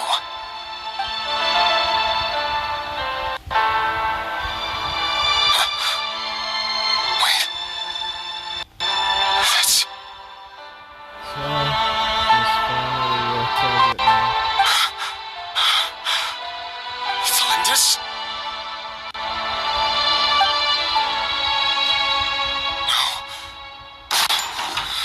No. No! Why? But you bear no mark of the Crimson Moon. How could you possibly have anything to do with them? It cannot be. A diluted bloodline. Carefully concealed. I see it now. You've been living in the shadows just like me. What a fool I've been. Numbing myself with talk of justice. Even imagining my friends would back me up. But in the end, Erminsul. Finster King. How far are you going to take this? From the direct bloodline to secondary offshoots? And then what? Today it's the descendants of the Crimson Moon. Who will it be tomorrow? Will you not rest until everyone down here is dead? No. This cannot go on. This is where it ends.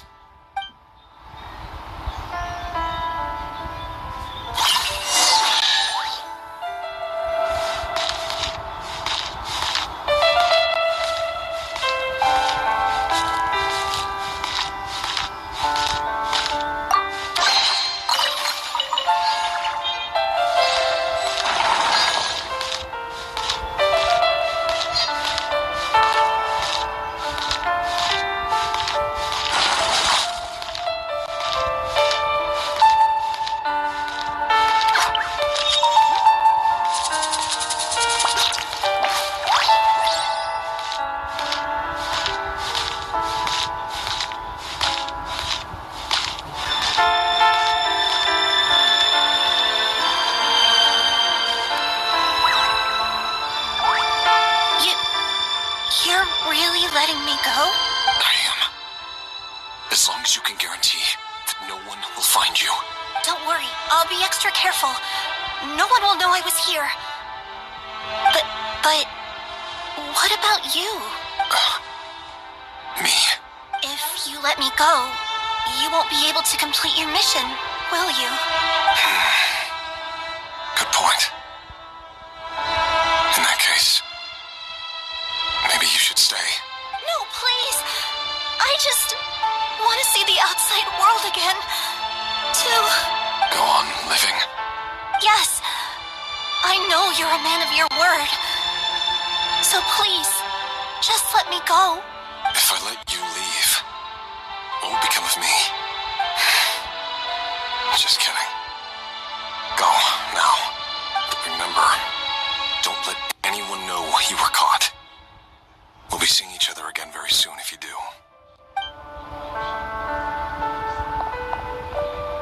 Even shadows in the dark must live by a code. But you can't save everyone. You've been whispering in my ear for days now, Vedifalnir. What are you trying to do? Break me down? I only say this because you long for an answer to your problems. Let her go, Rerir, or you risk losing everything. I will not abandon Thalindis. Then you'll need a little more vigilance and a lot more power. The world is changing, Rerir. Keep your eyes peeled for your moment of opportunity. That voice used to be so unclear. But now I know exactly whose it is. It's Vedifalnir. He won't tell me how to actually resolve any of this, but he keeps trying to manipulate me like a puppet. What's his game here? Tell me then. What will this moment of opportunity look like? And no answer. He's like a ghost. Always disturbing me when I'm on edge, but never answering when I need him most. So, the Eclipse Dynasty was purging, well, massacring the descendants of the Crimson Moon. And it seems like it was all connected to the Vinster King's research. The King's obsession with abyssal power left the future of Conria hanging in the balance. No wonder every aspect of Rarir's life was so unstable. And it looks like this Thelindis, Rarir's would-be fiancé, herself belonged to a sub-branch of the Crimson Moon Dynasty's descendants. It almost defies belief that a couple like them could hide the truth from each other for so long. If the Vinster King hadn't intervened in such a drastic way, they might have gone on deceiving each other for the rest of their lives. And why does Vedderfanir, Daneslif's older brother, keep talking in Rarir's head? This guy kept more secrets than I ever imagined. The human mind is like a vast desert of shifting sands. When you follow the flow of someone's memories, you only ever see the parts they're willing to let surface. Time for something a bit more creative. We've been inside Rarir's mind this whole time, building up a picture of his psyche. There's already enough clues on the board to start reading between the lines and mapping out the rest. Now, we can finally begin to put the pieces together. Sure, it'll only be a reconstruction, part simulation, part reasoning, but it's usually pretty accurate. Once we've built up a cognitive profile, we just need to cross-check the logic behind his actions. And then we'll be able to take a sneak peek at whatever it is that Rarir has really been hiding.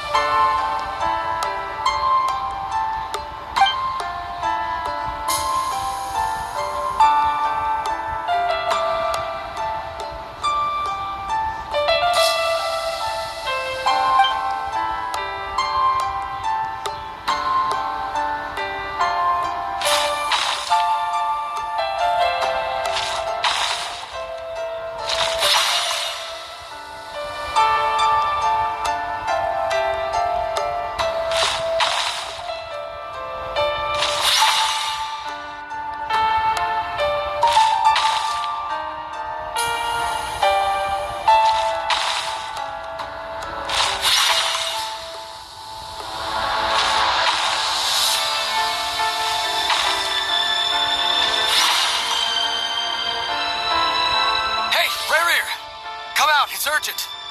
Dane? What's wrong? Quick, come with me. I'll explain everything once we've met up with the others. Okay. I'll come. But the Lindis is still over at the Universitas. I'll need to leave her a note. All right then, but make it quick. I've never seen Dane so worked up before. Whatever this is, it must be big trouble.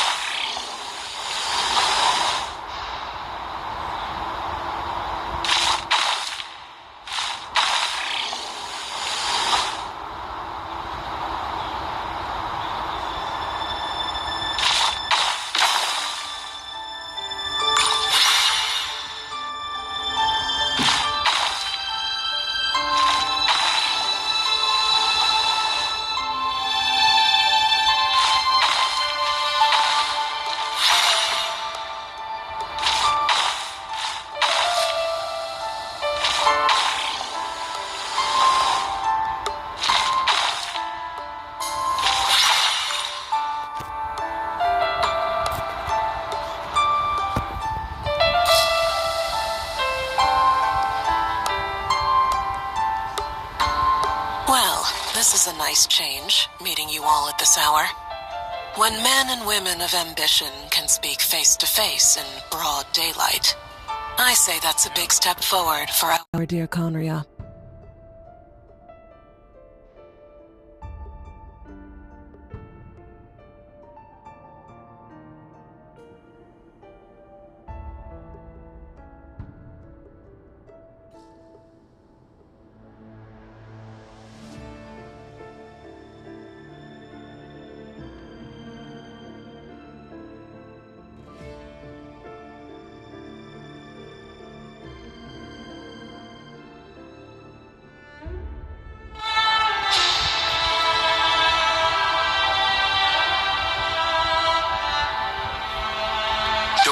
Ridiculous.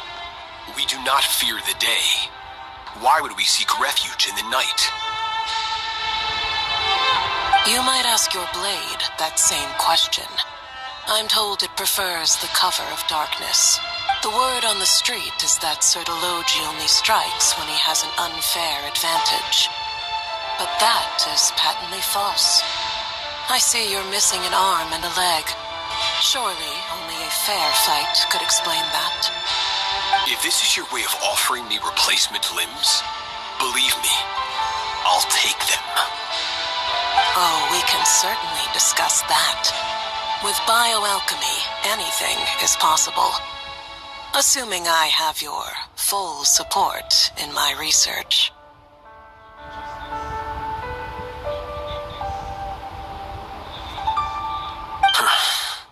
Lunatic. Robtatir. What brings you here? Why, Dainsleif, of course. He invited me. Please, cast aside your apprehensions, Miss Rhindaughter. Whatever the rumors may say, I am but a humble servant of the king, and I can assure you he affords me no greater convenience than he does you. Well, the Universitas Magistrorum won't stop fawning over you, so at least some of the rumors must be true.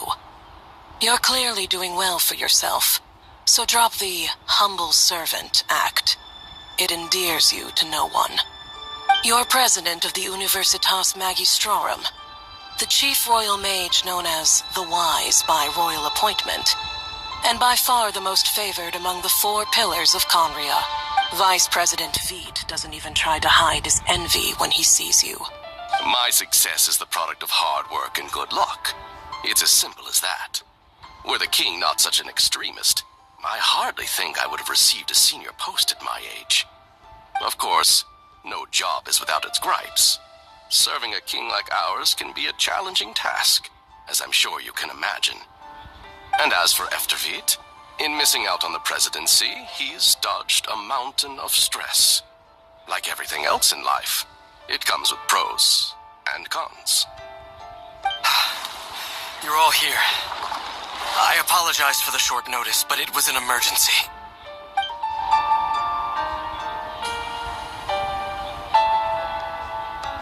You must be Rarir. Mr. Sertologi.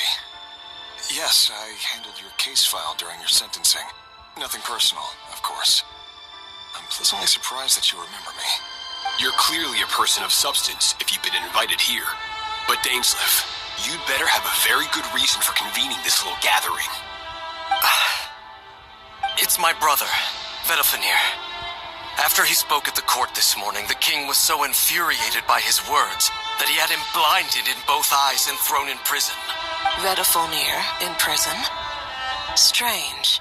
I thought the king trusted him and Horoptatir more than anyone else in the world. Does this mean the king's circle of trust just got even smaller? It has nothing to do with trust. It's about what the king wants, which is as clear as day to anyone paying attention. I simply appease him, because it's in the best interests of the Universitas Magistrorum. And also because you're slimy. Vedalfinir, perhaps less so.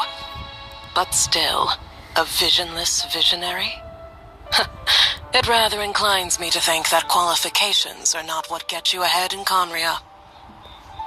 Do you honestly think this is an important discussion to be having right now? Dane, What are you planning to do? Rescue Vedifenir, I assume. Correct. It will mean storming the palace by force. Tonight. I need all of you on my side. That's far too dangerous. And don't forget, Dainsleif, you're captain of the Royal Guard. You swore an oath to the throne. You've been planning this for a while, haven't you? I have no desire to commit treason. But whatever critique the king may have of Vedifenir, disfiguring your most loyal subject for putting the best interests of his court and nation first, this is not the conduct of a wise ruler. My blade will force the king to see the error of his ways. So, Vedifenir's prophecy enraged the king. I'm sure it wasn't what he wanted to hear, but if he won't take counsel even from the visionary, that is deeply troubling news. The extent of His Majesty's madness is now all too clear. The question is, how does a man like me get out of this situation unscathed? You have noble ambitions, Dane. But I'm afraid they don't do much for a guy like me. I'm not interested in saving the world. All I want is a letter of pardon. A letter of pardon? For whom? Thelindis? The chances of the Vinster King issuing a pardon for anyone connected to the Crimson Moon seem vanishingly slim.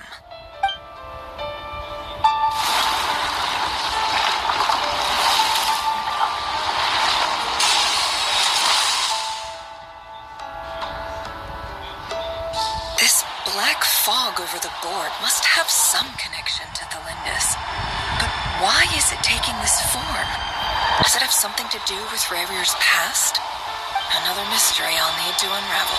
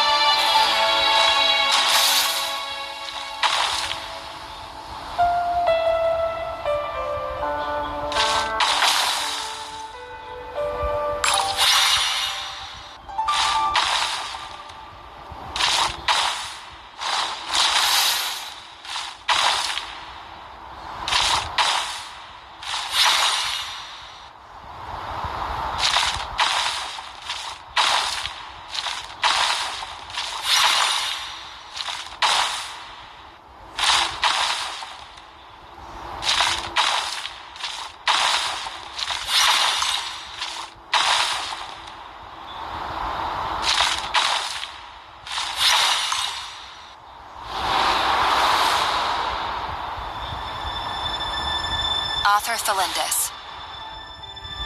Over the course of this week, the research object was subjected to interference for a total of 60 hours for experimental purposes.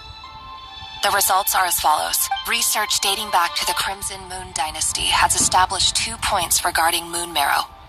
Firstly, its origins have something to do with a god's power.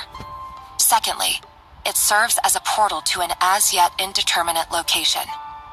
Moon marrow can thus be defined as a spatial gateway. However, there are a number of hurdles to overcome before we can answer the question of where it leads to. To start with, opening the gateway requires a specific power source, which the relevant literature indicates. An enormous amount of power is then required to keep the gate open. Currently, the total power output of our instruments remains in the single digits. To make matters worse, I am now the only staff member remaining in the Moon Marrow Lab.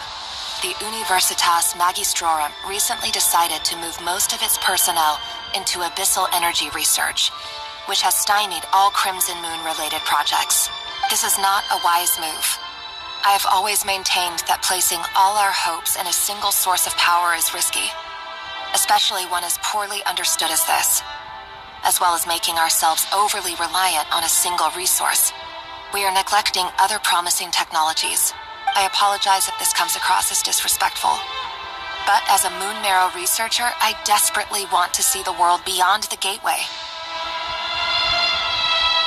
If we really made it there one day, what would we find? And how would we go about taming the unknown? My imagination is endlessly fueled by questions such as these.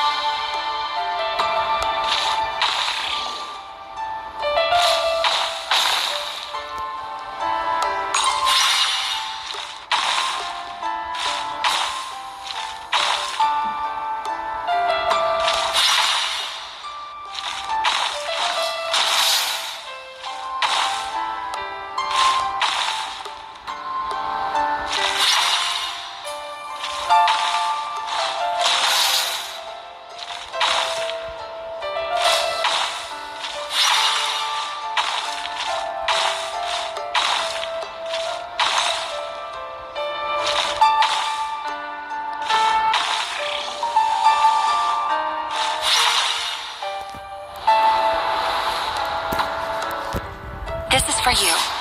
I heard you're gonna leave the city with your parents. Delindis, did you hear about what happened? I've heard nothing. Rerir got back very late last Friday, and he was acting a little unusual, but he slept pretty well, so I'm guessing whatever he did was a good deed. You never saw him, and I don't know what he did. And this conversation never happened. You understand?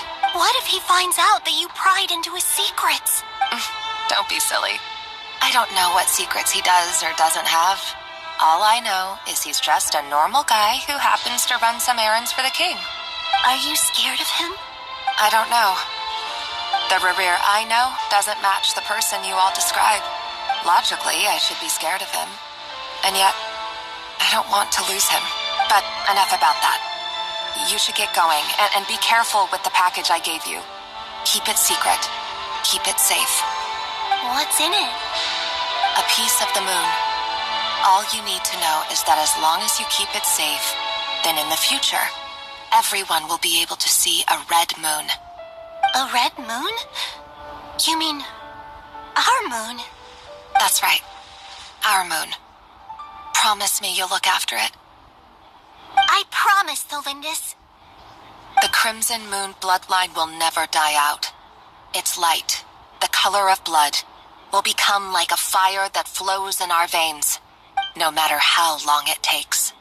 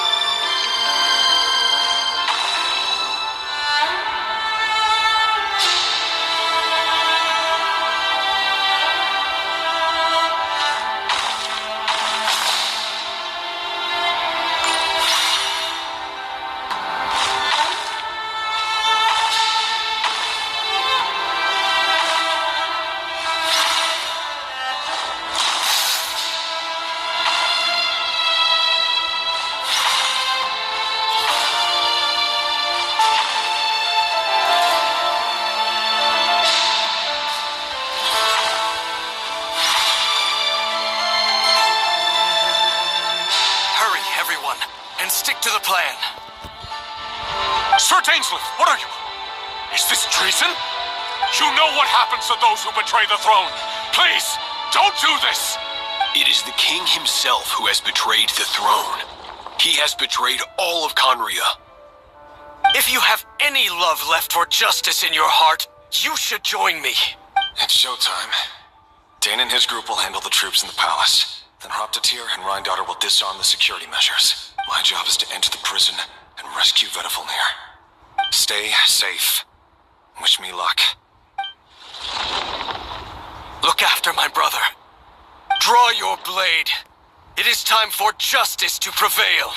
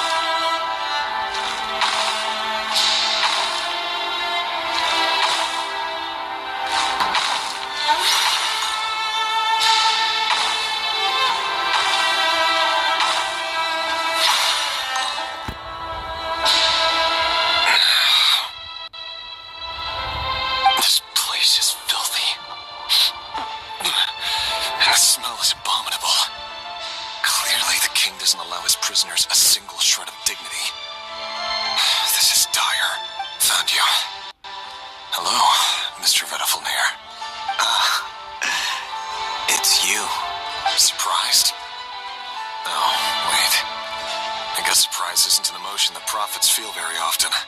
I certainly felt some surprise in the moment when I was blinded. Surprise at the king's sheer ignorance. Surprise at just how unfairly this world responds to words of earnest remonstration. I'm curious. What did you prophesize this time? It wasn't a prophecy. It was a word of warning. Someone had to say it. The king has forsaken all reason in pursuit of his obsessions. I simply told him that if he continues on this path, Conria will surely fall. But he didn't listen. Worse still, he stabbed you in both eyes and locked you away. Dane asked for my help. The court is in complete chaos now, but I'm sure you predicted that. Everything is transpiring as I foresaw, yet I am powerless to change it. Fate is an immutable force. I can but lament as the inevitable unfolds. I do wonder whether giving a man the power to see the future does nothing more for him than slowly crush his spirit. Forgive my curtness, Vedifalnir, but the king did not suddenly turn on you today. His suspicions have been brewing for a long time. You can't have wisdom beyond the reach of your fellow man without attracting his fear and suspicion. There are things the king does not want to see. So, he doesn't want you having visions of them either. He blinded you because he thought this would make the visions stop. He wasn't entirely wrong. I did indeed lose my power to see the future. Right up until... Until what? Just now. I believe I saw something new. Well, tonight could go a lot of different ways. 5 of us banded together to storm the palace, also we could rescue you. This will go down as the most tumultuous day in Conrian history. I sense hatred in you, but also hope. A desperate hope that with the tyrant deposed, that will be the end of the story. But this is not the end. It is the beginning of a new chapter in a whole new story. There are many men of honor and courage in this world, Rerir. But you are not one of them. You're not here for justice, are you? You're here for yourself. Is that a dagger? Interesting. Why not the polearm? It was always your weapon of choice. With your abilities, I don't doubt that you were able to recover some of your sight. But I also doubt that you want to make an enemy of me right now. Of course not. We're on the same side, aren't we? We could be. But I need you to be honest with me, Vedafilnir. At this point, you're my only hope for the future. You mean your future? With your beloved, Felindis? Yes. And I know there are bigger things at stake here. A dynasty, a nation, and maybe the entire world. But forgive me, I care first and foremost about myself. I can't abandon the one I love to save myself. I just can't do it. But you see a broader picture of the future than I. You see the solutions to the biggest problems of our age. So tell me, what is my solution? What's the answer? In matters of fate, answers are either right or wrong. What will be and what will not. Maybe you are willing to pay a certain price in the pursuit of happiness, but unfortunately, fate does not negotiate. That is the cruelest thing about fate. It is unmoved by your sacrifices. That can't be true. I know it's your voice that I keep hearing in my head, urging me to see how the world is changing, to seek more power, so I can protect the things I love. You show me disaster, but you won't show me how to avoid it? Why? Why are you doing all this? My voice. In your head.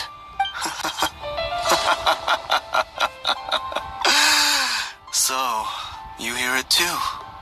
The voice that steals your mind, gains your trust, and drives you crazy. It turns out that we are not so different, you and I. Vedafilnir just broke into the strangest smile I've ever seen in my life. As if he'd discovered some monumental secret. But then he suddenly switched to looking extremely weary. Very well then. My advice to you is as follows. You must persevere. Whatever trials and tribulations you may face, be steadfast in the belief that they are your path to the future. For as long as you live, your story with Felindis shall not come to an end. That is the only chance you have of fighting back against fate. It is up to you whether you believe my words. Regardless, that is all I will say on the matter. I have no right to intervene any further. I will hold you to your word. Thank you for setting me free. In return, I will tell you one more thing that you cannot afford to ignore. Just then, a strange wave of energy rippled through the city. If I were you, I would head to the Universitas Magistrorum. The Universitas? Oh no! I'm sure we'll be seeing each other again very soon, Rerir. Whatever Vedafilnir said, I didn't catch it. I didn't even help him out of the prison. There was no time to lose.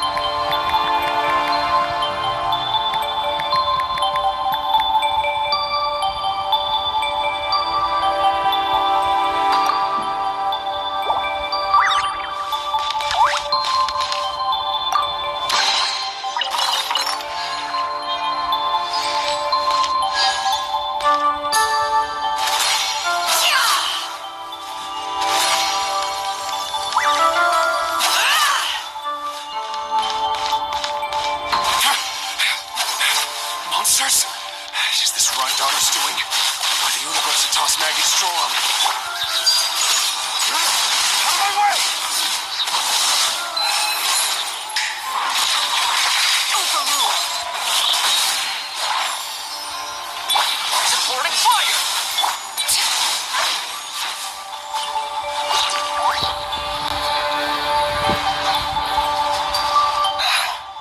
The Universitas. That reminds me of a rumor I once heard.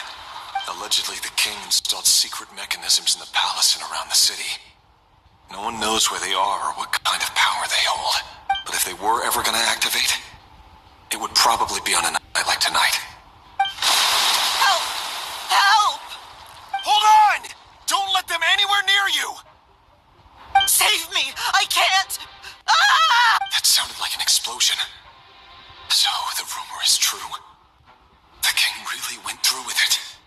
What other means does the king have at his disposal? They must run on power from the Abyss. And given it's a major center of Abyss research, anyone over at the Universitas will be in grave danger. I have to hurry!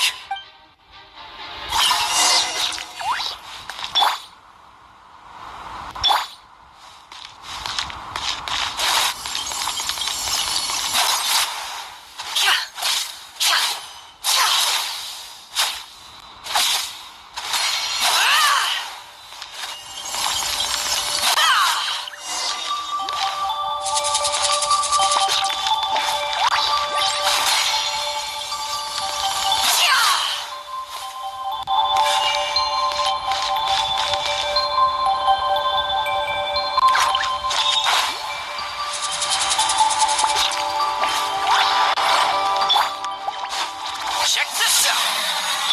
Yeah! Skyward! Stray clouds converge! Laid bare.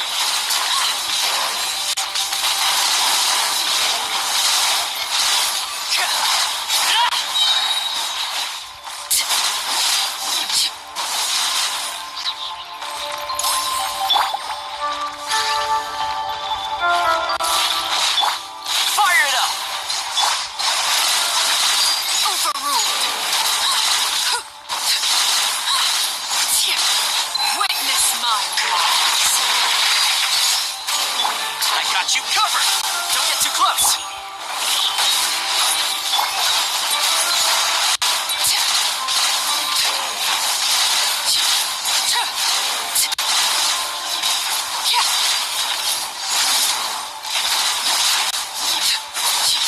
Laid bare.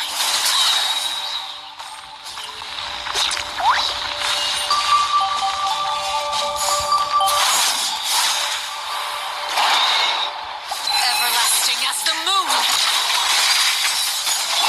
Fire it up. Here's backup. Seek within.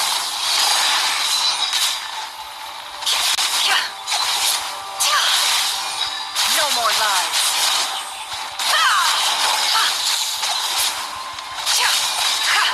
It all adds up. Make way for the adept.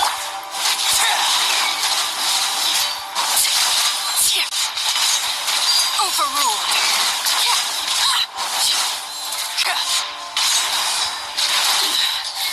Pitiful.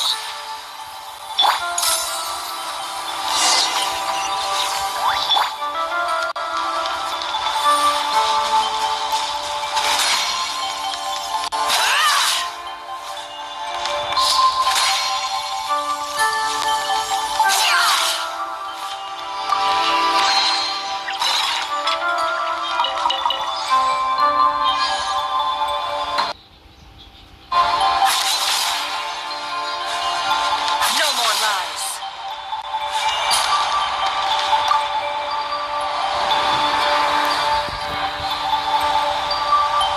Monsters at the Universitas Magistrorum? Why now? Oh no, they're coming. It's no use. The table won't hold out much longer. The weapons. Where are the weapons? Of course. All the lab equipment was upgraded after the inspection last week, but the new weapons haven't been allocated yet. I'm done for. Is anyone there? I need help! Ah! Stay back Please!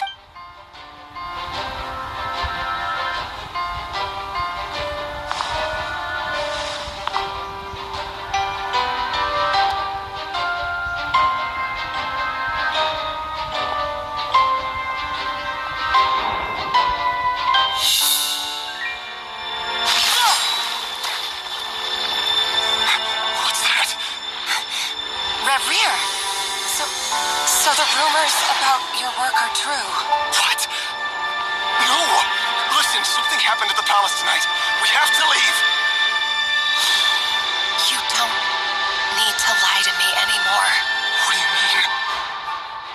I know why you're worried, and I will respect the decision you've made. But it's okay, because I found a solution. I know how to end all this. You can have it back. The normal life you so desire. But until then, I'm afraid our wedding will have to wait. Just... No, don't do it! Celindus!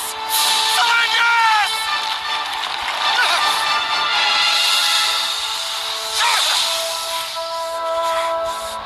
I told you, Rerir. Let her go. You will find someone better. No! No, I won't do it! I have to save her! By what means exactly? A lonely pawn. You lack the power and the strength of will. Do you know a way? Tell me! Come to the palace. Join us.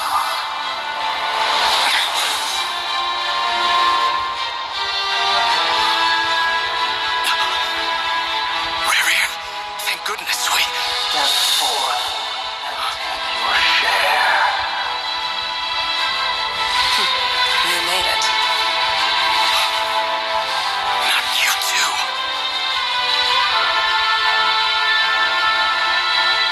Hatred. Despair.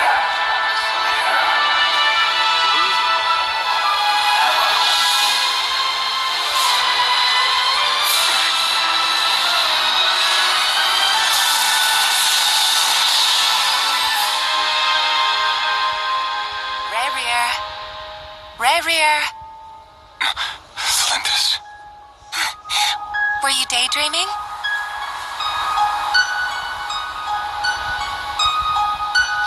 You still remember, Rerir? That question you asked me a couple of weeks ago? Oh.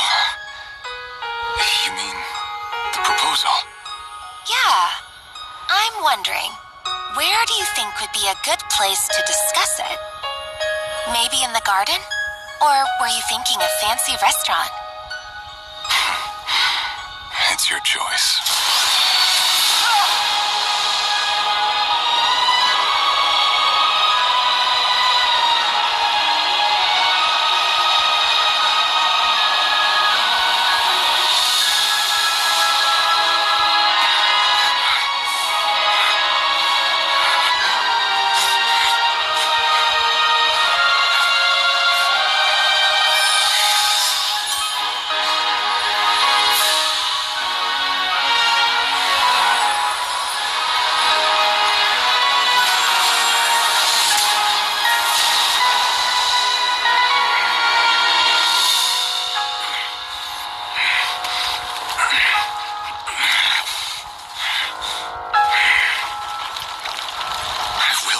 You. And then, you can give me your answer.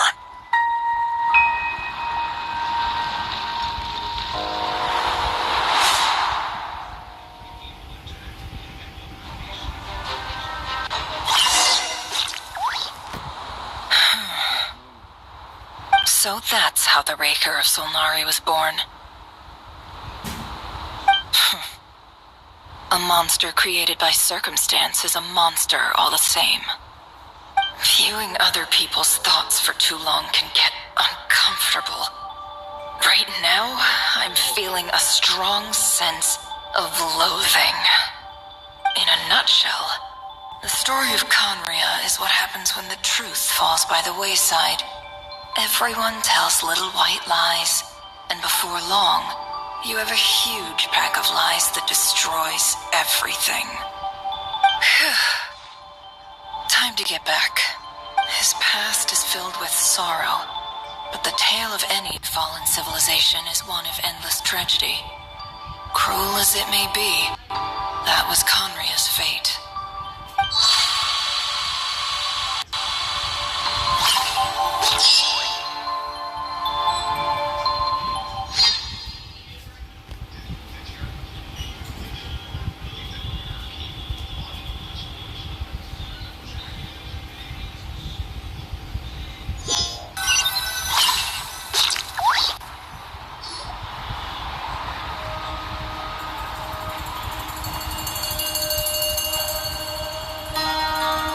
Everyone, I'm back. Can I get a standing ovation? Never! How are you holding up? Feeling okay? She's fine. Boss is a pro.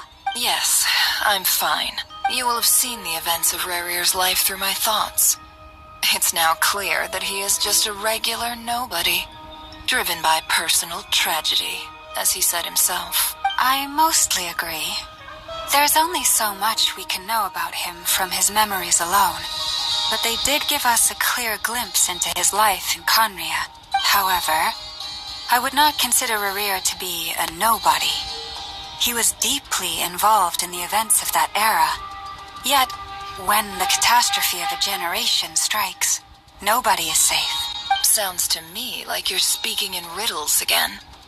Is this you urging me not to abandon the people of Nodcry in their hour of need? That's not what I meant. Although I do hope you choose to remain a part of the plan. Without you, the mission ahead will be all but impossible. Then try to remember that I respond better to the carrot than the stick.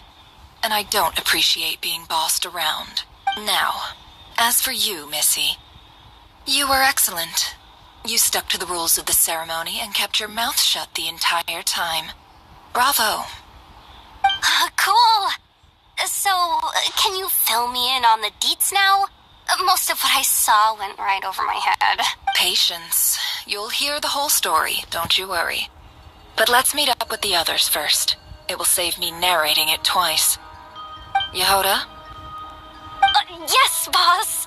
Let me get that door for ya. That's more like it. For a moment there, I was worried you'd forgotten about the first clause of your employment contract. Forgive my curiosity, but what does the first clause say? It says I gotta do the annoying stuff that boss is too lazy to do for herself. Like opening the door, pouring the tea, yada yada. Is that right? If something is in the contract, it's because she willingly agreed to it. Rest assured that the Curatorium abides by the very strictest of labor policies. You don't seriously think I'm cruel enough to treat her like my slave? In any case, I've hardly shied away from my share of the work today. Hope I don't catch Flintz and Varka lounging about in their chairs, enjoying a leisurely cup of tea. There's nothing I dislike more than other people enjoying themselves while I'm hard at work. Like, I will find the value would be pissed off.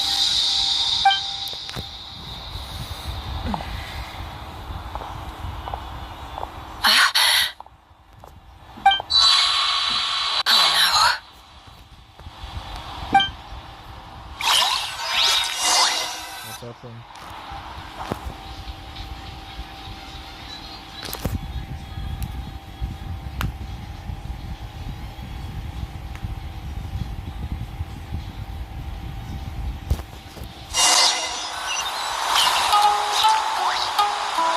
Sorry to disturb you, but we seem to have run into some trouble.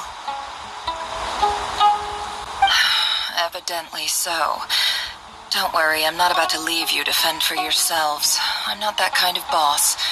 And it would go against the Curatorium's labor policy. I'm sorry? What did you hear me say? I wasn't talking about labor policy. Wait.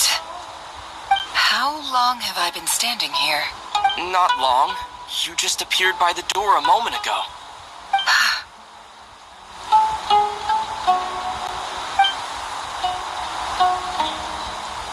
Boss, what's wrong?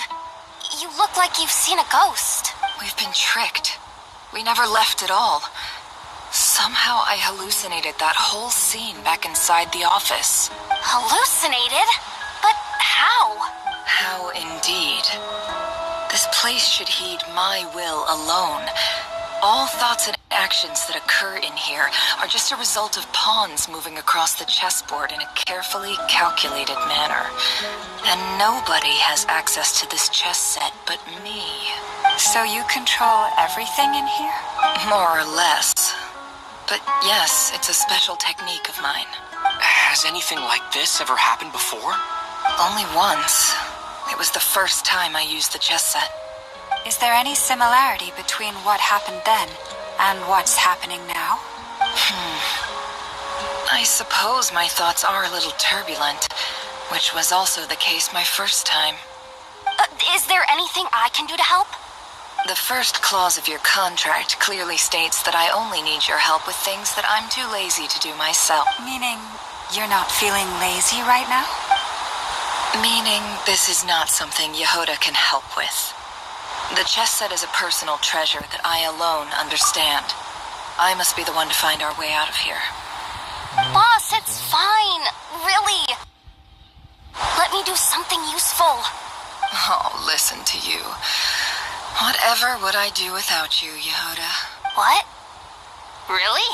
Yes, really. Where would I ever find another employee as obedient and servile as you? God forbid anything ever happens to you. Okay. Well, anyway, I was thinking of fetching some water. There's gotta be a source around here somewhere. I suggest everyone finds someplace comfortable to take a rest. We gotta conserve our energy. Even though all this chess malarkey doesn't exist in a physical sense, mentally speaking, it's all real. And so is our tiredness and fatigue. You don't want to dismiss mental fatigue. Just because it isn't physical doesn't mean it's any less serious. But anyway, I got your backs, so don't worry about a thing. Don't I have the best employees? Jealous much? If we can find a suitable time, I'd love to borrow Yehoda for a day to help out at the Frost Moon Scions. Would you be amenable to that, boss? Oh, Lama. Have I ever told you just how pretty you are? Beauty runs from the tips of your antlers to the depths of your imagination. Time to rally, everyone. Follow me. As we continue our journey, the same rules will apply. That means stay focused and no talking no matter what we encounter. And don't disturb the chess pieces. You have my word that I will get us all out of here.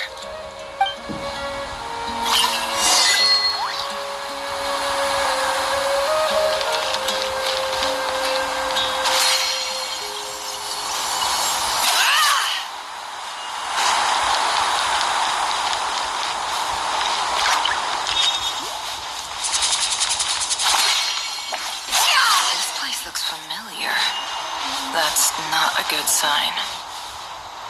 There's someone up ahead. Time for a little chat.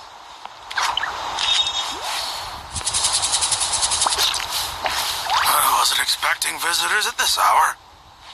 Wait, is that? Oh, it's him. There you are. Sinue's been looking for you all day. I think he has some news for you. Oh yeah? What were you doing just now, Uncle Retinue? Hiding away some more loose change? I know I saw some more. What do you mean, loose change? Oh, come on, I'm too old for this. Just pretend you saw nothing.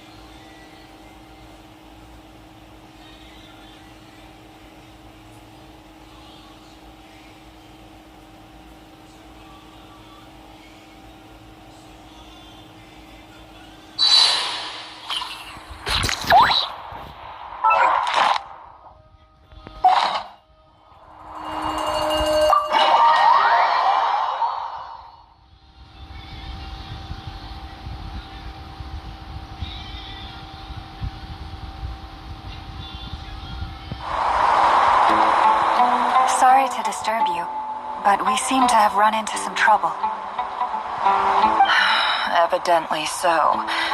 Don't worry, I'm not about to leave you. I'm sorry? What did you hear me say? Wait, how long have I been... Not long. You just appeared by the... Boss, what's wrong? We've been tricked. We never left at all. Hallucinated? How in... So you control everything in... More or less. Has anything... Only once. Is there any similarity between what... I suppose my thoughts are a little... Is there... The first... Meaning... Boss, it's... Oh... What? Yes, really. Well, anyway, I suggest everyone, even though you don't want to dismiss mental fatigue... Don't I have... If we can find... Time to rally, everyone. Follow me. As we continue our journey, the same rules. You have my...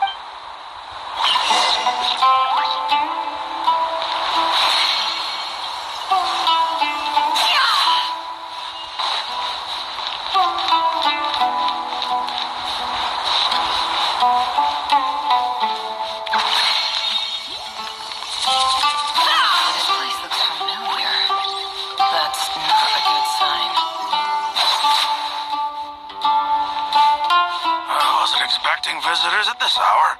Oh. It's him. There you are. Sinue's been looking for you all day. I think he has some news for you. Oh, yeah? What were you doing just now, Uncle Retinue? Hiding away some more loose change? I know I saw some Mora. What do you mean, loose change? Oh, come on, I'm too old for this. Just pretend you saw nothing.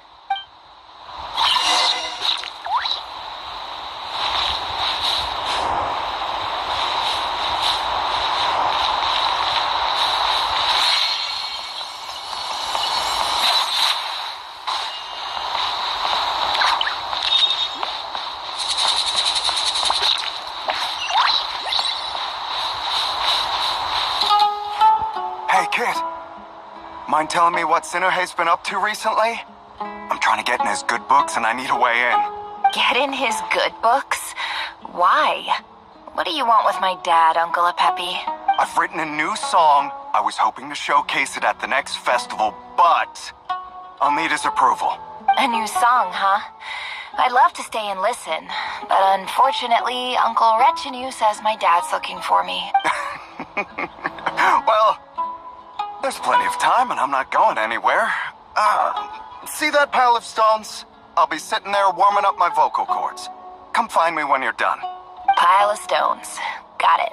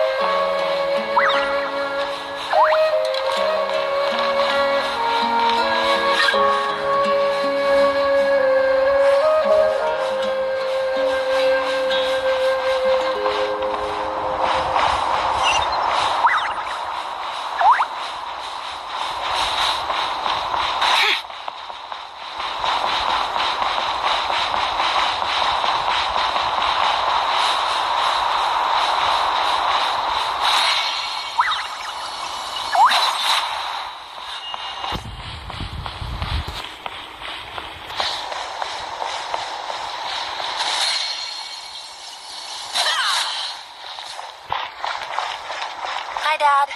Uncle Retinue said you were looking for me. Ah, there's my little princess. If you'd gotten back just a little sooner, you could have shared the spoils of war with me. Spoils of war? Who were you fighting against, Dad? It was just a figure of speech. The aftermath of a sandstorm is no time to be waging war. I was talking about our war against thirst. I went out to fix our water supply problem, and now I'm back. Which means... We have a well again. That's right. I found a new one and brought back as much water as I could carry. It should last us for a good while. If it wasn't for these blasted sandstorms, our wells wouldn't be caving in. You wouldn't be spending all your time out searching for new water sources. As the chief of our tribe, I'm supposed to be leading us out of hardship and poverty, onto better things. You know how prosperous our ancestors were. I've told you all the stories. And look at us now, squeezed into these hovels. No one would choose this, if it wasn't for the endless wars over the years. But things are looking up. I started working with some folks from the academia a few months back. They gave me some contacts in return for my assistance in the desert. So you're the academia's helper now? Special ambassador, they call it. Think of it as a partnership. It's nothing bad, okay? We've been isolated here in the desert for too long. Seeking opportunities elsewhere is the best thing for us, and the fastest way to progress. So, do you get anything good out of being a special ambassador? Of course. My luck's improving all the time. One day, I swear I'm gonna lead us out of this place. We'll find somewhere new. Somewhere better.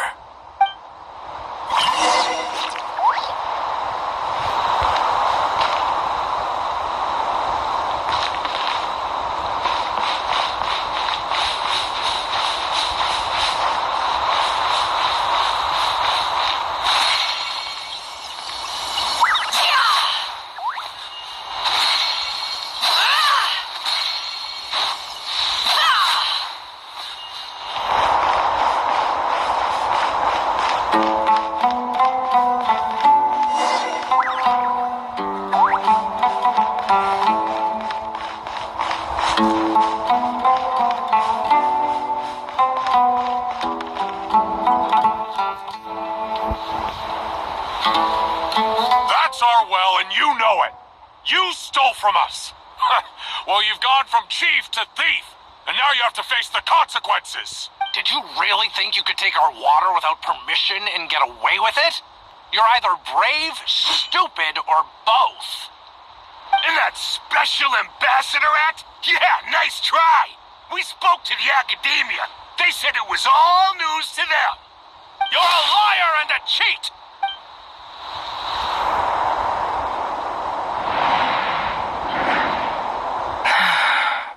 I heard Yehuda gasp, but I don't blame her. Most people are terrified by the sight of blood. Corpses strewn across the ground. The wounds are clearly from scimitars and daggers. The desert dwellers' weapons of choice. There's a handwritten note on the ground. Let's see what it says. Halil, this is Sinuhe, chief of the Shimti tribe. Surely you remember me. I was the one who helped you and your colleagues avoid the quicksand in the desert. This is my second time writing to you. I assume my last letter must have gotten lost in the mail, as I didn't receive a reply. I hope this one makes it to you safely. I'm writing to you because I need some help. That sandstorm the other day completely blocked up our well, forcing me to look for another water source in Iab and Unut territory. It was a matter of survival. Praise the gods. The well of the Iab tribe was intact. It was my last resort. I drew what water I could and left, but not without being spotted. I fear they will retaliate. You told me to write to you if I ever needed help. You said you'd be my ally in the academia. I urgently need you to formally recognize my title of Special Ambassador and send some of your people to assist me for a few days. It's the only way I can convince them that this was the academia's decision and prevent them from retaliating. This is an emergency. Please send help as soon as possible. Looks like this letter never got sent. The writer died a grisly death, and the letter was trampled into the ground. It's badly defaced. Some parts are barely legible. What a ridiculous lie the surviving Shimti tell. Their whole village was butchered over a sip of water.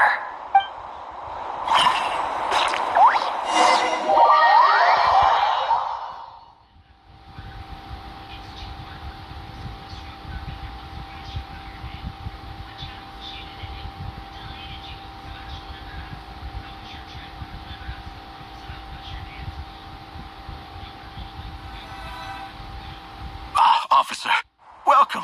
Welcome to our humble village. I thought you would at least have the courtesy to provide some respectable libations.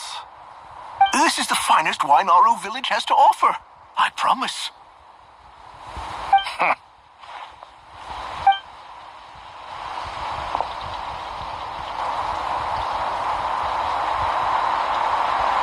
The Academia has agreed to reserve a single space for a candidate from your village.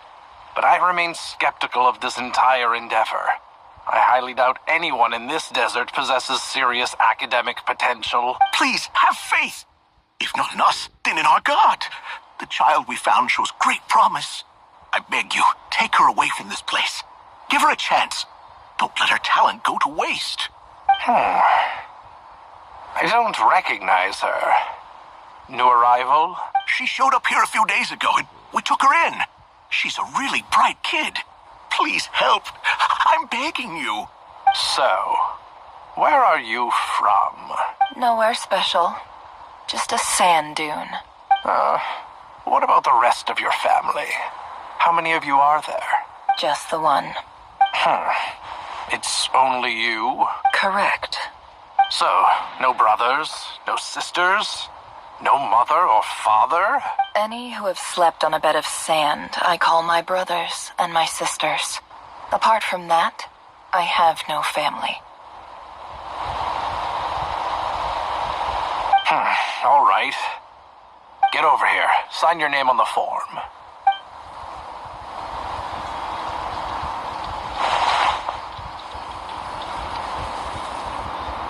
Never. You're rather fair-skinned for a desert dweller.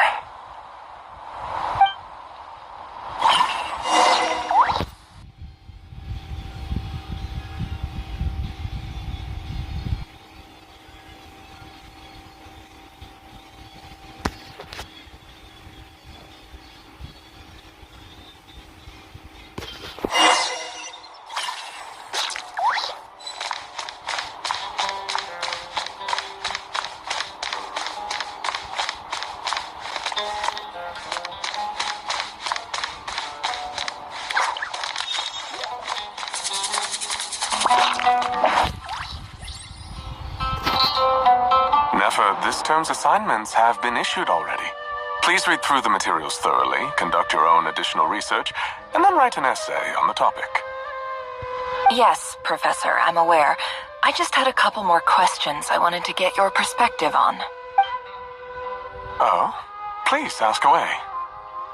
Well, I saw the other students' problem sheets, and I couldn't help but notice that my assignment is much easier than theirs. Do you really think I'm a weak student? A weak student? Goodness, no.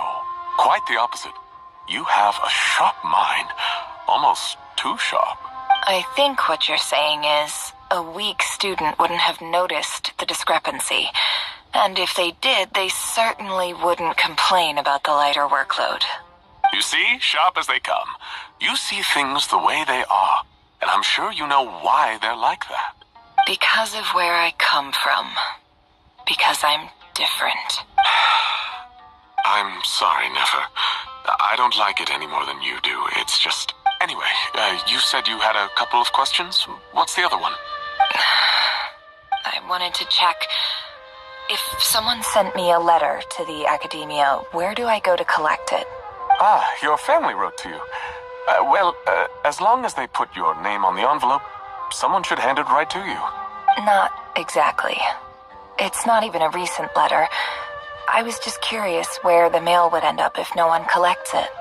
The House of Dana, I expect.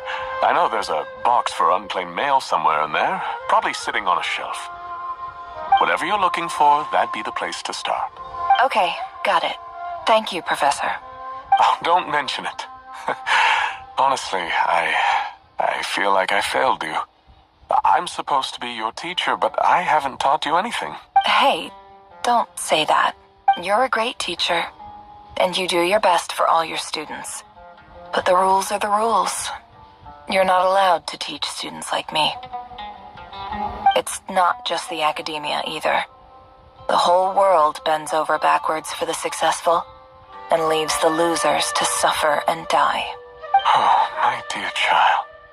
Don't tell me you've given up on life already. I haven't. I just think that if you want to make it in this world, you have to find a way to become successful.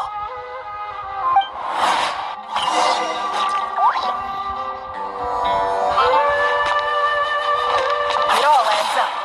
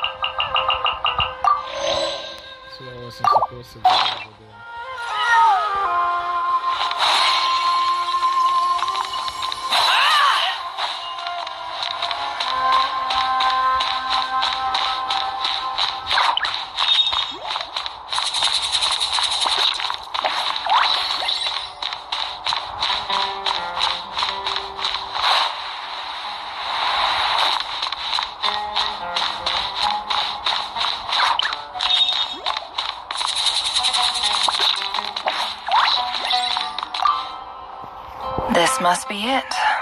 A big cardboard box full of unclaimed mail. And probably some letters that ended up here by mistake, too.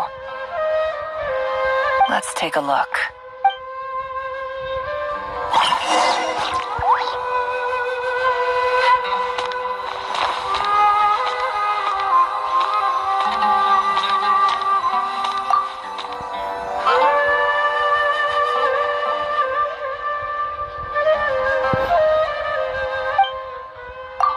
A dilapidation survey from Port Ormos. Looks like it's from a Core of 30 representative. What a strange thought. A bunch of mercs losing sleep over rundown buildings. This one was never even opened. I guess the recipient didn't care what the Core of 30 had to say about anything. Who was it addressed to? I don't recognize the name. But it must have been a Kasharawar professor.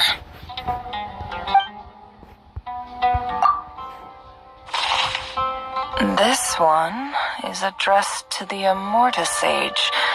The title is Changes Observed in Satyavada Life Symptoms. Why do all these letters read like full-blown dissertations?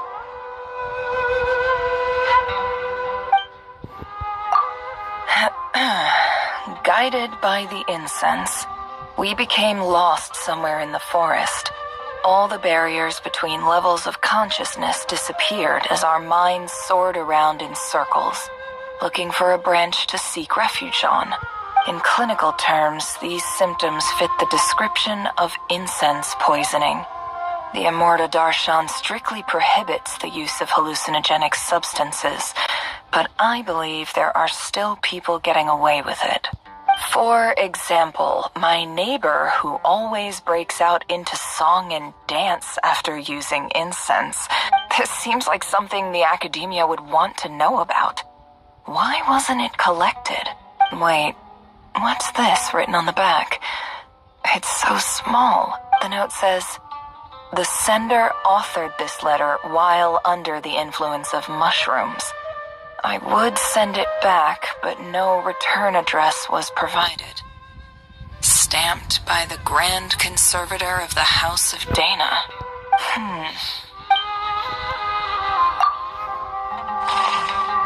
This next one is addressed to Grand Sage Azar. A few words of protest regarding recent changes in Sumeru's educational policy. In recent years, the academia has taken on a small number of students from the desert region, as per the policy to this effect. However, it appears to me that these students have not, in fact, been provided with educational opportunities that are, in any meaningful sense, equal to those enjoyed by their peers. As well as receiving dumbed-down assignments and perfunctory tutoring, they do not even have full access to the Akasha system. Education is the fundamental purpose of this institution, which should go without saying in a nation whose founding virtues are knowledge and wisdom. I ask you, is the lip service we pay to the policy of education for desert students truly the standard of pedagogy to which the academia aspires? As Grand Sage, policy decisions are your prerogative. But do not forget your roots. You and I were once students too, as was everyone else in this institution. I do hope you will give some serious attention to this matter. I encourage you to discuss issues like this with myself and others, and listen to some alternative opinions. Great letter. Shame it didn't get to where it needed to go. And the sender is... Sage Cyrus of Spontamod. I didn't realize anyone else even knew how bad students like me have it in this place. So this is where letters from the Sage of Spontamod end up? Nice one, Grand Sage. Really enlightened leadership. Whatever. This isn't what I came here for. Moving on. I'm not exactly holding out hope that a letter sent from the desert would even make it here. But if it did, where else would it end up if not in this box?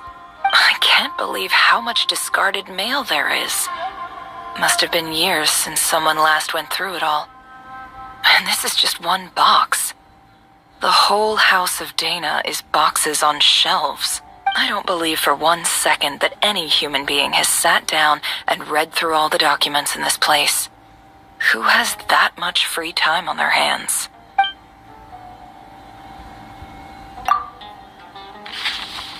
Wait, could this be it?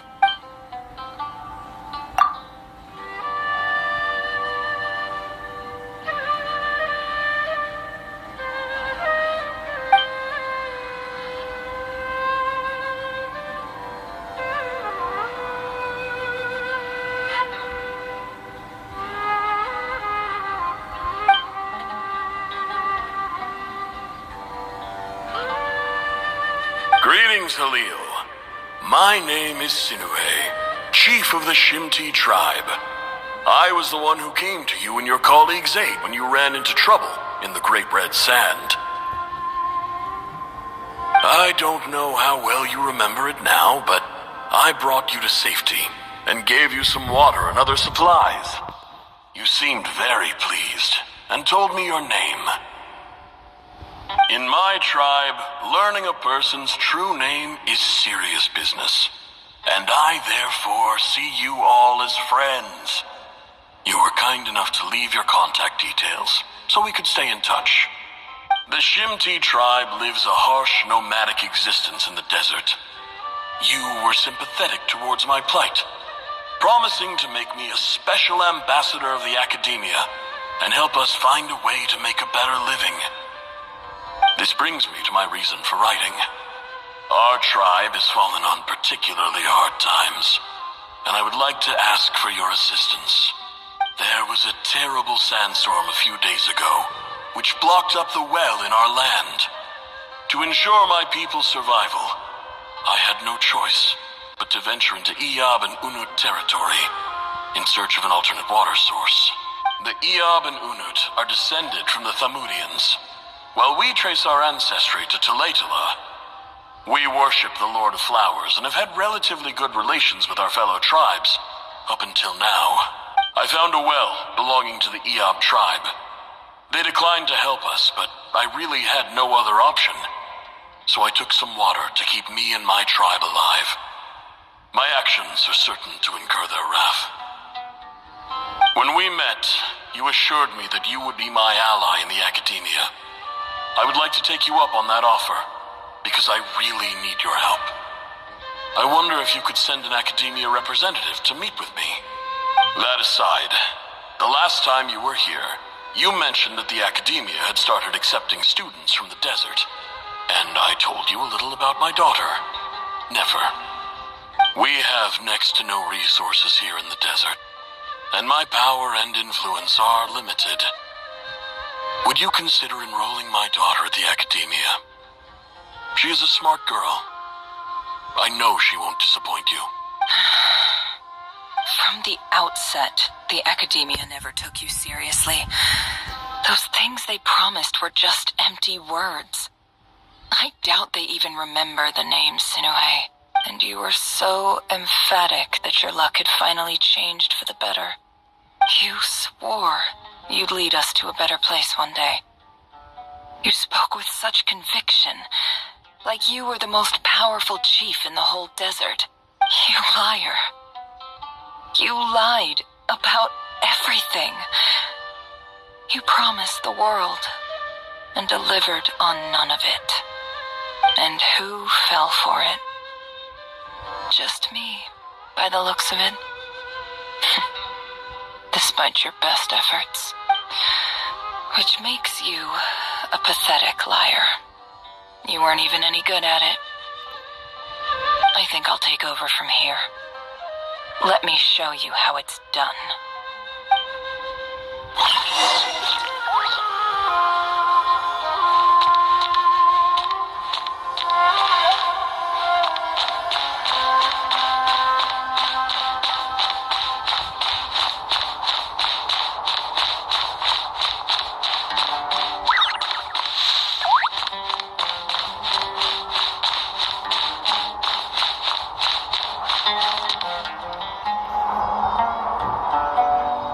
I just came to say goodbye. Thanks for everything you've done for me in my time here. Nefer? You packed your bags. Where are you going? I'm quitting. Something's come up in my hometown. Gonna head back and deal with it. Huh? But this was a hard-won opportunity for you. You know that better than I do. It was, but it doesn't matter. I have more important things to deal with, and they can't wait. Oh, and I didn't want to overfill my bags, so I left some incense on your desk. What's wrong? I thought you liked incense. Although, I did read somewhere in the House of Dana that it has hallucinogenic effects. Don't use it all at once, alright? Isn't this the stuff you brought from your hometown? You're just letting me have it? But you said it's a rare and valuable commodity. Yeah, about that. I lied. It's not rare at all. There's this bunch of ruins near my hometown that are practically overgrown with this plant. It's not worth much. Keep it. It's fine. But Nefer... All right. That's all from me. You take care.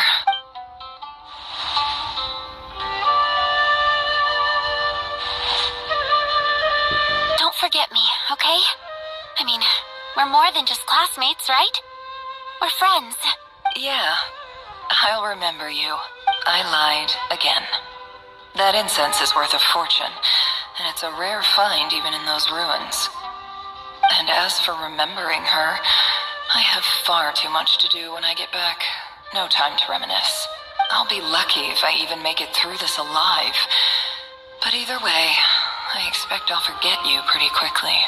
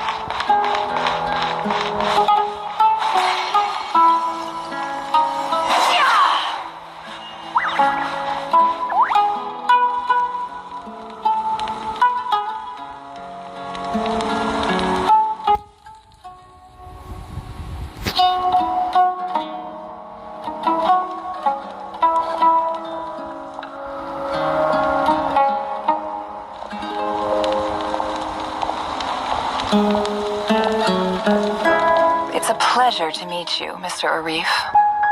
So, what does the Academia want? Since they've sent their special ambassador, I assume there's a big business deal to be made. If not, I'd be very disappointed. Please, sir, lower your blade. You're lucky I'm the one they sent. Not all special ambassadors share my admiration for the Iyad people. The ever-shifting balance of power in the desert reduced the once great civilizations of this region to rubble and sand. But the story of the Iyad has a very different trajectory. Others grew weak, but you grew strong, beginning in obscurity and moving to prosperity. You're the only ones who defied the trend. Huh. So, you do know who you're dealing with? This well is the perfect symbol of your strength, is it not? It used to belong to the Unut, but it looks like you have control over it now. You're not wrong. But I'm sure you didn't come all this way just to flatter us. Of course not. I came to bring you some very good news. Some information that recently came to light, which might just be your ticket to freedom. Records uncovered by the Vahumana Darshan show that a certain well currently under Iyab control is built on top of some ancient ruins. These ruins are of great archaeological interest to the Academia. I checked the map carefully on my way over here, and I'm confident that this is the well in question. The Academia is offering 50 million mora in return for excavation rights. 50 million? No, wait. If these ruins are as important as you say, 50 million's a little low, don't you think? Don't get greedy, Iyab. We know far more than you think. We know that you seized this well by force. Wasn't that the first step in your rise to power? To drive away the Unut and steal their water supply? So, what if it was?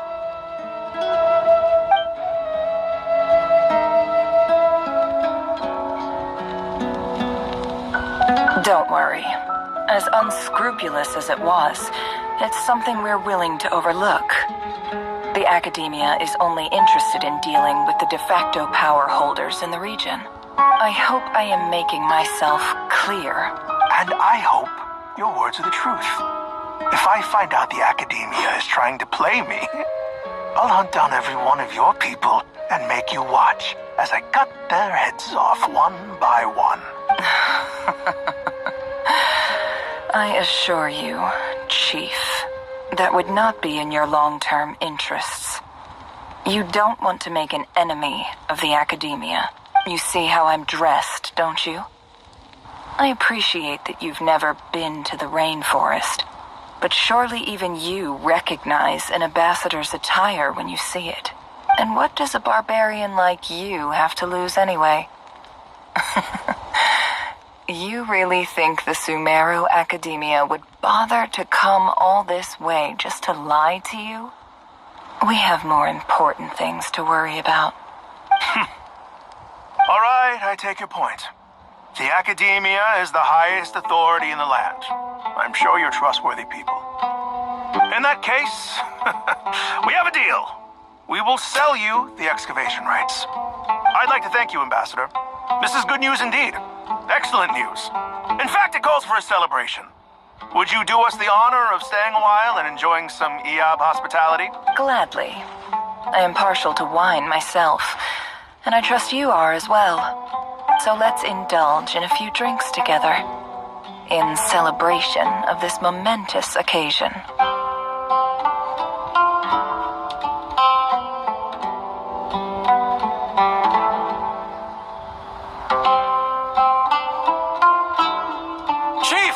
Chief, it's an emergency! It's the Unut.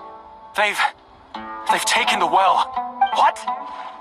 Look, don't just stand there. Take it back. Yes, Chief.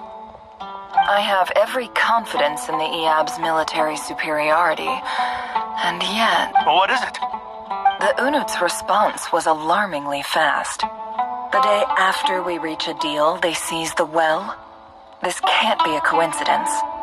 Perhaps there is a traitor in your midst. I don't think so. I am obliged to remind you, Chief, that the Academia will only deal with the de facto power holders. If you cannot regain control over the well, I'm afraid you won't see a single mora of that 50 million. No! Please, Ambassador, just give me some time. I swear the Unut will not get away with this. That well is ours, and so is the mora. Glad to hear it. I will wait here for an update. If there is a traitor, I will find them. In the meantime, make yourself at home. I'll report back as soon as I have an update. Much obliged. Wow. All it took was a few words and I've got him wrapped around my finger. What an amazing feeling. So, in summary, Ambassador, the Academia would rather negotiate with our tribe instead of the EAB, yes? The EAB are ruthless murderers who don't listen to reason. And now they have the gall to interfere in our research projects in the desert region. So let me ask you, Chief. If you were the Academia, what would you do? Kill them all, of course. Precisely. The Academia does not tolerate those who stand in our way. The EAB have held back our academic pursuits for too long, and our patience is wearing thin. At the same time, there is simply no way that the Academia can be seen to be intervening in desert affairs. I'm sure you understand where I'm coming from. We have our own rules out here. If the rainforest dwellers raised arms against a desert tribe, it'd start a bloody war. Right. We can't confront them ourselves, but we can support their enemies. The Unut have always had strained relations with the EAB, which makes you our natural allies. Natural allies. Weren't the EAB your allies once? You were quick to send them after us to protect your interests back when we stole that water. And now look at you. You're at each other's throats. Let me be clear. The Academia wishes to collaborate with the legally recognized rulers of the desert in this matter. We are asking for excavation rights to that well, and our offer is 50 million mora. Say no more. I believe we have an understanding. So she's just going to keep turning 59. Good. Then I suggest you get to work. Get us access to that well, and the mora's yours. You see, Dad? Lying is easy when you know how. People will believe anything.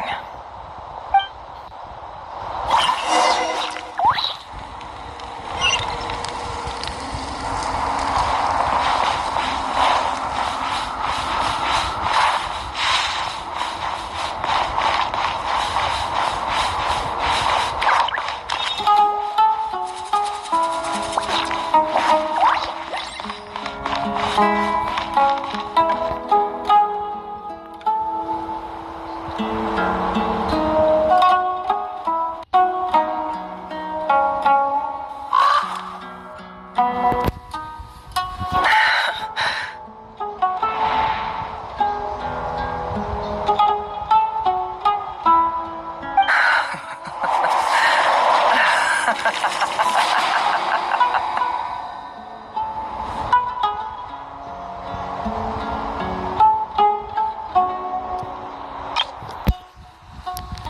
like that. You got your revenge. Look at yourselves. You may be vile, savage monsters, but your butchered bodies bleed like any others. You're no different. You're nothing special at all. The monsters who destroyed my home, they're just ordinary, petty human beings. What a joke.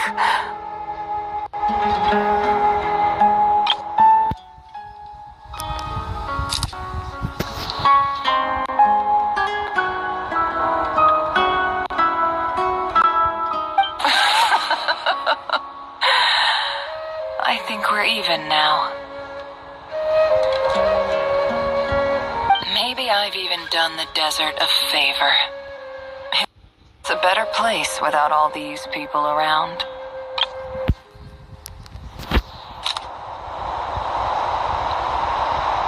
Oh, Sinuhe, my gullible fool of a father. Perhaps if you'd been as ruthless as I was today, our tribespeople would still be alive.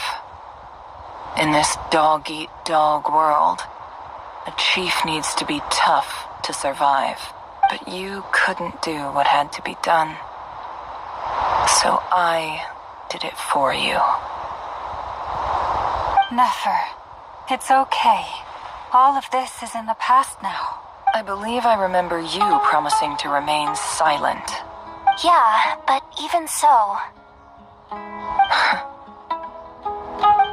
Yehoda, is there anything you can do to ease the tension?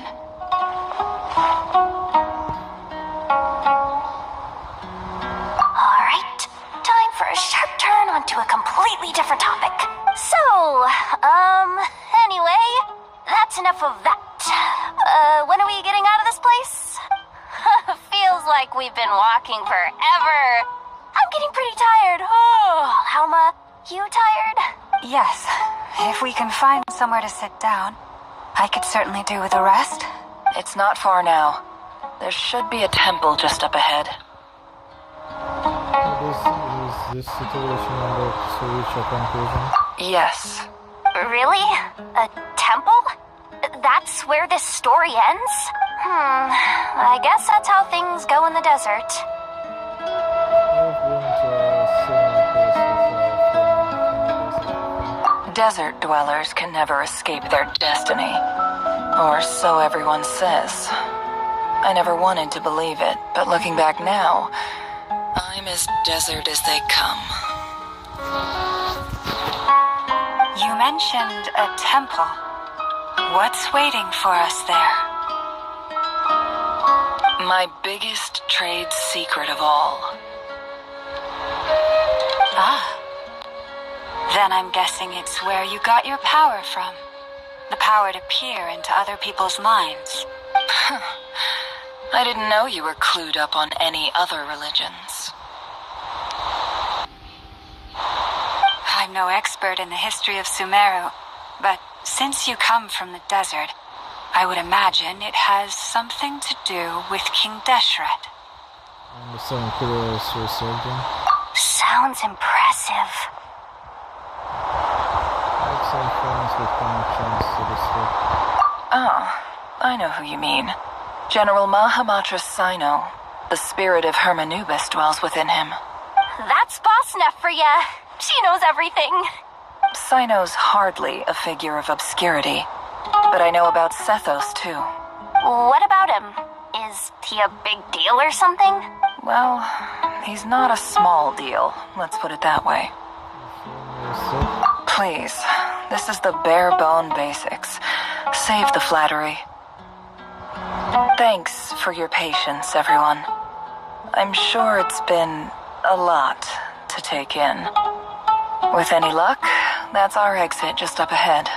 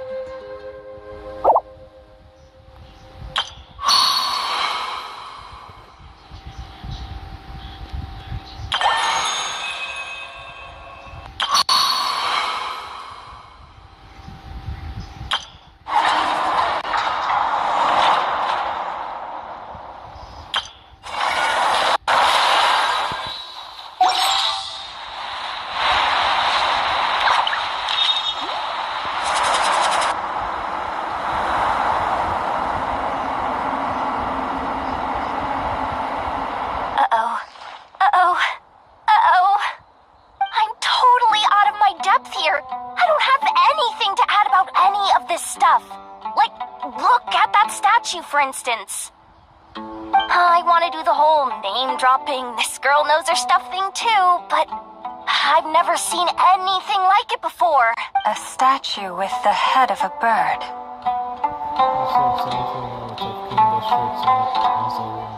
That's Thoth, the Ibis King, one of the 7 pillars of King Deshret. The legends say that he, the Crocodile King, and the Goat King were the 3 retainers of King Deshret. Let's take a look.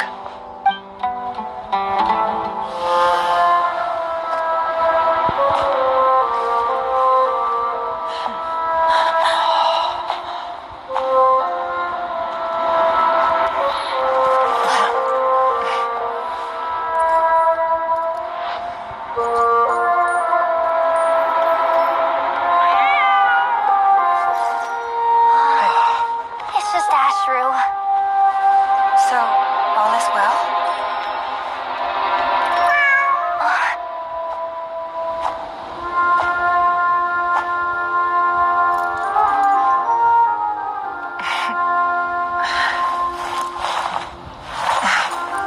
Typically speaking, at this point, the world disintegrates. Then we find ourselves back in the outside world. Besides, these are my memories. There's nothing to fear. You're sure? Of course. It's almost over.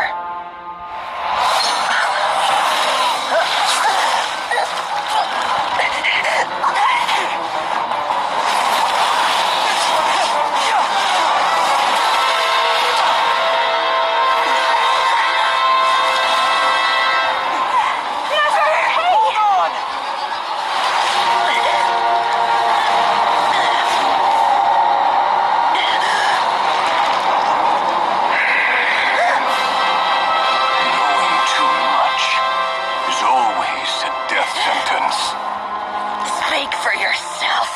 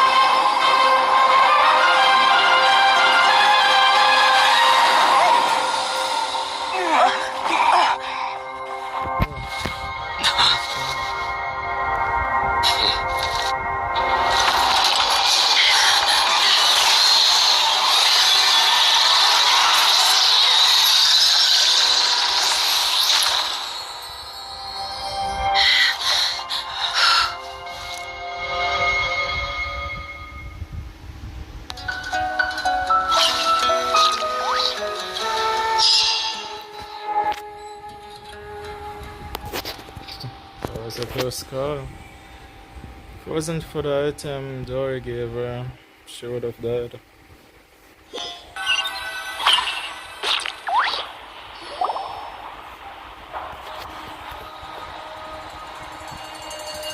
Timed that pretty well, didn't I? Yes, that was fair. You certainly did. Thank you. It's okay. I'm just glad no one was hurt. Paimon noticed you doing something too, Dainsleif. Were you helping get them out? Of course. When I asked Nefer to conduct this investigation, I was not naive to the dangers involved. I had a duty to ensure your safety. Good to know your sense of justice is still intact after all these years. I take that to mean that you saw the truth. That comes as a great relief. I certainly did. And thanks to your help, I also managed to trap Rerir inside the chess set. Whoa, really? How'd you manage that? Well, to be honest, I sensed that something was wrong long before we made it to the temple. By using this fragment to probe into Rerir's past, Well, the monster formerly known as Rarier. It seems I alerted him. I was tracking him. Then he caught on and started tracking me too. Can't say I'm surprised. But how did he track you through your thoughts alone? That shouldn't be possible. Rarier was a secret agent who reported directly to the Vinster King. He is an expert at finding a trail and hunting down his pursuers. No wonder. He infiltrated the chess set, read my thoughts, and built a new virtual chess set inside of it. That's why we weren't able to leave at first. Speaking of your chess set, it's quite a remarkable item. Would I be right in thinking you have some connection to King Deshret? You overestimate me. I only have a connection with one of his underlings, the Ibis King. You all saw how this came to be. A long time ago, the Eab massacred my tribe, the Shimti, in our home village. A few years later, I enrolled in the academia, where some new information came to light. The Unut and the Eab fought a bitter battle over the rights to a well, all for the sake of a non-existent 50 million mora. The Eab ultimately won that confrontation, but their victory came at the cost of almost every warrior in the tribe. The final blow to the Eab came at the victory feast, when an Unut assassin beheaded their chief right before my eyes. The remaining Eab fled and have been scattered to the winds ever since. Having gotten my revenge, I returned to my hometown, where to my surprise, the nearby temple was still standing. There it was, seemingly immune to the relentless hostility of the desert, while my tribal home lay in ruins. As I stood there gazing at the temple, I noticed a cat just outside. This cat, as it turned out, was home to the spirit of the Ibis King. He led me to a gate deep inside the temple, and there he made a deal with me. This chess set is my gift from the Ibis King. The chessboard within is made to the same specifications as the one in the mausoleum of King Deshret, and represents his power of piercing analysis. With this chessboard in its container, I gained a certain ability to perceive hidden secrets.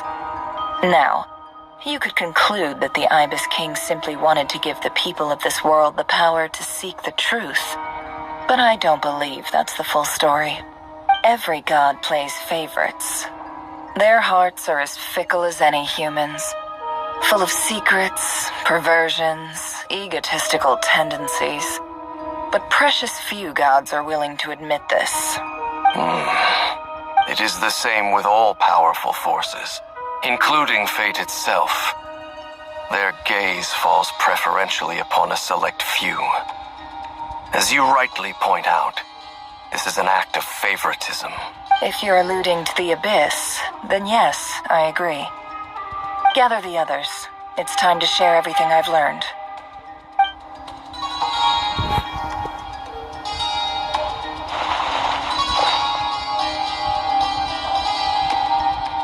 Thank you all for being here. As promised, I did some further investigating into the Raker of Solnari's background. I am pleased to report that the investigation has been most fruitful indeed. The Raker of Solnari, real name Rarier, was once a Conrian subject who served the Vinster King. I will now share the important details of his story. Please save any questions or comments for the end.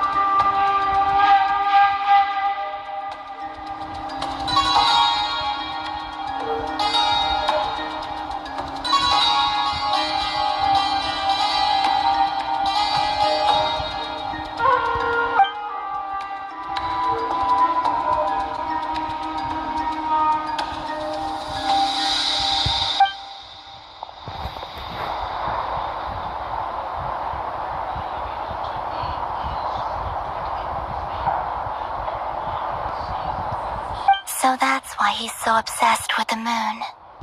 A tragic tale, to be sure. But it does not excuse his many transgressions. No matter how much Rerir suffered in the past, the fact remains that he is what we know today as the Wild Hunt, wreaking havoc upon innocent lives in Notcry. He becomes more dangerous with each passing day. If left unchecked, it is simply a matter of time before all of Tevat suffers the consequences. This is a threat that the Knights of Favonius cannot ignore. A question for Miss Columbina. Forgive me if this is presumptuous, but have you ever seen the spatial gateway that appeared in Rerir's memory? Never. But I have heard stories of something called the Moon Gate, and this seems to fit the description. Miss Lama, any thoughts on this? In the lore of the Frost Moon Scions, the moon is believed to hold many secrets. Some sources speak of ancient knowledge, others of a gateway to the unknown. The term Moon Gate is one I have heard before. But as is the case with all of our legends, there are no records of any first-hand witnesses. We cannot know whether it truly exists. Then back to Miss Columbina. As a moon goddess yourself, do you have some idea of where the Moon Gate leads to? Not at this stage, sorry. I do hold the power of the Frost Moon, and my strength is recovering well. I can sense that the gate would open at my command, but... But there's more to the power of the Frost Moon than that? Yes. A moon goddess has the right to open the Moon Gate, since it is a path to the moon. But as never mentioned, holding open a spatial gateway takes a huge amount of power. And right now, I need to conserve my energy to fight the Rahier of Solnari. I'm afraid this is one mystery we may have to leave unsolved for now. I agree. Better to save your strength. But if you'll humor me for a moment, I have a bold conjecture of my own regarding the world beyond the gateway. I highly suspect that neither Tholindis nor Rerir made it through unscathed. The evidence pointing to this is the fact that the Rahier of Solnari exists in the form of countless fragments. With the abyssal power he wields, no ordinary foe can touch him, let alone tear him to shreds. And yet, the Wild Hunt proliferates wherever his scattered fragments lie, drawing hordes of monsters to many different locations across the land. So your theory is that Rerir was physically torn to shreds by some powerful force? Hence, why the Wild Hunt is a distributed phenomenon, rather than a unified one? Makes sense to me. Explains why the Wild Hunt is so pervasive, and why he's been trying to piece himself back together. He was whole to begin with, and he wants to be whole again. Without the power of the Abyss on his side, he almost certainly would have perished the moment he was torn apart. But the Abyss, much like a curse, has kept him alive.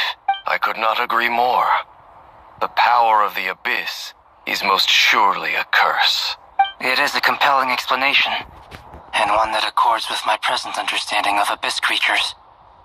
Whether the life form in question is primitive or advanced, if a curse has extended its lifespan unnaturally, it will continue to survive in spite of everything.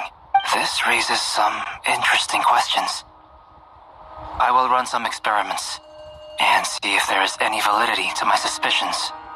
That being said, regardless of whether my research bears fruit, I would like to thank Miss Nefer for conducting such a thorough investigation. Already, it has greatly enriched my understanding of the entity we face. My pleasure, Mr. Albedo. I too hope that the information I have shared today proves useful as we look to formulate the next stage of our plan. Hey! What is it, Dainsleif? You look really upset! It's just... when I think of the man I once knew as Rerir, I struggle to understand why things had to turn out like this. The two of you used to be friends, didn't you? I don't know if these words will bring any comfort, but my heart goes out to you. Mine too. We can never know all the hows and whys of the way things are. The moon and stars are full of untold secrets and lies. And the skies are host to many more mysteries than these alone. Yet, none of that can begin to compare with the complexity of human life. Those are the first comforting words I've heard in a long time. Thank you, both. Well, I think this is a good place to end today's meeting. I'm sure Nefer needs some time to recover. She's been through an awful lot today. That's very thoughtful of you, Lama. Of course. Sounds good to me. Take some time to rest and digest before we reconvene to nail down a plan.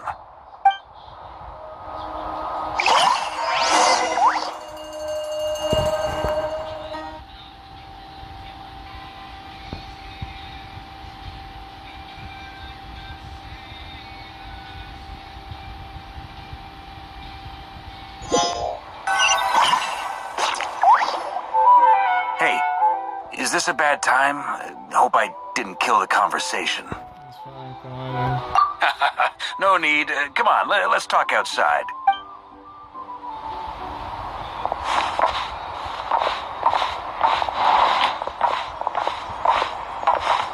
Anyway, Nefer went back to the curatorium to get some rest. But before she left, she shared some things with me that I thought you should be aware of. Firstly, although she managed to trap the Raker of Solnari inside her chess set, there's no guarantee that the power of the Ibis King is any match for one of the 5 sinners. Their powers are beyond our comprehension. It's only a matter of time before he finds a way to break out. We have to come up with a plan and take care of him before that happens. Honestly, my mom figured that might be the case. So, how long have we got? Well, I asked her that same question. She talked for a long time, but for the most part, it seemed like she was trying to convince me how precious her chess set is. What a long and storied history it has. It felt like some kind of sales pitch, you know? The kind where you end up handing over Mora against your will. Anyway, after all that, she finally answered the question. 2 days, at most. 2 days? Holy moly! Can we even recruit enough help in that time? That remains to be seen. Which brings me to the second issue. Dainsleif is obviously conflicted about this whole thing.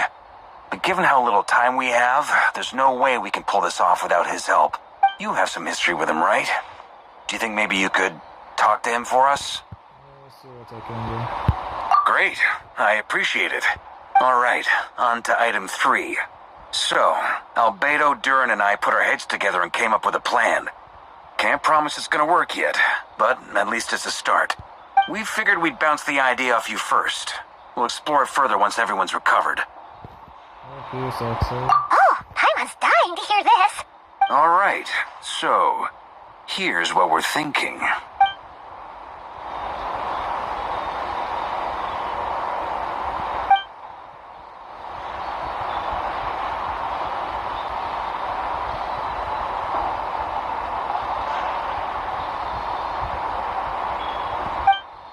We felt a little uneasy about roping you into this. I mean, firstly, you're not locals, and secondly, none of us are your boss.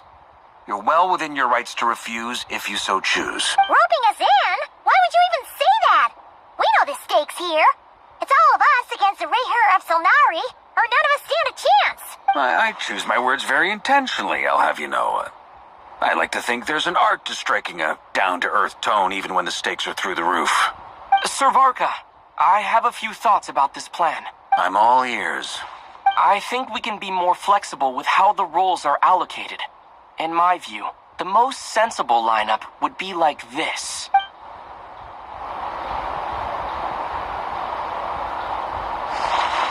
I see your point, yeah. But if that's how we're going to approach this, you'd better make sure you're ready. To be clear, I don't doubt your abilities. Far from it. I just want to make sure. Are you really willing to take all this on? I want to do everything within my power. The Rayher of Solnari is a truly fearsome opponent, and if I do my part, it'll greatly reduce the risk for everyone else involved. Well, that tracks with what I've heard. Jean's mentioned in her letters that you're so diligent it's almost abnormal. As in, most people weigh up the risks and rewards in situations like this. But you seem to just march towards danger without a moment's hesitation. Of course, everyone appreciates a fearless pioneer. But all that aside, I'm the Grand Master of the Knights of Favonius, and you're our honorary knight. I want to make sure your courage doesn't come at the expense of your safety. Thank you, Sir Varka. I should be the one thanking you.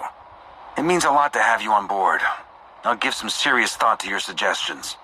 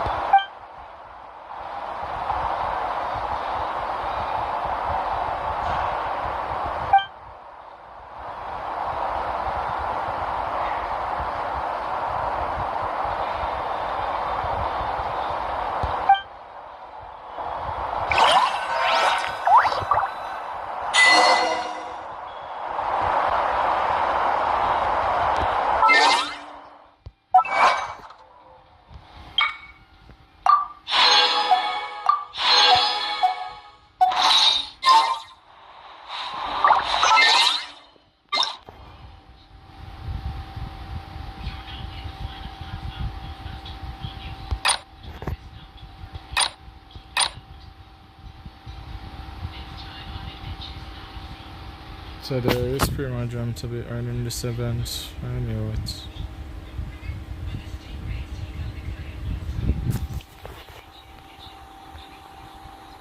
So no way Genshin will keep such an event. But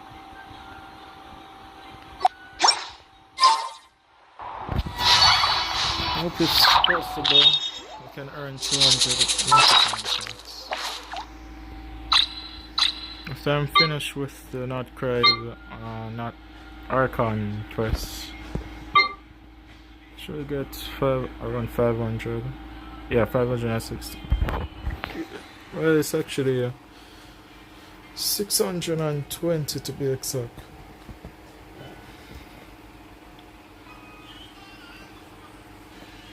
Which will obviously make 180. Which will leave 20 into time for its match.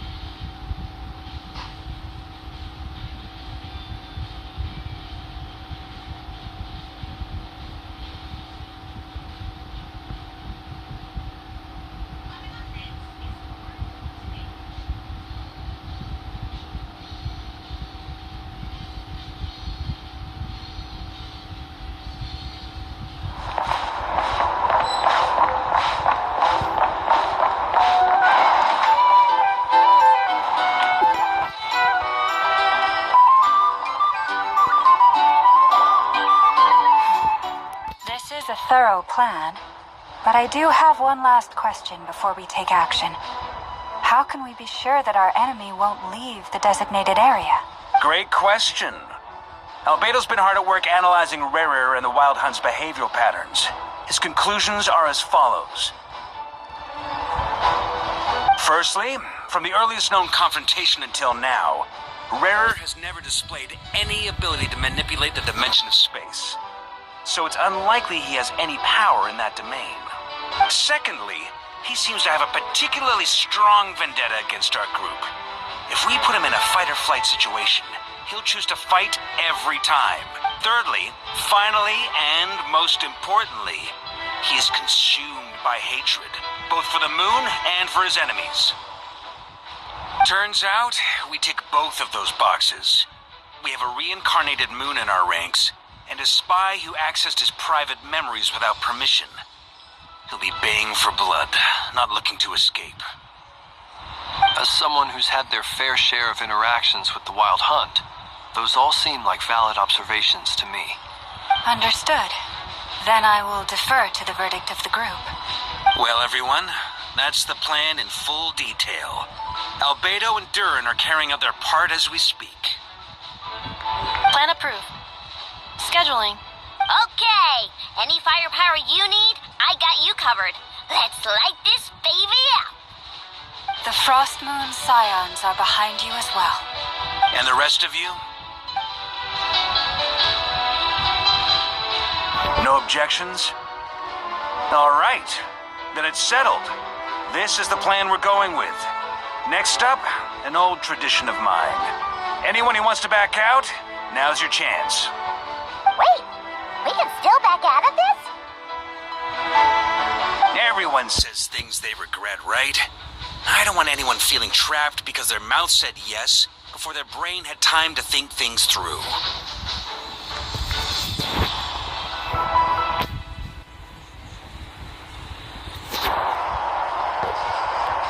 A very people-first approach. I hear that's common practice in the Knights of Favonius. Who'd you hear it from? D-Luke? Shh. We don't use people's real names at work. This contact will be known only as Owl, please and thank you. This plan can only work if everyone does their part. Flint's and I will absolutely support it. We shall indeed. You'll be glad you accepted our help. Also, you are the last person I expected to see here, Miss Dory.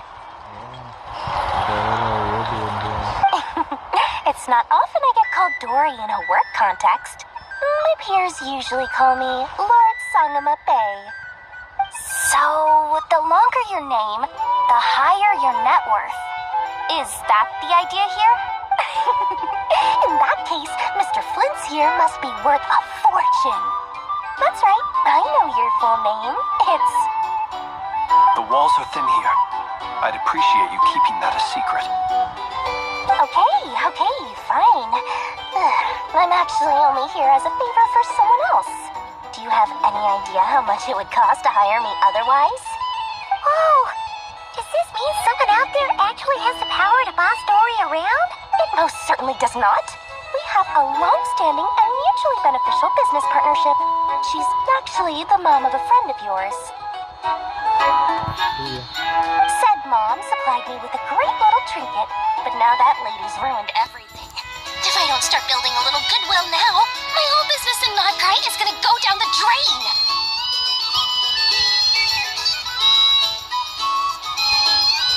Okay. So what exactly is so special about this pendant? It's a lucky charm that a great mage made for me. We have a business relationship, and she was worried that something bad might happen to me. So, she wanted me to have something that can store power to protect myself with. I finally got it all fully charged up with Kuvaki, and then never went and used it all up at once. Never lost so big in my life. You're right. It was all my fault. I didn't mean to drain all the Kuvaki in the pendant, but I'll make it up to you. You will? Well, in that case, how about you give me your chess set, and we call it even?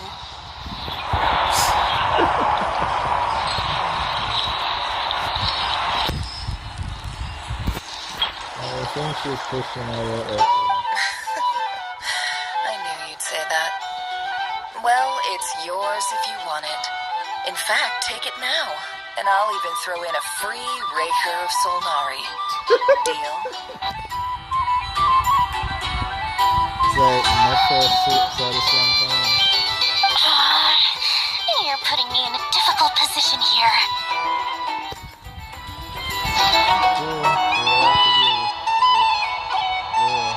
It's a very useful thing to have around, but I have a funny feeling it won't be around much longer. I guess we'll see in a couple of days. Looks like bankruptcy for me. Hey, don't be so pessimistic. See this through and you never know. You might find a new business opportunity on the other side.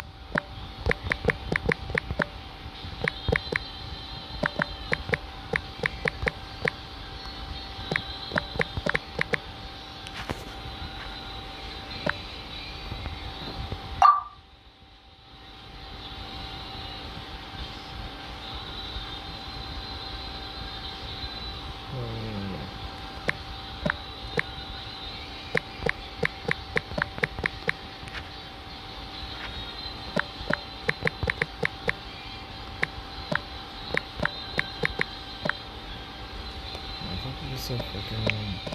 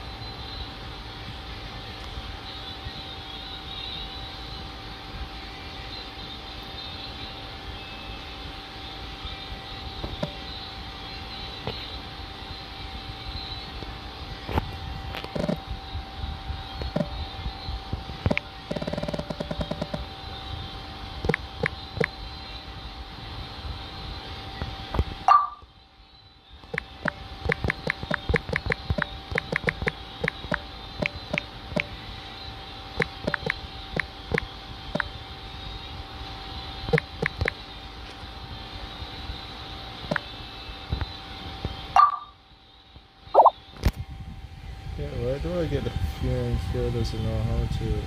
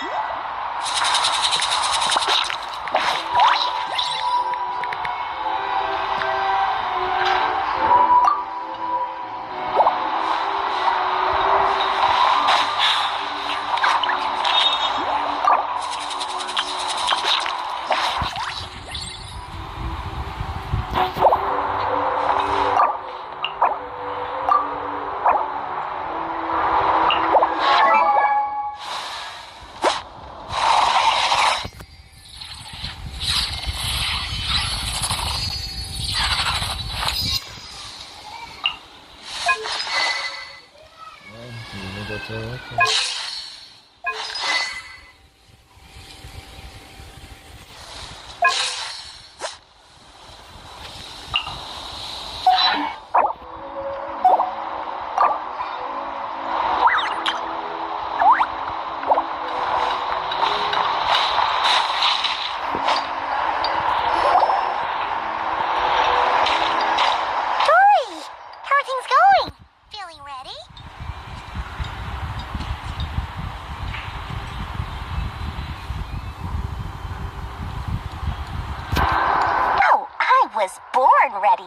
We only have 2 days. You think Lord Sangama Bay would let an opportunity like this slip by? Don't forget, when something's in high demand, the people with the goods on hand get to charge the highest price of all, even higher than the sellers taking advance orders. Ta-da! See? It's right here. Ah, it's so pretty. Did you make it?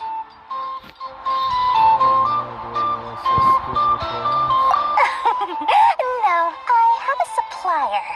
We go way back, so he made me a very attractive offer. Aha! No wonder you were talking about lucky charms at the meeting. You've been getting Kave to make them for you. That's not the full story.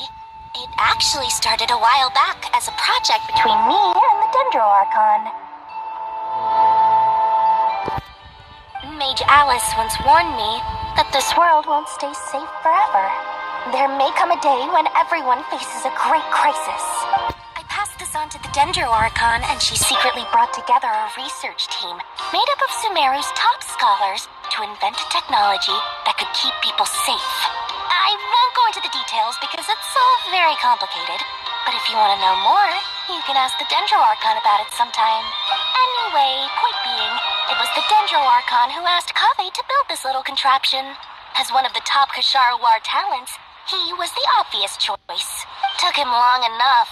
He stressed over it for ages. Must have gone through at least a dozen designs before producing a final product. But that's Kave for you. Marak delivered it to me a couple of days ago, along with a letter from Kave. Could I ask why I'm sending this technology to you? What's your proposed use case? Has it been approved by the relevant authorities? So nosy. My fault for sending him the research permit to begin with. Surely Nahida must have told him you were involved in this project. He was probably just nervous because you're always so secretive about your business. Could be. Anyway, I just replied, let's hope there never has to be a use case. Fair enough. But it sounds like he was just being cautious. He probably felt responsible as the one who made it. Or maybe he was asking as a favor for his housemate. He's done that before. Not sure why, though. His housemate doesn't seem to really care that much about this kind of stuff. Either way, all's well that ends well. I'm just glad to finally have my hands on the product. I wouldn't want to be without it, given the potential dangers that lie ahead. Huh? What does that look mean? Paimon's just super surprised. This must be the first time we've ever seen you actually get serious about something.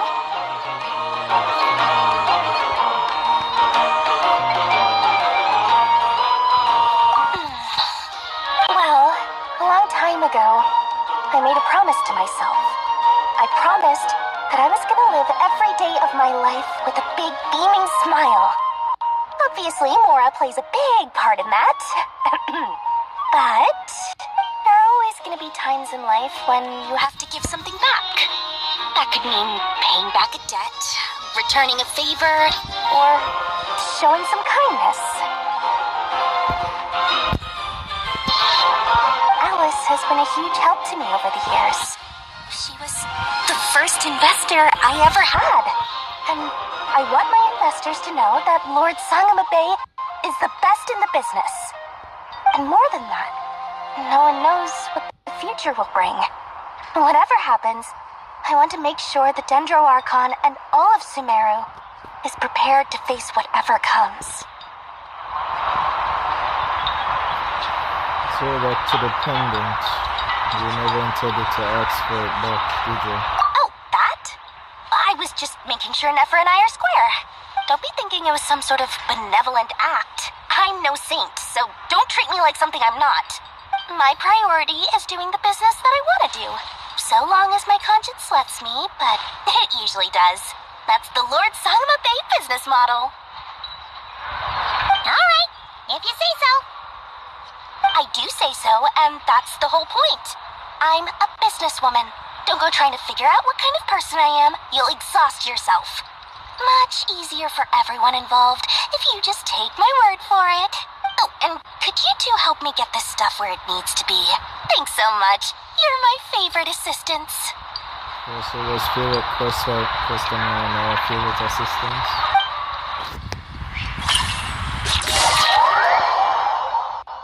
Okay.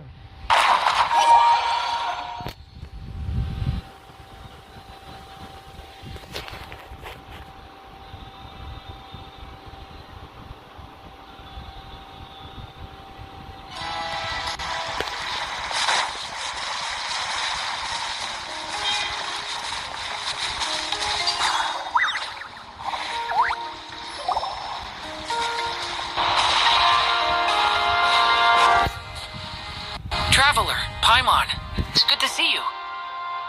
Everything going smoothly over here? Sort of. As you're probably aware, Varka, Diren, and I, per the plan, we dissected and analyzed some samples of these creatures. The process went very smoothly. The findings, however, come with some troubling implications. What? You can actually dissect the wild hunt? That depends on your definition of wild hunt and dissection. Harmless, lifeless, these words are accurate descriptions. The wild hunt is an interesting phenomenon. In and of itself, it doesn't seem to possess anything akin to a human personality. But taken as a collective, the medium through which the wild hunt is summoned does appear to have a soul. Master griped a lot about the wise Horoptetyr, and seemed somewhat fascinated with the Faust Certology. But she barely mentioned Rerir at all. I don't think that was because of his lower social standing, though. Anyway, it's a pity. I should like to hear her thoughts on the nature of the life form he has become today. It's a strange mix. The furious energy of an abyssal being channeled through a fractured physical existence. A consequence of being torn apart by an unknown power. Perhaps the only explanation for his survival in this state is that he sacrificed a degree of individuality in exchange for a continued existence. Oh, sorry. Once I get talking about interesting research, I have a tendency to go on indefinitely. Back to our research findings. Essentially, they confirm my hypothesis. Rerir's corpse is completely contaminated by the Abyss, and the effects are irreversible. You could think of this as Rerir in mutated form. But in my view, even that would be inaccurate. In reality, his whole being has been consumed by the Abyss. In other words, he is now nothing more than a manifestation of abyssal power. Unfortunately, at present, we have no means of completely eradicating abyssal power. Hence, we cannot fundamentally destroy the Reihir of Solnari either. Oh, that's terrible news. So, that's it? We can't defeat him? Not even if we get the power of the Three Moons? Miss Columbina's situation is a difficult one. She can never achieve wholeness when the world does not accept her presence. It's as if her creator banished her to a place she can never be accepted. It means she spends most of her energy just on her own survival. Given the circumstances, it's only natural to despair. But we must see this plan through to the end. Time to kick off the backup plan. Oh, Paimon almost forgot! This is for you. Dory asked us to bring it. Ah, how wonderful. Well, thank you for making the trip. Durin and I will be heading off shortly. I'm sorry I won't be there to protect you in person this time. Please be careful. All right then. Stay safe.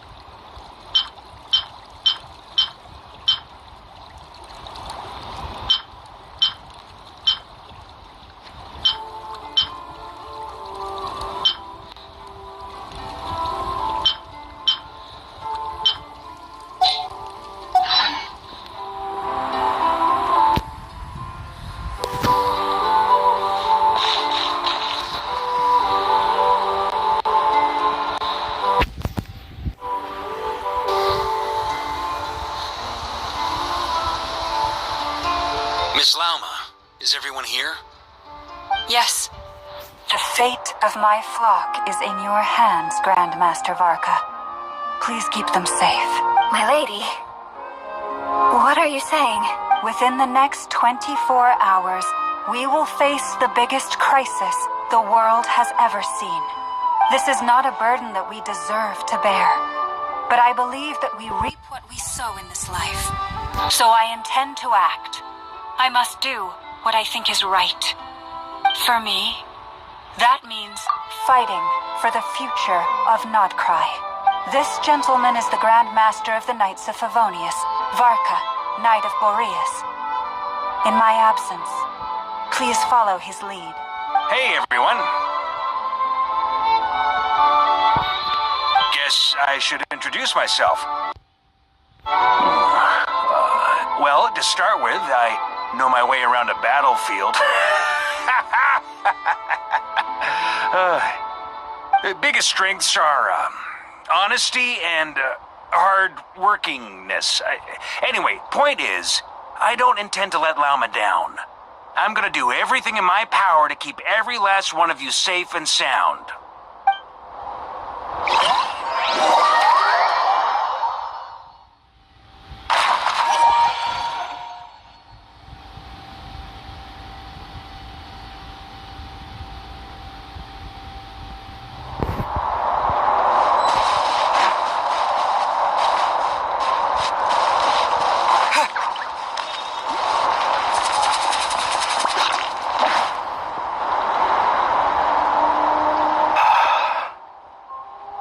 Something on your mind? Miss Columbina, was it?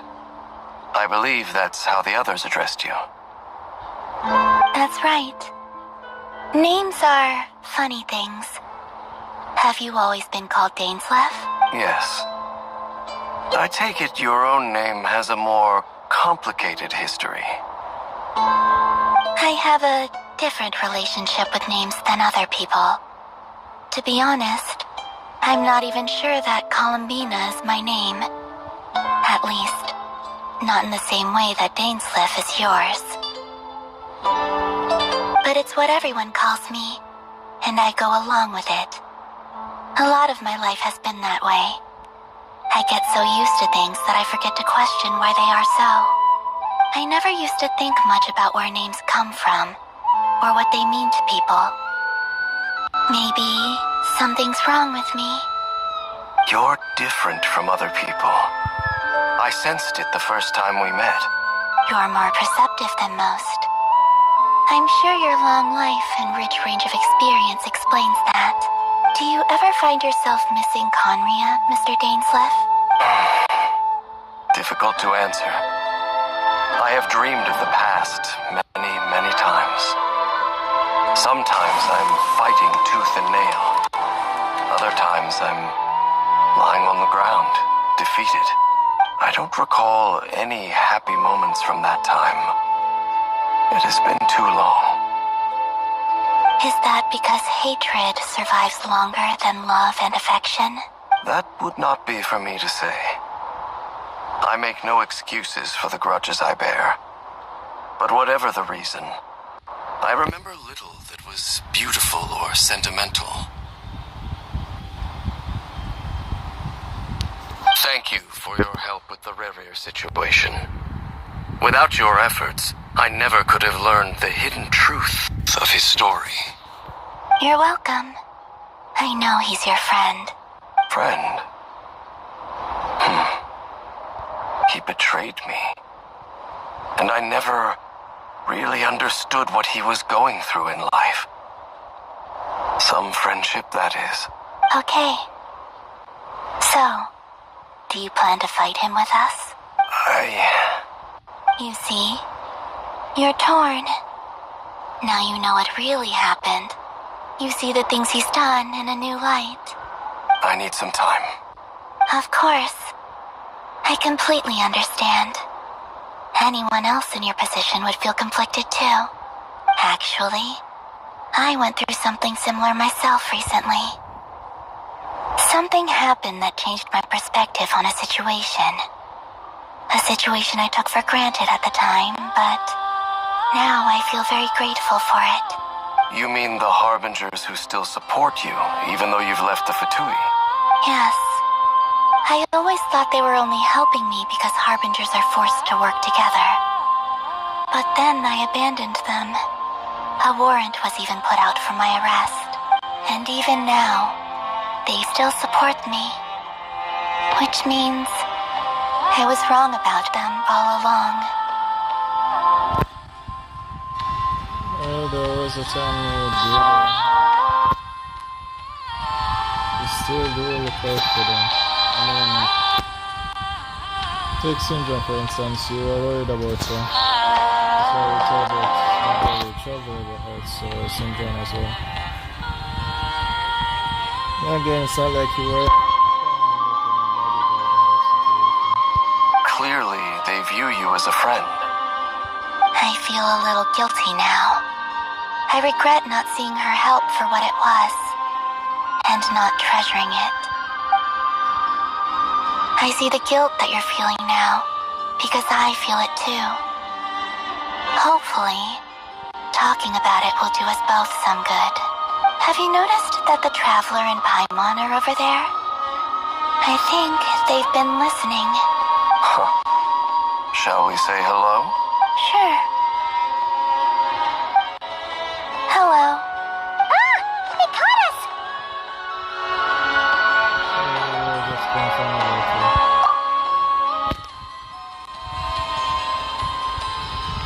I apologize for making you worry. No doubt you wish to know where I stand on the plan to take down the Raker of Solnari. I'm afraid I need a little time, but I will seriously consider joining you. You will? Oh, thank you so much! Everyone will be so grateful to hear that! They needn't be. This was something that I was going to have to face up to eventually. That doesn't matter to them. They're grateful to you regardless. You can't control their gratitude, so just accept it. And then, have a think about whether you're willing to join us.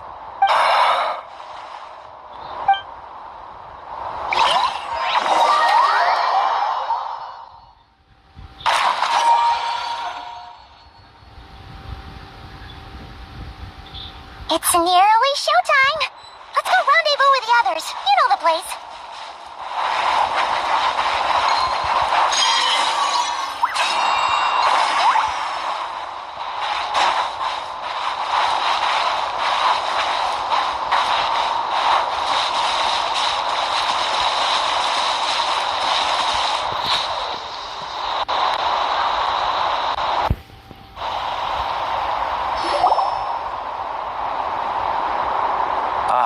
You're earlier than I expected. Hey, Flint's! Been waiting here long?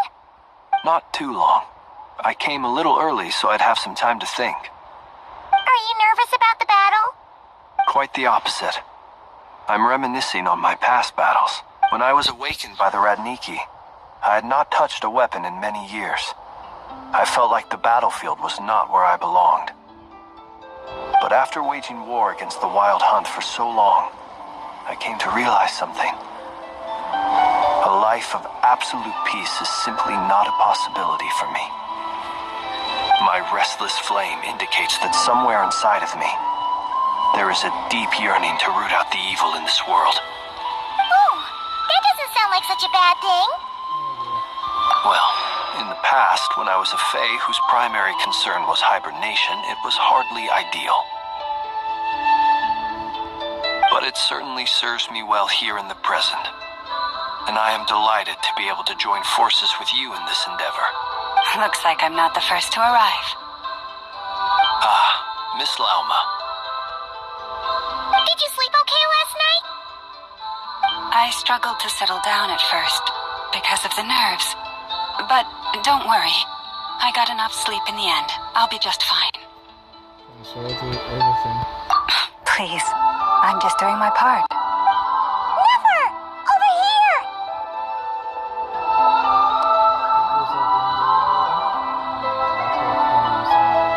Aino asked me to relay a message.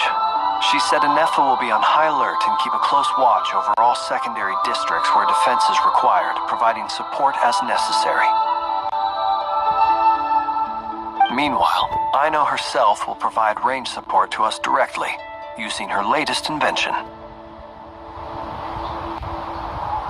Excellent. My thanks to all involved. The chess set's looking a little unstable. Because he's coming out. It won't hold him much longer.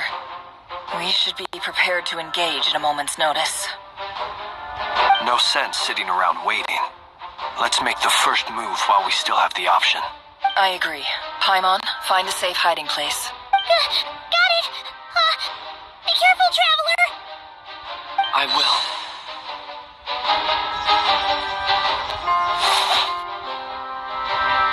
Everyone, take your positions as soon as the battle starts. Every ounce of strength we have in our bones, let us bring to this fight. Ready? Let's go.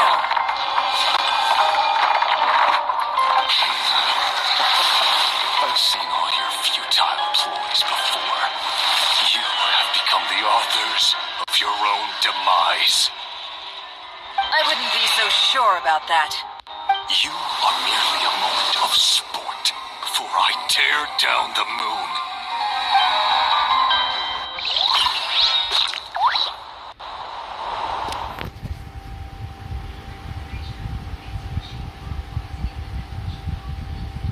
Oh, I read this one.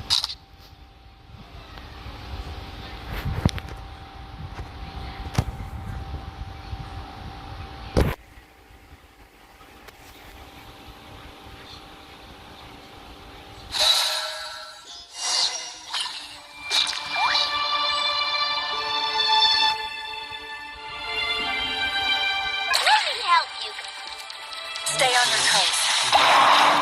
Yep, you too.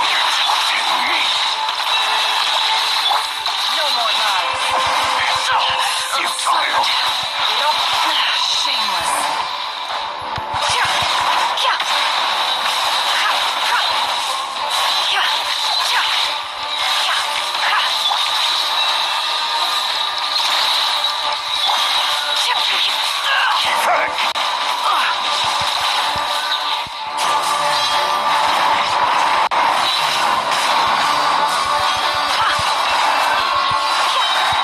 The deception ends here. No more lies. Futile. With one heart, we pray. Leave this fight. It all adds up.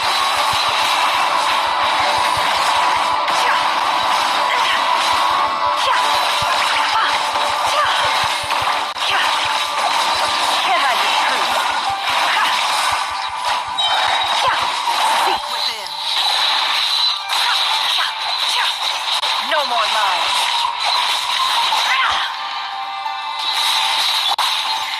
Boris, protect us.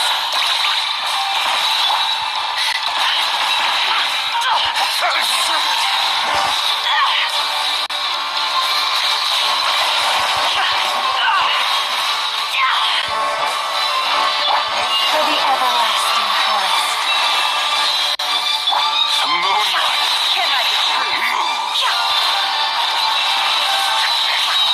Futile. The deception ends here. It began with the moon, and so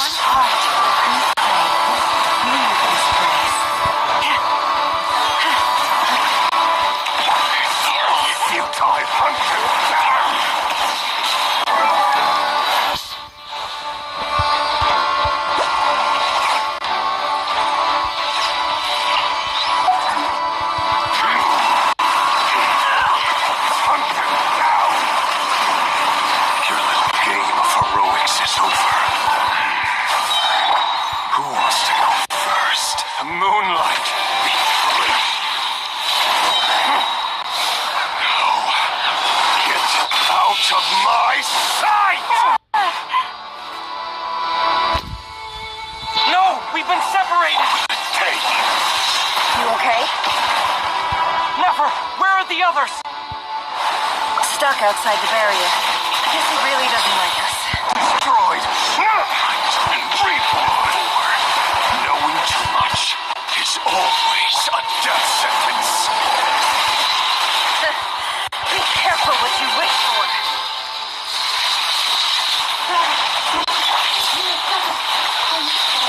Velma! Can you hear me? Hold on.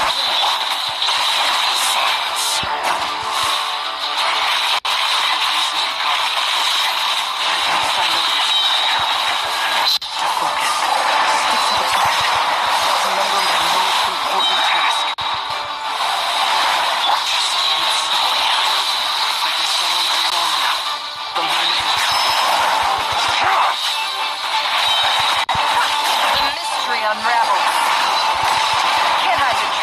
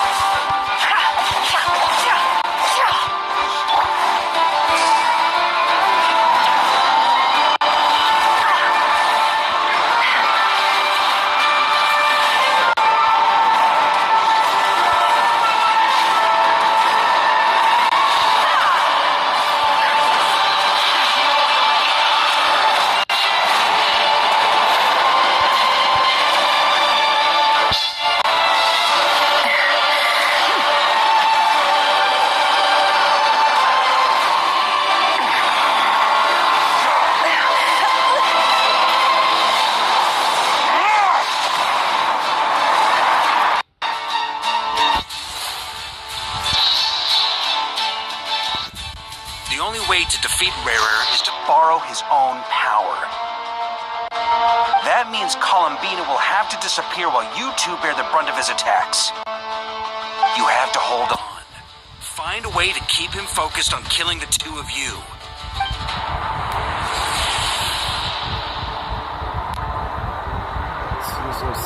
Never! Your eyes are bleeding! Soon you will be powerless to resist. And then, I will reduce you to dust. But that dust will plague your memories. Come on. Keep holding on. Any other tricks up your sleeve? Let's see them.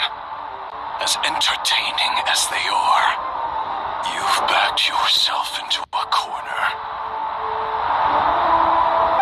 You don't fool me. I see your fear clear as day. I have to stoke his rage. Make him unleash everything. You fear what you could never defeat. You fear the thought of never being able to save your beloved. You cannot win the fight against fate, Rerir. Is that what you think? Well, now it's your turn to feel afraid!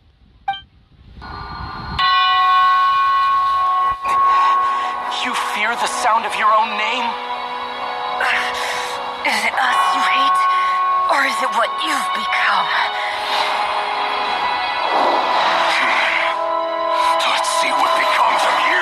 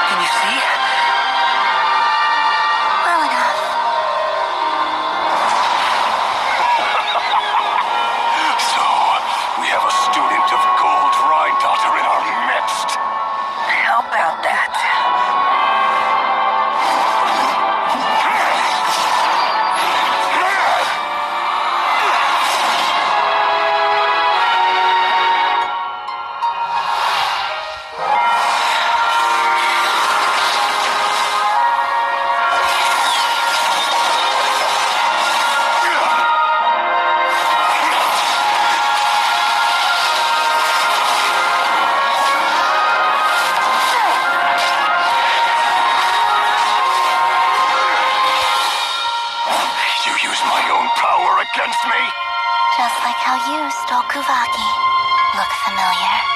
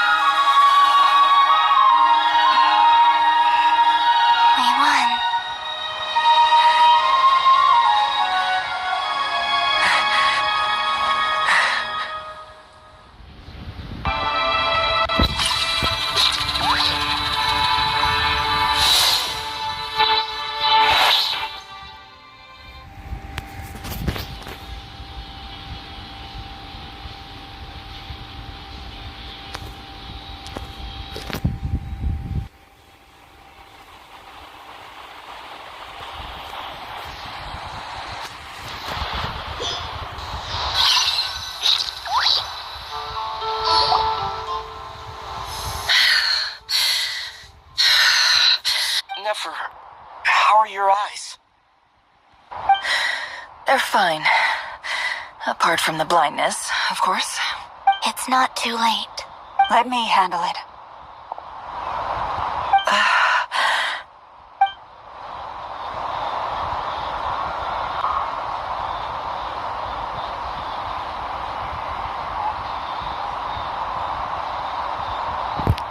Almost like our eyes Okay, looks aside.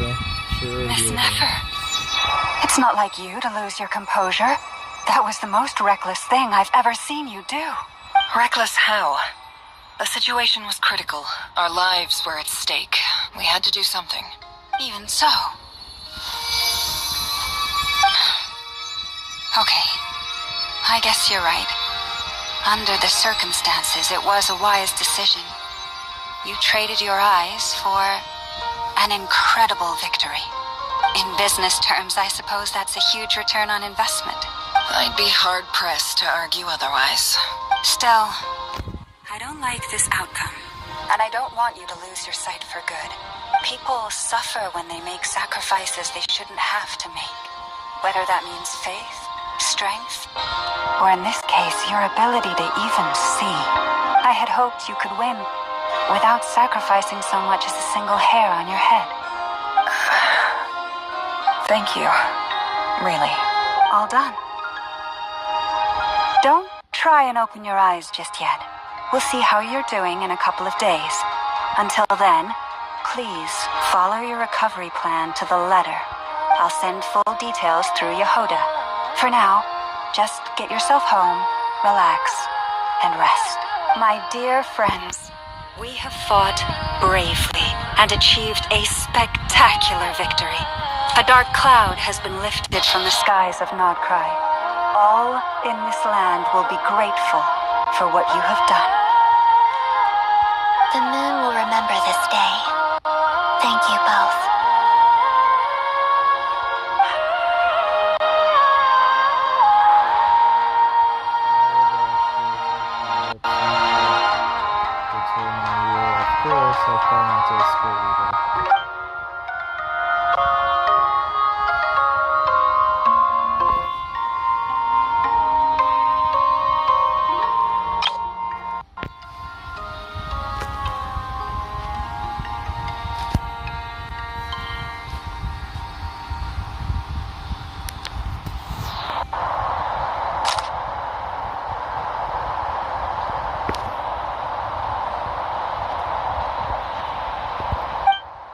There's something I want to let you know.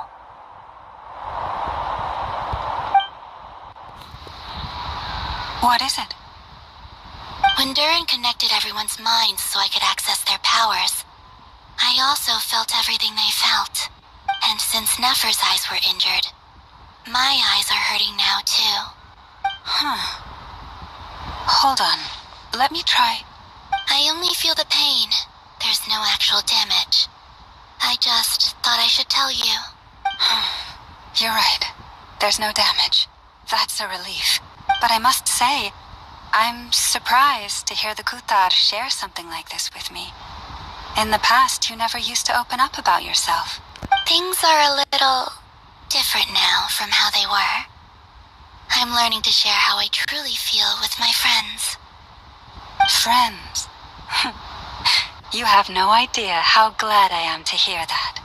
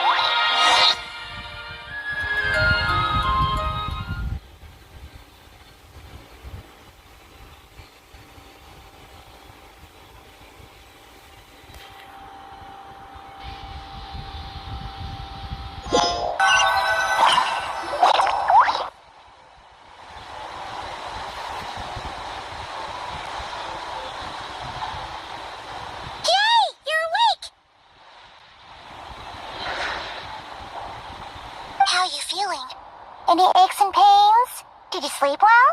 I'm doing all right, Paimon. No need to worry about me. Phew. Well, that's good. Paimon's been sitting on the edge of the bed worrying about you for ages. You slept a whole day and night. Poor Paimon had to eat all by her lonesome. Glad to hear you didn't starve. How was the food? Well, it wasn't the same without you there to share it. Honestly, Paimon just can't relax when you're not your usual self. She couldn't enjoy the food and settle down to sleep. Well, I'm back to normal now. Oh yeah, and Albedo swung by earlier. He said to tell you to head to the tavern when you woke up. Varker and the others are organizing a victory feast and they want to celebrate with you. He also dropped off some medical supplies, but you seem fit as a fiddle, so guess you won't be needing those. If you're feeling up to it, let's head over now. Wouldn't want to keep them waiting.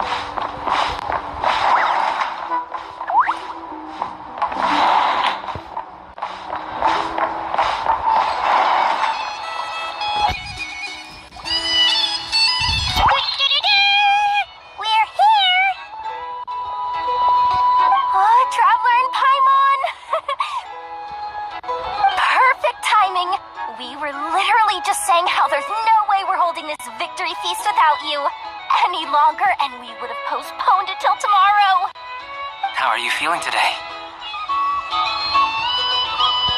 Much better. Thanks. Don't worry about me. Relieved to hear it. If that changes, just let me know. Happy to check you over at any time. Yep, we're here for you. Anything you need, just let us know. Oh wait, where's Nefer? How are her eyes doing? Nefer's right over there. I'm sure she'd love to catch up with you. Hey there. Looking for a drink or two? Or perhaps a book for the night?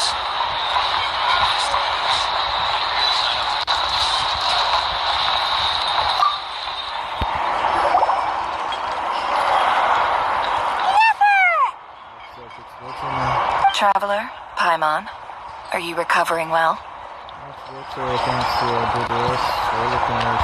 Turns out that moon chanter has some real talent after all. My eyes were mostly recovered after just a couple days' rest. I can actually open them again now. Yeah, but you gotta be careful. Lauma says not to strain your eyes while they're still healing. Yes, thank you. I'm well aware. Yehoda, could I borrow you for a moment? I could do with an extra pair of hands. Oh, sure. Coming. Did you hear that? I gotta go help Lauma for a second. You guys chat among yourselves. I'll grab us some drinks on the way back. Paimon, you still like them sweet? You bet. Make it extra sweet, because Paimon's earned it. Sure thing.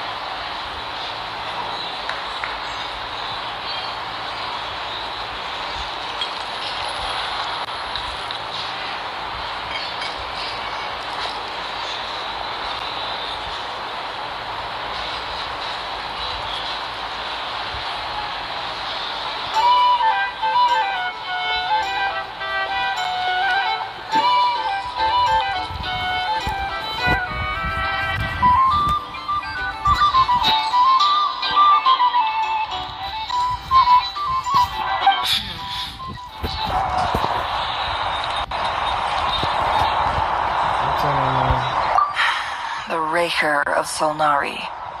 Kind of a snake, don't you think? No, definitely a snake. A poisonous one who spewed his venomous hatred everywhere. Anyone who seeks revenge out of hatred for other people has become a snake. That's something my dad used to say. I guess you don't like seeing people go around a path of vengeance. Perhaps. I'm sure it sounds like a very wise and open-hearted perspective to your ears. But me? I think hatred is a perfectly justifiable emotion. What else is left when everything you depended on in life gets stripped away? Something's gotta fuel that drive to keep on living. When I look at real life, I see a lot of things that you can depend on. If you're worried about me, you can nip that in the bud.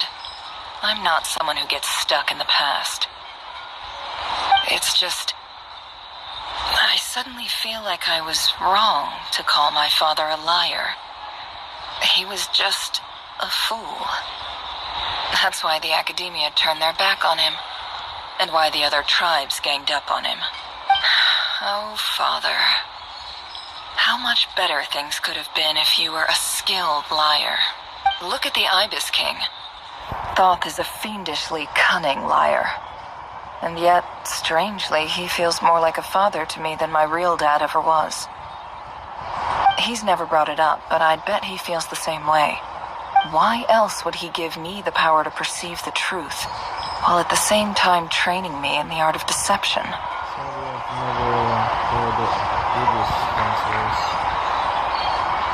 Well, King Deshret banished him to Aru, which is essentially a prison, and posed 3 questions to him.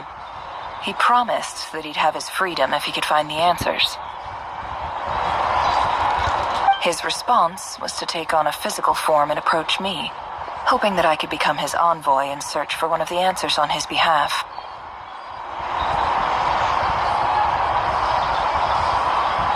Did he really think I'd fall for that? He's stuck there. He can't make me return what he gave to me. Sounds like he was nice enough to you.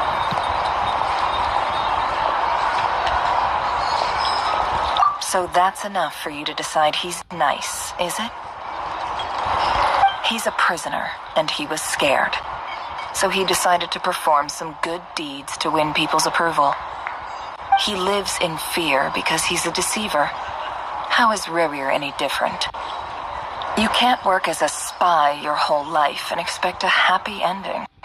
It's preposterous. Yet I can't say I don't understand it. Liars live in the darkness of their own making, but it's still human nature to want to go on living. They say that a liar's soul is the most worthless thing in the world. What do you think?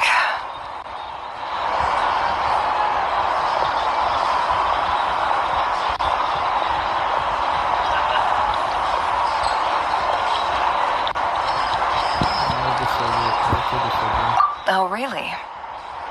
Well, it takes a very kind person to find compassion even for liars. If you ask me, the soul of a liar really is worth nothing. Because all they care about is themselves. For example, when something good falls into my lap, I don't go sharing the news around. Stops other people trying to steal it from me.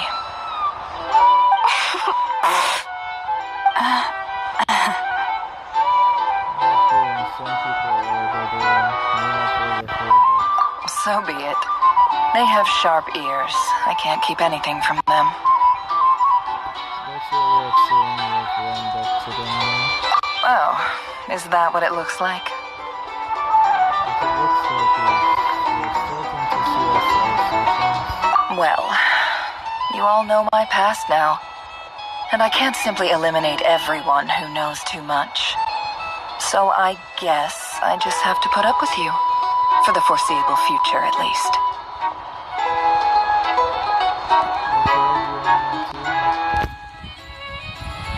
When you find yourself in a situation you can't control, the safest play is to keep calm and start monitoring everyone involved like a hawk.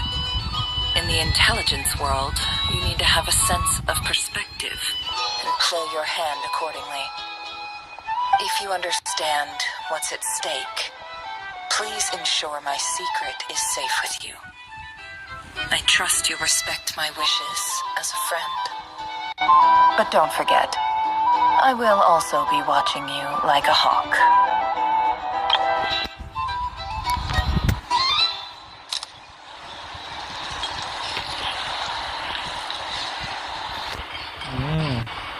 What?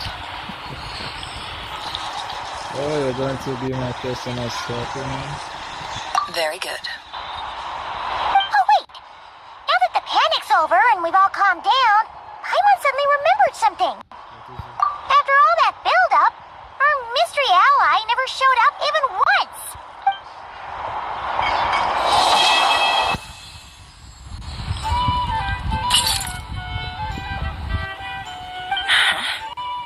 Am I imagining things?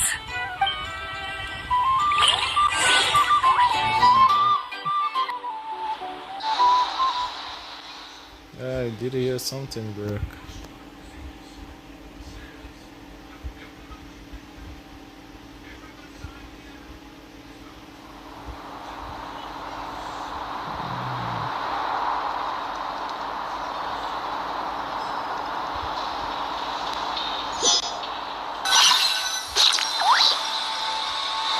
So, that close colleague who stayed behind with you? What's he been up to recently? Don't know, don't care. I get more normal human interaction from hanging out with Bosco too than him.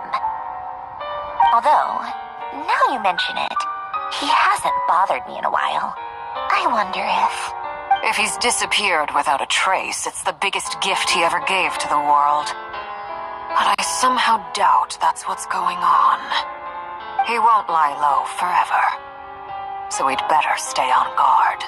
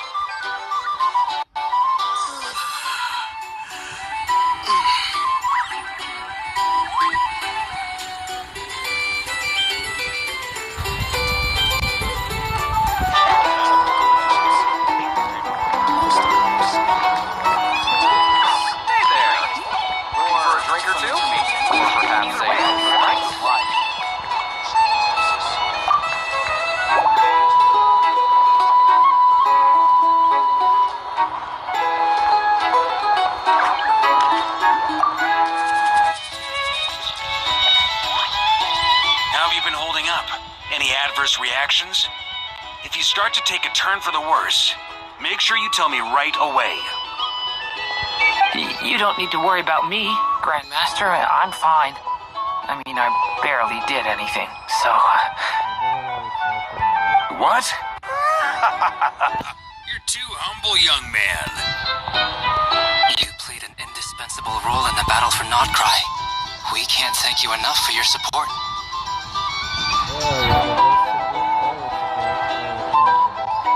Sometimes, when people praise you, it's because you deserve it. The best thing is to accept it calmly and with grace. It's important to learn how to respond to words of admiration. Let's do a quick demonstration. Albedo, that was an incredible feat of alchemy. The pressure was on, but you worked flawlessly at lightning speed to get the job done. Thank you. I can't take all the credit, though. Durin played a big part in forming the alchemical array. See? Did you catch that? A masterclass in how to take a compliment. Okay. Yeah, I did work pretty hard to help prepare for the battle. No point denying that. Hey, you guys!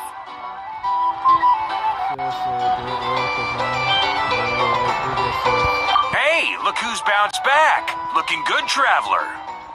Seems like you've recovered. You won't need to take it. Can I get you a drink? Huh? You know how to order at a bar now? You've sure learned a lot recently. Handling a drinks order is ridiculously simple compared to alchemy. Don't worry, I'll blend into society yet. Paimon believes it. You're clearly a fast learner, just like your brother. To be totally honest, though, Paimon didn't quite follow all the details when you first explained the plan to us.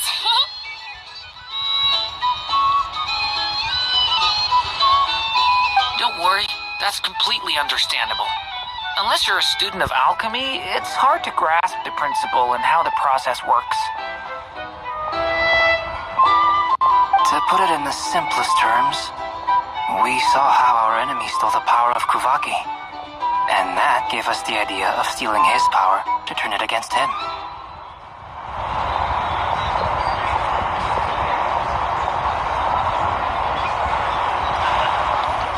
When facing an enemy you have no hope of defeating, it's best not to engage them in battle. So, instead of looking for a way to overpower him, we decided to help Columbina get strong enough to at least stand up to him in a fight. For this to work, we had to analyze his modes of attack, confirm who his main target was, and make sure that he wouldn't go beyond the range of the alchemical array. For added security, we prepared a total of 4 arrays. But to mitigate the impact of the battle, we identified one location in particular as the ideal spot, which is where the confrontation took place. The alchemical array absorbed his abyssal power, then Durin processed it to render it usable by Columbina. That power enabled her to do what would otherwise have been nigh on impossible. What surprised me was that Dainslev actually agreed to join us. Given his history with Rerir, he had every right to sit this one out. But we're extremely grateful for the decision he made.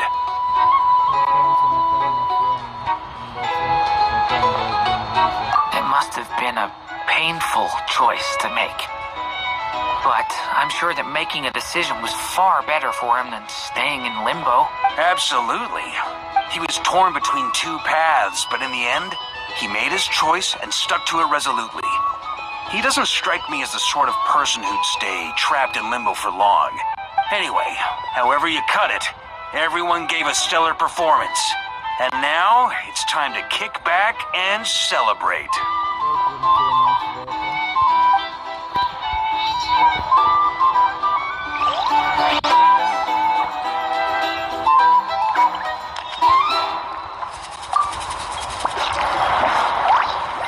How have you been holding up? Any adverse reactions? You don't need to worry about me, Grandma. What? Alright.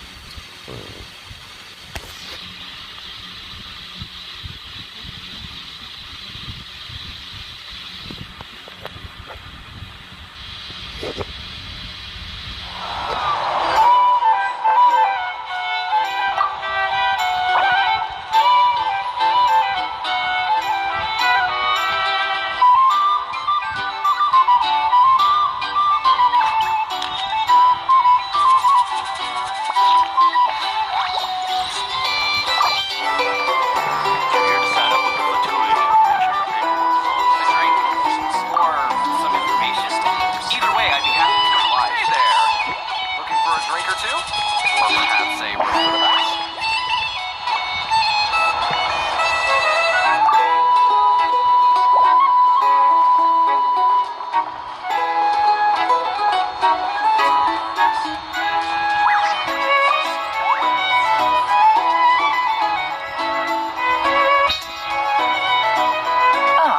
Lord Sangama Bay. How lovely to see you. I must thank you for the device you provided. It was an enormous help. Would I be right in thinking that it was developed by the academia? Why come and ask me when you clearly know already? I mostly came to thank you. That's more like it. A little gratitude goes a long way with Lord Sangama Bay. Play your cards right, and you might even stand a chance of becoming my long-term supplier. The chance to work with such a kind and charitable investor as yourself would be a great honor for the Curatorium. Huh? Charitable? Who said anything about charity? First I'm hearing about it. Let's see. The first plot of land you purchased in Nodcry, your desert interests, and... Stop! What do you think you're doing? Exposing my investment history! It's nothing to hide from. They're all perfectly legitimate investments. And some of the land you purchased was with the intent of building a sanctuary? Yes, I heard about that too. How did you... You're a curious case, Lord Sangama Bay. You don't like people finding out about your good deeds, do you? But I'm afraid no matter how hard you try to keep things under wraps, where there's a will, there's a way. You did it for Sumeru, didn't you? It was empty land that was gonna go to waste otherwise. I figured if I built something there, it might at least get some use in an emergency. Disasters are capricious things. They strike without any warning. I've lost family to a disaster before, and I don't want to lose any friends or business partners if I can help it. My elder sister used to dream of finding a sanctuary. Somewhere with plenty of food, water, and medicine. Where everyone could live happy lives.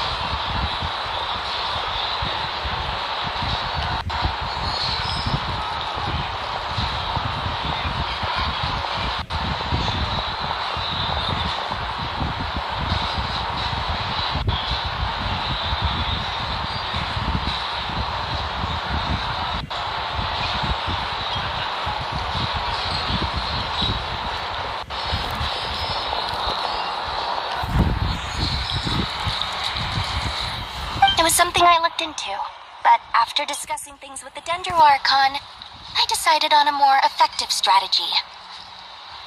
The tech people handled the tech, and Moneybags provided the Mora. It just made the most sense. It's a pity that so few people know the truth about you. Everyone says that you view everything in terms of Mora, and all you care about is growing your own wealth. So, what's the problem with that? Everyone wants to be rich. It's human nature.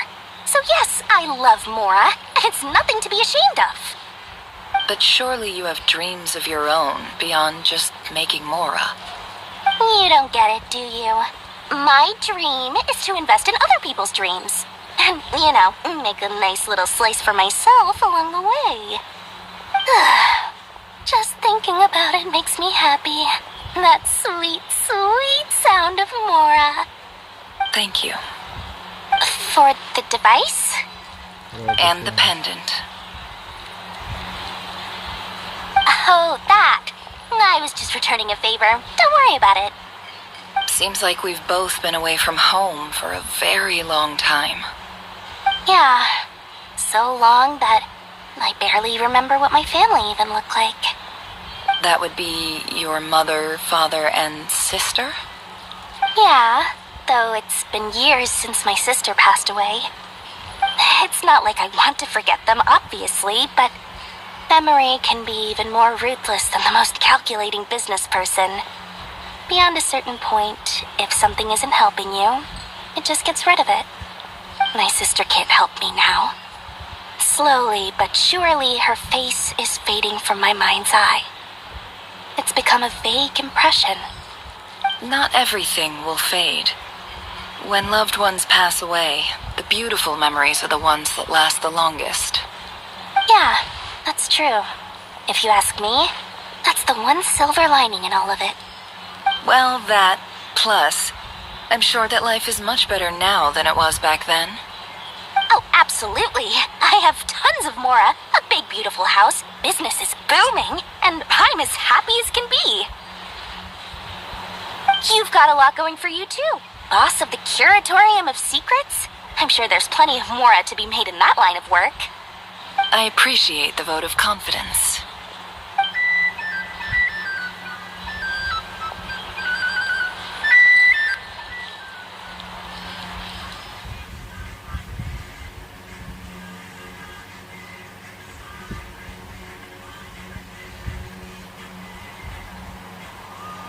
Same story isn't, how should I put it? Just a kind of person that goes around just for more, shows up to people. That's the only reason you're here. Yes, I've thought a lot about it, and I've realized that you, me, and Arlecchino should be friends. I think this is very important, so I felt I had to come and tell you. Well, this is a new one. I'm so moved. I can't even hold my teacup. If that's all, you can leave now. Do you not want to be friends with me? Or is it that you prefer being co-workers? What is this, Columbina? Are you deliberately testing my patience threshold? Right now, my politeness module is active. But if you say another word, I swear I'll shut it down. If your politeness module was active, wouldn't you say the word please at some point? Polonia, please see Lady Columbina to the door. Will you still invite me to your next tea party? What? Yes, I think you will. Bye-bye, dear Sandrone.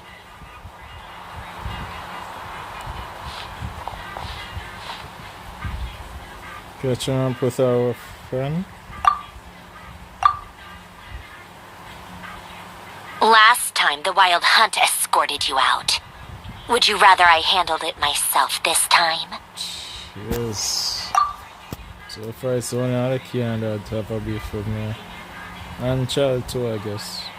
We just wanted to, see how you were doing now that it's all over. Why? Out of concern for my safety? I hope you didn't seriously think that the Rahier of Solnari would be able to lay so much as a finger upon me, given how prepared I was.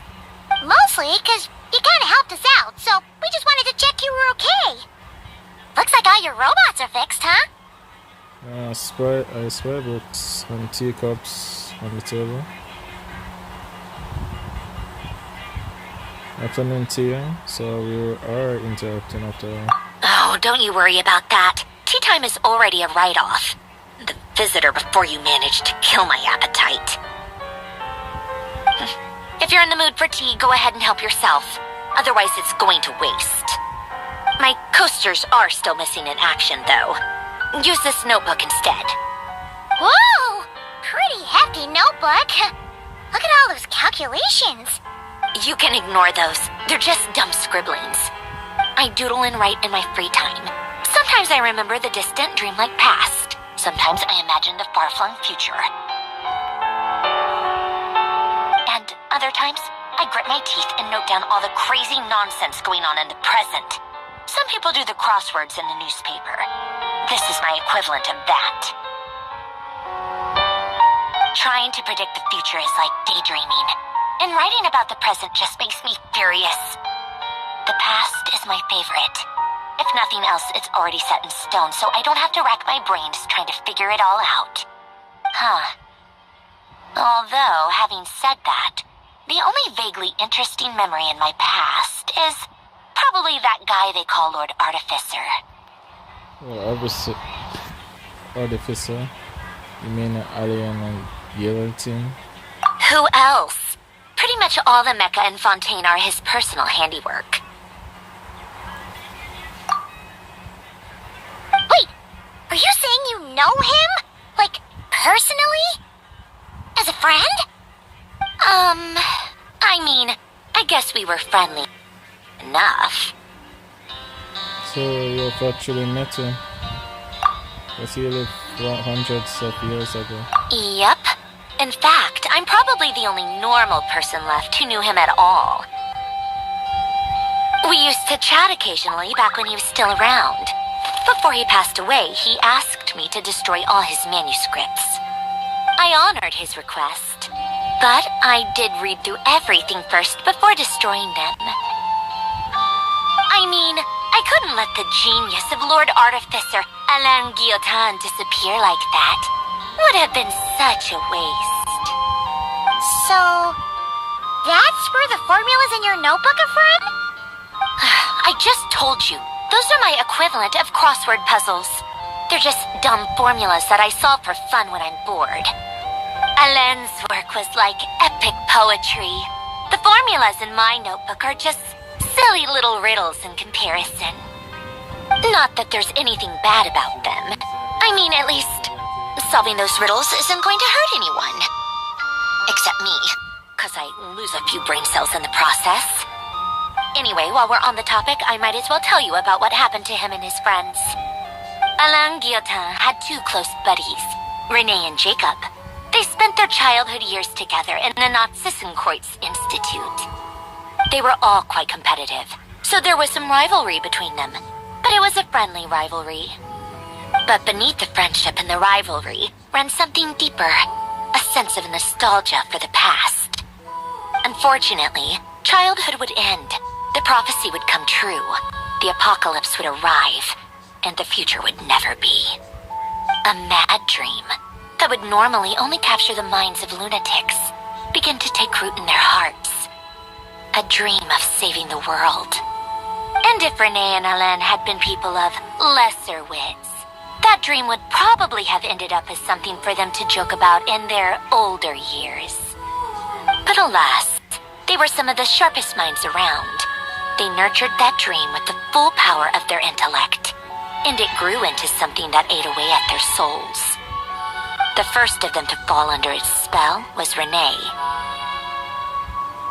Against Alain's wishes, he persisted in experimenting on a mutual friend of theirs to try and save their life. Alain did not approve and parted ways with Renee. It's complicated. Alain wanted to believe that Renee only did what he did for the sake of their friendship. But when he told me about what happened, I could tell he still had some suspicions about Renee's motives.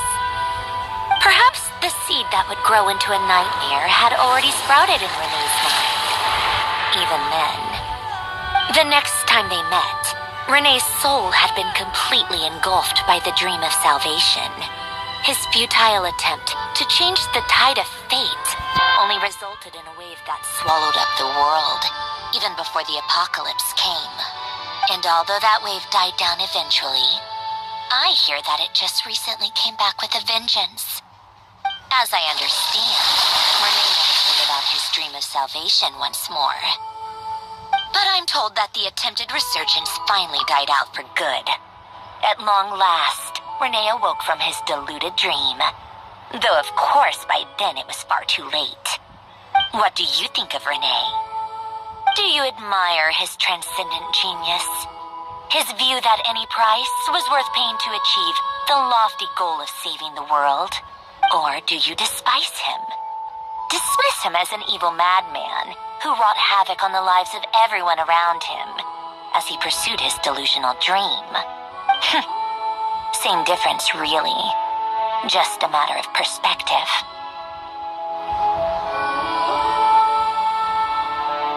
I don't know. What a cop-out.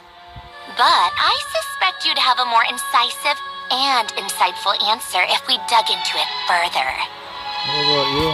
What's your take on Renee? I don't like fanatics who give up their whole lives for their ideology. Nor do I like fools who let their delusions take control.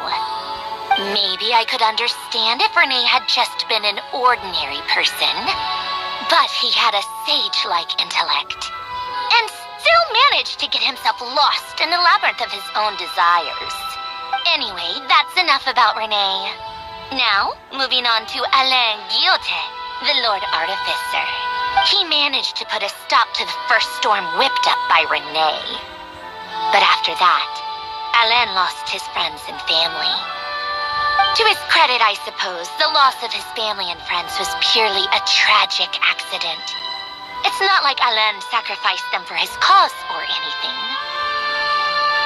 After that, the only thing supporting his work was the same dream that had dragged his closest friend down to the abyss. But although the desire to save Fontaine drove him to found the Fontaine Research Institute, Alain continued to reject any form of transcendental knowledge or power. He was suspicious and fearful of it, having seen the way it had affected his closest friend. I think that formulas and machines derived solely from human intellect were the only thing that gave him a sense of spiritual comfort. Yet Alain's intellect was simply too great. It barely left him space to breathe in his lifetime. Once he realized that the end of his life was approaching, he finally accepted the truth. The Nazissenkreuz Institute needed someone, and a human being, to see its story through to the end. He quit working on his formulas, trading them in for the fairy tales that had played such a formative role in his childhood, but which he barely touched in his adult life.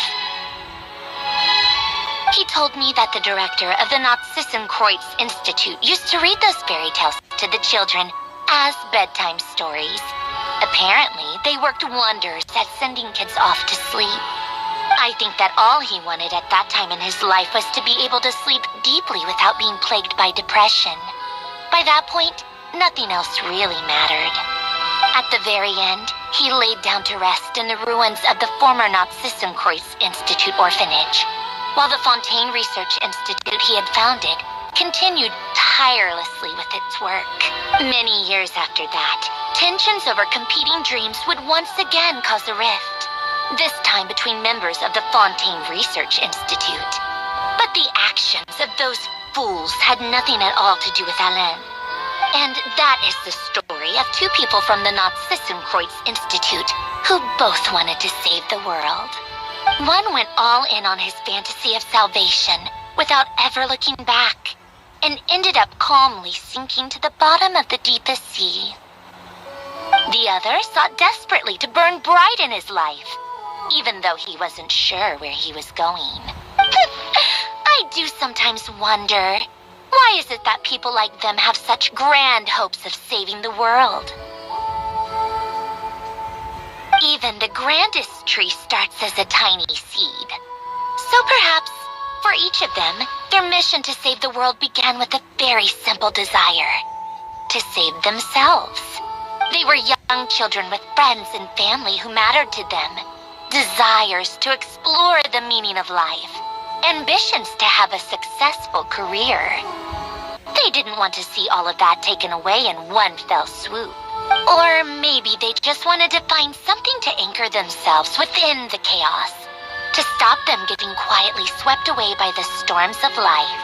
But instead, the search for their own salvation took them down the rocky road laid out by fate.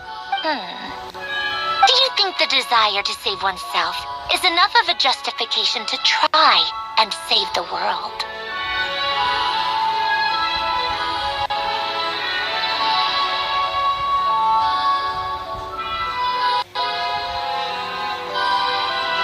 Yes, it's enough. The way you said that sounded just like Alain. I asked him the same question back when he was in his prime, putting all of his energy into his work. He gave the exact same answer as you did. No elaboration, just a quick short answer before getting right back to his work. He was always that way. All right, tea time's over. I owe Arlecchino a favor for telling me these stories. I'll have to bring a whole sack of gifts the next time I visit the House of the Hearth. I'm gonna go tinker with Polonia now. You guys can do whatever you want, as long as it doesn't involve interrupting me. Polonia, exit hibernation mode. Begin diagnostics.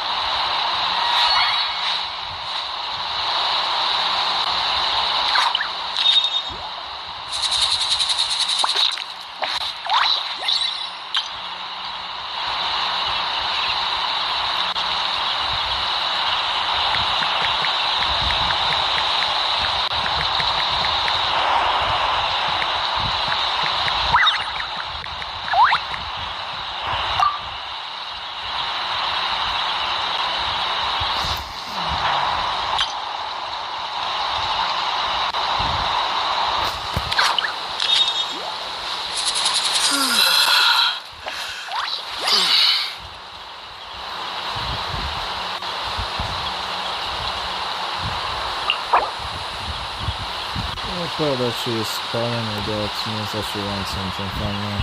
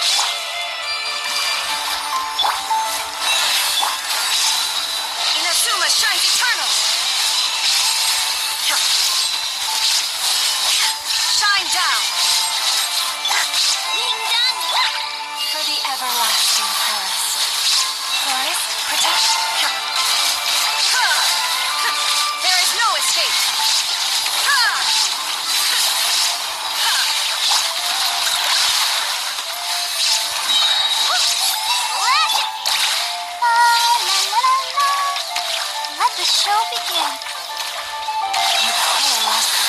Now you shall perish! Illusion shattered!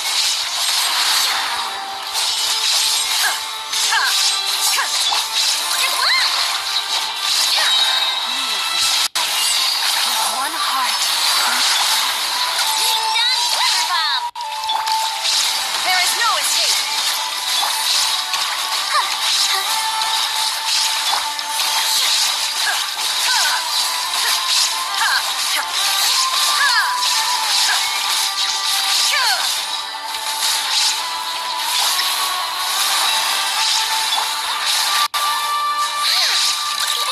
So cool! Rash attack! Torn to oblivion! Illusion shattered!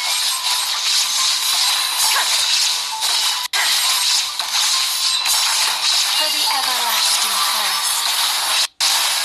Come on! We can do it! Look! The rainbow! There is no escape! Inazuma shines eternal!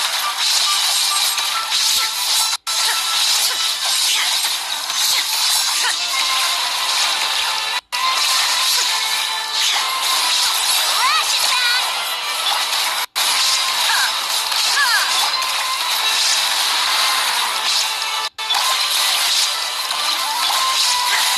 Shine down!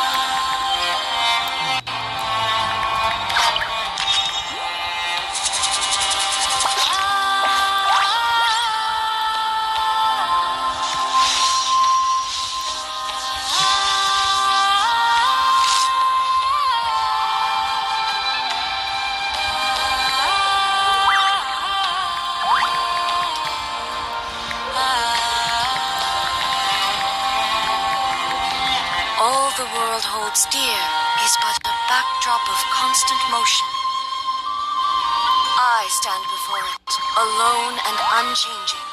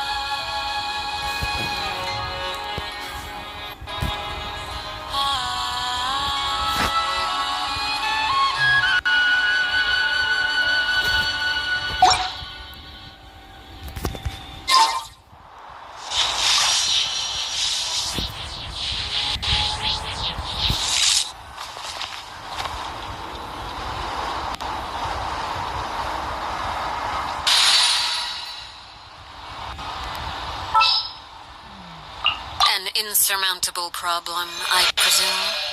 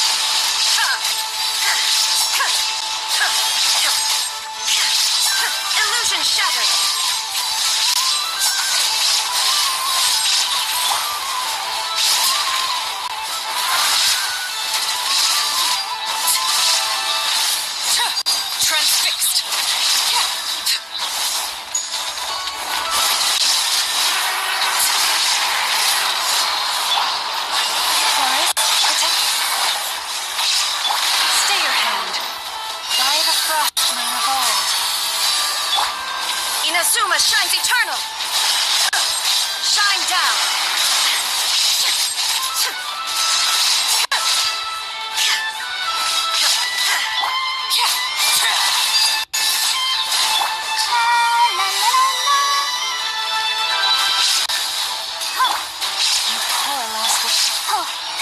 Let the show begin.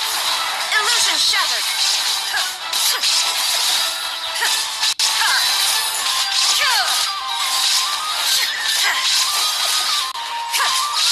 There is no escape!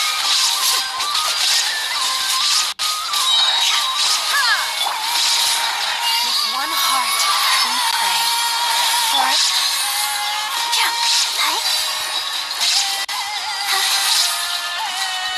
Oh, protect us. Torn to oblivion! Illusion shattered!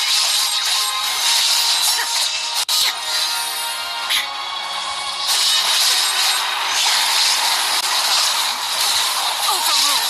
Everlasting as the moon. Transfixed. There is no escape!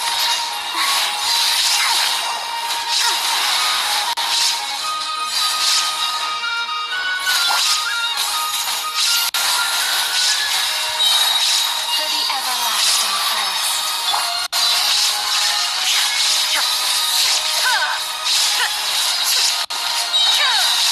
Now you shall perish!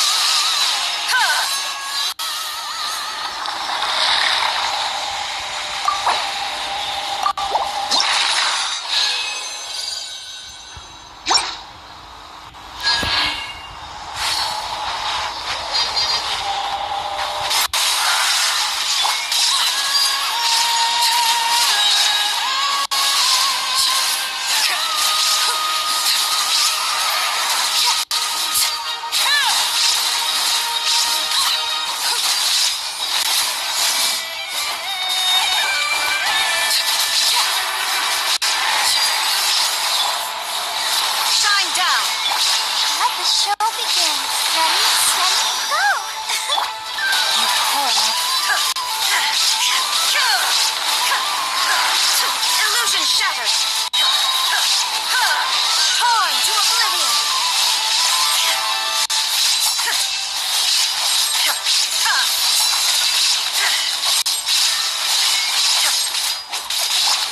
with one heart, we pray. Let's dance. There is no escape! Now you shall perish!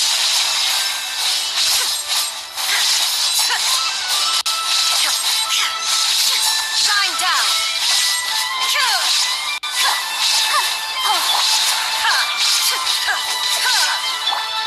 Forest, protect us.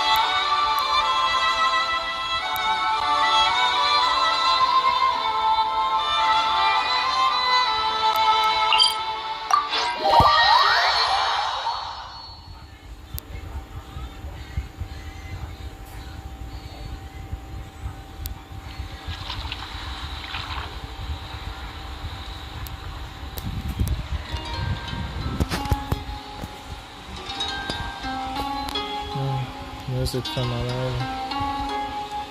Seems Columbina is going for the cool. Last time I got hit by the area hadn't been appeared yet. That was well before Columbina got to know we were going.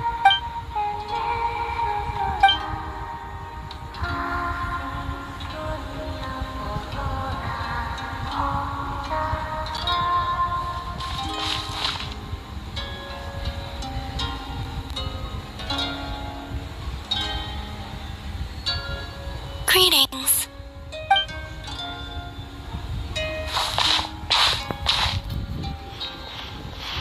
Huh?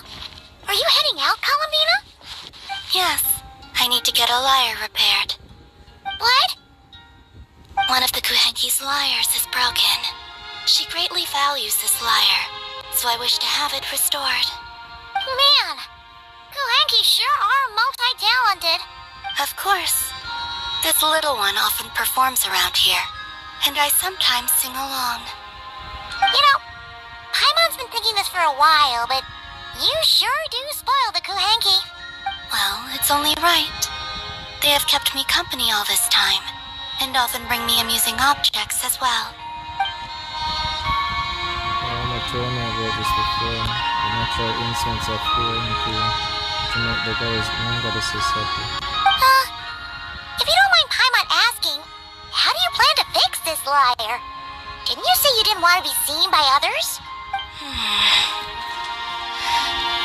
In the past, small animals or Kuhenki would help deliver broken objects to an artisan's doorstep for me. All I had to do was wait for the artisan to find it. Of course, sometimes that would take a few days. Seems like a roundabout way of doing things. I don't really. It was 100. Yeah, just leave it to us. Who knows? We might even be able to get this done today. Very well. Thank you. Our pleasure.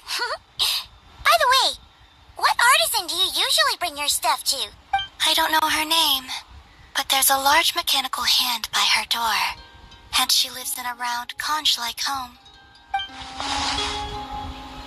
The aroma of crumb cakes often wafts from within as well. Yep, that clears it up for sure.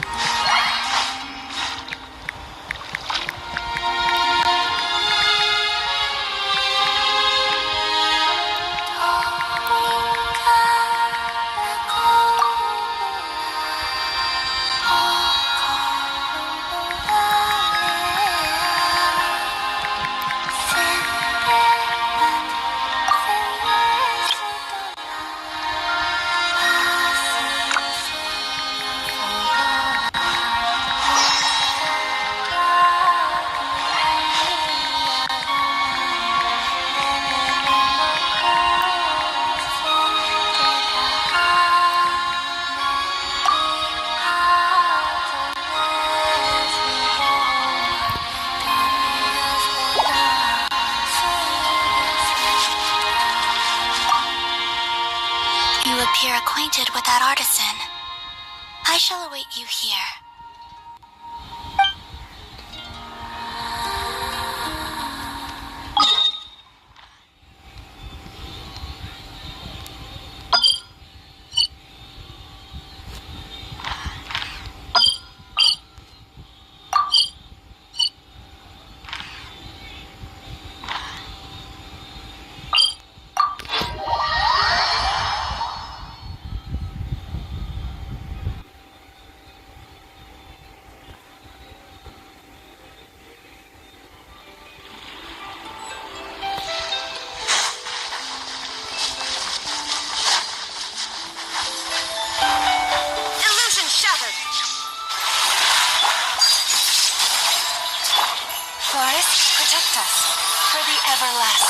Let the show be torn to oblivion. Shine down. Ha! Ha! Ha! Ha! Ha! Ha! Illusion shattered. Ha! Ha!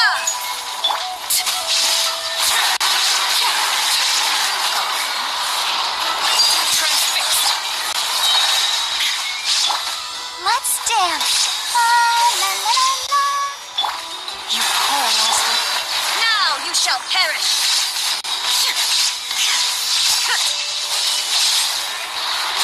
Shine down.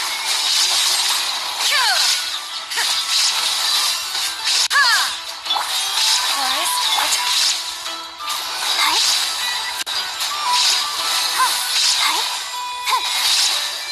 Let the show begin.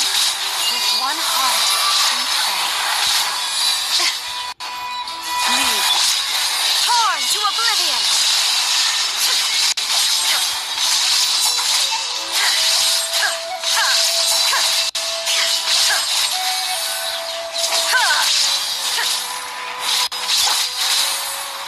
Come on, we can do it.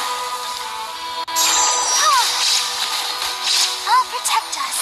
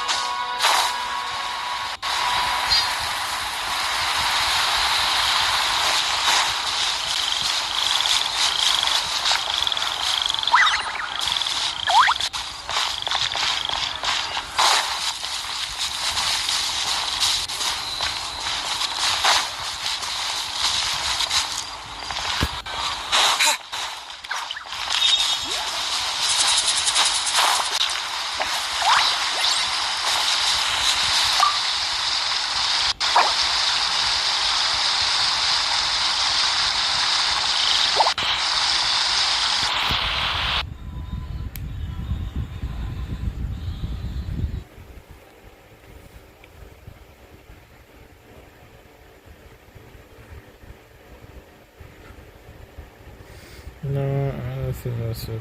I think she only came to take her commission and then leave. Push, remember, she does show the silver bugs.